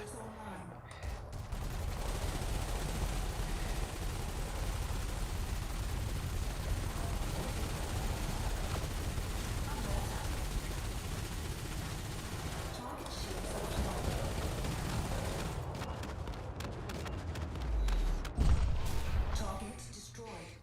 209. That's been nerfed.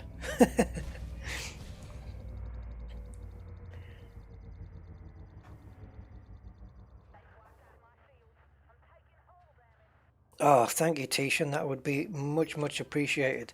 I'd love to have a go at that as a little project. In fact, if you do that and I get the bits, I'll try and fix it on a stream or something.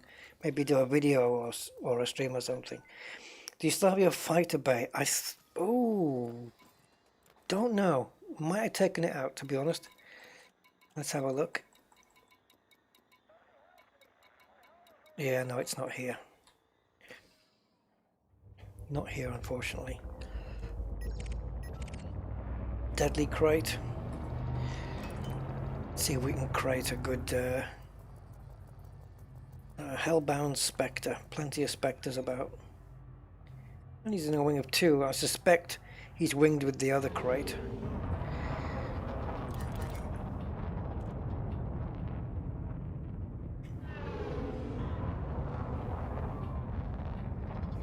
So we'll kill warrant scan this guy it takes about 2 seconds, I think. It is 2 seconds, isn't it? Grade 5. Yep.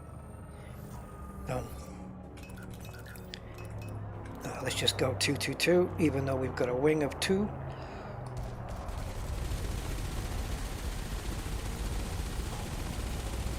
Under attack. Maybe want to get him a little bit closer.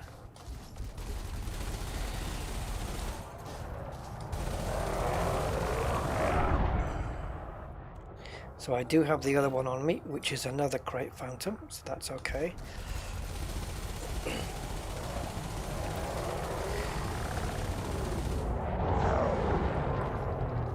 That was actually, you know, at the beginning of the stream, my plan was really to just be doing kill missions, assassinations, kill the pirates and stuff like that. But it's a lot of fun hanging around out here as well.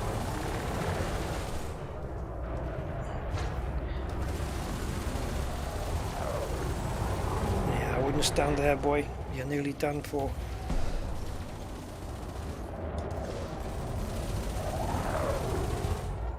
Oh, his other mate came to try and shield him.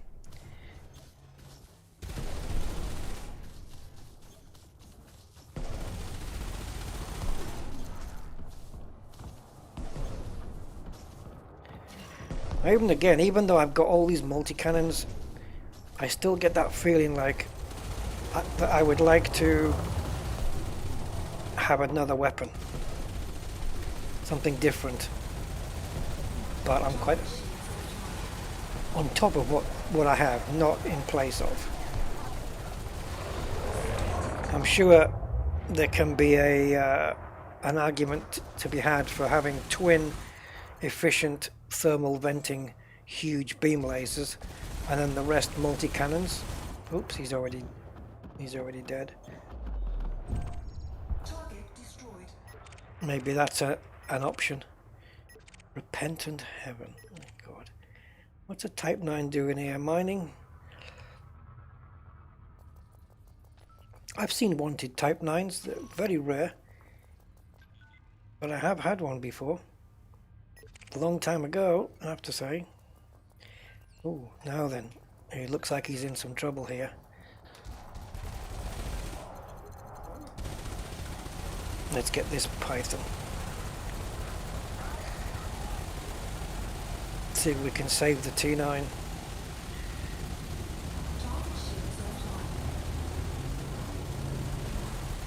Save the T9, save the world.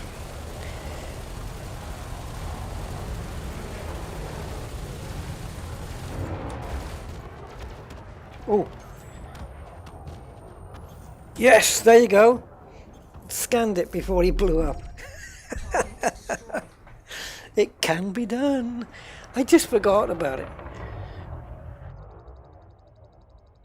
Oh, and everything but the class 4s. Right. Okay, Steve, thank you, my man. What time is it anyway? It's 9:15 here at night, so. Filled with dough and lucre. I don't know what lucre is. Yeah, combat is addictive. I'm guessing we saved the... he's probably out of range now, but I'm guessing that we did save the T9. I don't know if we did or not, to be honest. Dr. Hans Reinhardt. Any relation to Haley? Ooh, wing of 3, and he's elite. Bring it on, boy. Looks like he's elite with a couple of asps, from what I can tell. And how cool it is to be able to tell from that distance what ships they are, just by the shape.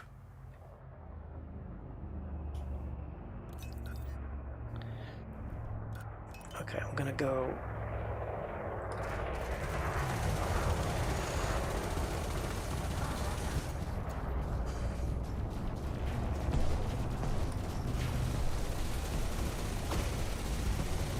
Can't escape every bullet.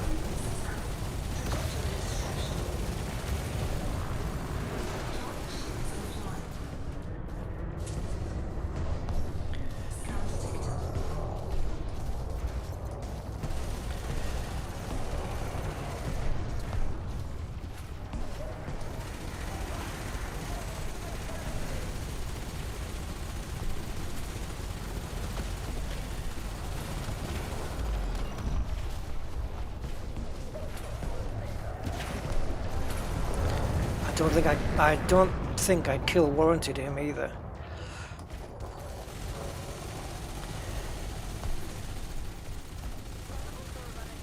Wild Bill.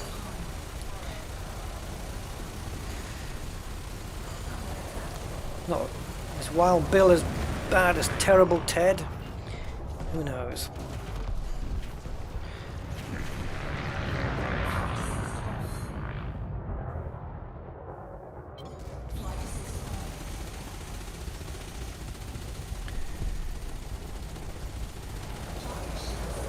I love these fast scanners though. 2-second kill warrant scanners and manifest scanners. Just brilliant. David de Angelis. Come on, David. Davida.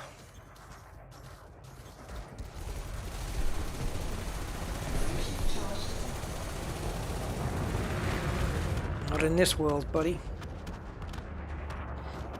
Bye-bye. Target destroyed. didn't I do one already in my stream? What, a joystick fix? Did I? I'm not sure. I've done my pedals, my sim racing pedals, and a laptop. Fixed a laptop on a stream. I'm not really sure. I'll have to have a look back on my. I'll have to have a look in my back catalogue. All right, so we have a 30.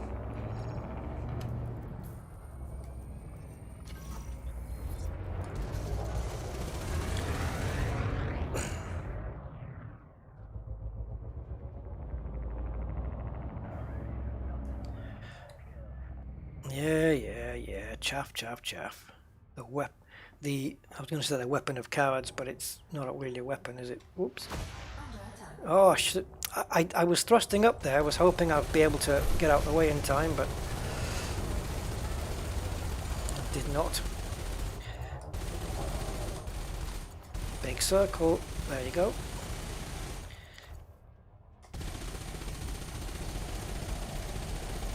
Much more damage now.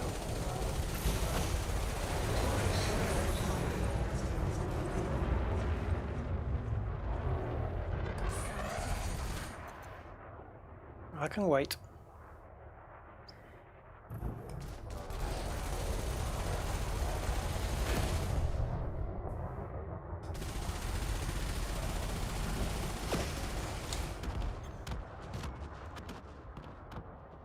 Bye-bye.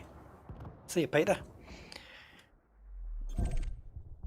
331. That's more like it. Now, who's getting whacked and who's doing the whacking? T9. This looks like there's a couple of big ships there. Bloody Vipers. But what's this? The Anaconda here. He's winged then.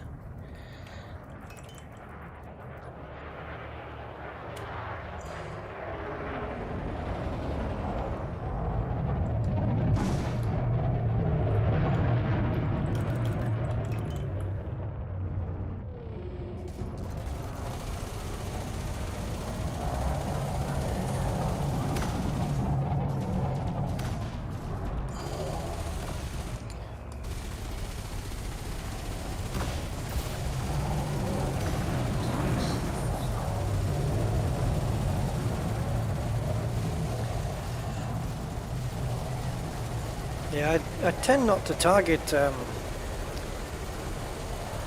you know, the the modules, because I don't know. Ever since they removed that thing where, you know, when it used to be the case when power plants went to zero that the ship would blow up, and then they stopped doing that.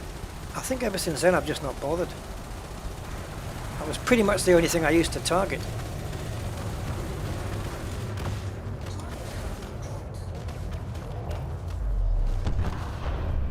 Oh, I know. It still does. Not all the time though, not unless they put it back in. They did have a period where it would like the ship would just be in space there. Oh, this is an elite Conda coming at me.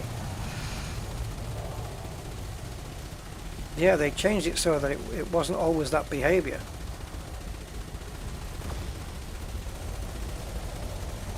Oh yeah, I'm not saying it doesn't happen, but I'm saying it's not like a just trust me. I'm sure people will back me up on this. Because I remember at the time when they modified that the people made a fuss of it. In the forums, I remember that distinctly.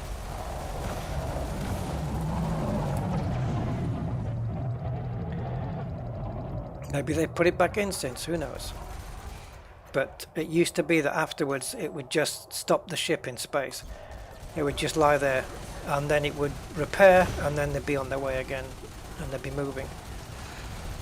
Even though they were at 1% or 0%, they could still be moving and not blow up. But I'm pretty sure that happened.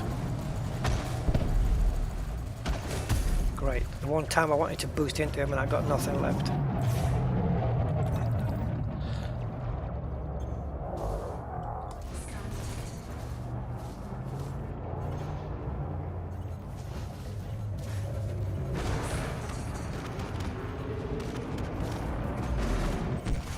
Target destroyed.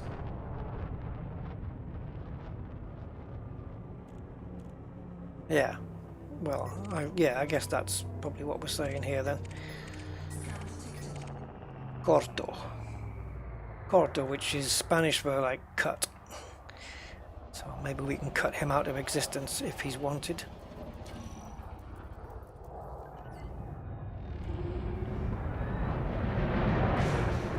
I'm out of ammo, guys. I mean, my big weapons won't be out of ammo. It'll be the smaller ones probably.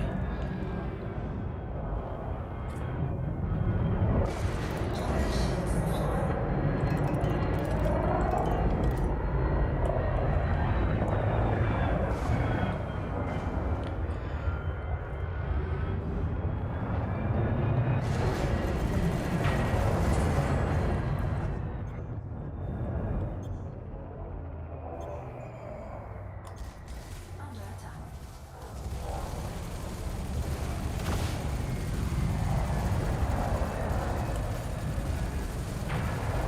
Yeah, I didn't actually scan either of those two anacondas. But there you go.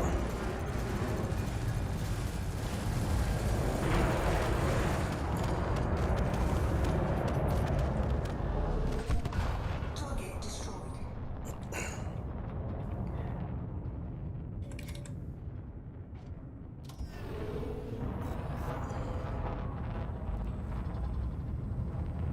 No, I kill warranted the that last ship, the T-10.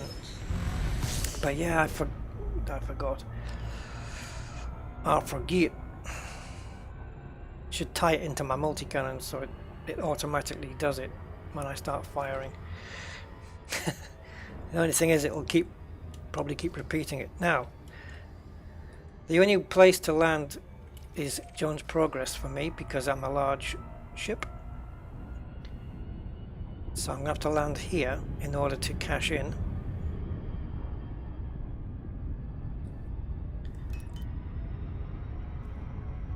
Shields at 17.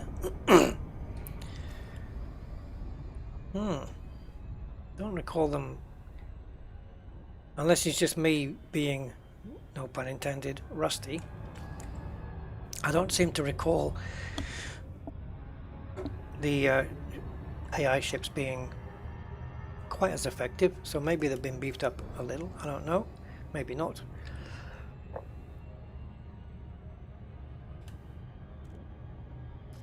Oh, that's what I want to be here for, the transactions. There we go, 2 million. Yeah. We'll go and cash in what we can. Oh, they all got buffed. Okay, cool.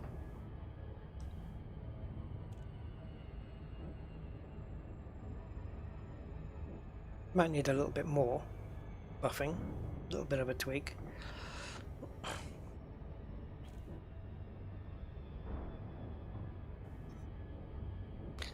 And one of the things I think I'd like to see in the game, which I've mentioned in the past, is like proper anarchy systems. You know, where they're dangerous. Like you go into you fly through an anarchy. I'm talking about in the bubble, in populated space. You know, you fly into an anarchy system in populated space, and you can expect every scum and vagabond to be scanning you, interdicting you, trying to pirate you, and your chance of, you know, that it's your chance of getting attention is high. It should be dangerous. It should be, anarchy should be random in a way, a little bit random, so some systems are more dangerous than others, but you don't know which, or Maybe not more dangerous. Yeah, more dangerous. Let's say that. Ones where you get more attention than you would others,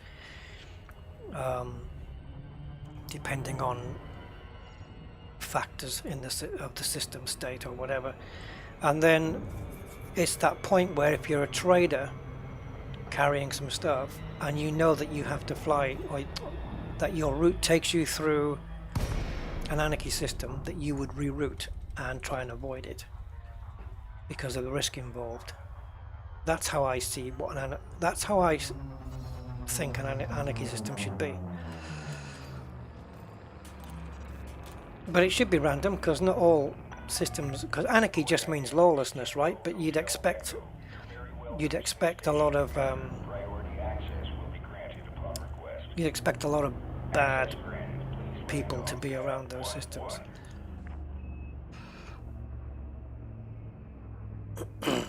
Yeah, the John Beamer account. Again, see, this all looks upside down to me. What's the blink, Rusty? Try and turn the boxes inside out. Okay, that's better.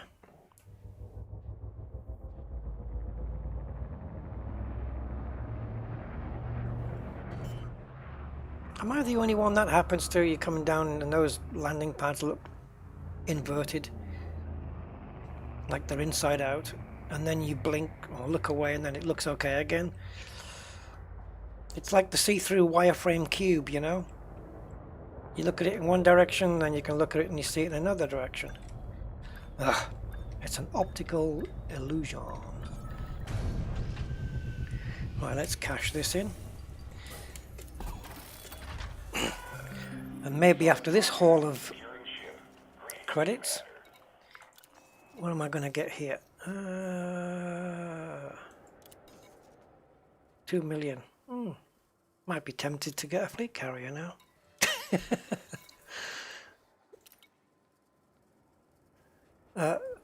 Yeah, and there's no... the black market was it LHS 247 or something? I can't remember. Have I got anything to target? Yeah, sell all that. Every little helps. This is broken as well, the Universal Carto. You have a list here, you sell, and the list stays there. It never used to do that. And you've still got the option to sell, so you click sell, sell, sell. Thankfully, it's not an exploit where you can keep selling the same data every time. That doesn't happen. But yeah, it's more just a bug, like a visual bug, because as soon as you exit and go back in, it's disappeared. But that's a new bug that's crept in. All right. So where are we? 4 hours 53 minutes. That's crazy. Right, guys, I am going to have to eat and chill out for the rest of the evening. So I will say my goodbyes, and yeah, the fleet carrier. I don't know. We've already got one. Angry Citizen's already got his for the squadron. But if I can come up with a decent purpose for mine, for the stream and stuff, then yeah, it looks like ours has moved. I don't know where it is. Okay, guys. So firstly, thank you all for being here today. First off, and keeping me company. Thank you for the likes, the dislikes, the subscriptions, which have now gone over 5,500, which is fantastic. Thank you very much, everybody who supported me throughout all this time, all these years. And thank you for all of your financial support as well. That's been amazing. Yeah, so I can't ask for more, really. You guys are just amazing. And I feel lucky that I've got the best crowd on the net, really, for me. Right. That's it. Thank you guys for making a good stream as well. Yeah. I am going to be out of here. I'm going to leave Merlin here overnight, and I wish you a good evening. Take care, stay safe, put your masks on when you're going shopping, and yeah, stay healthy. See you, everybody. Bye bye.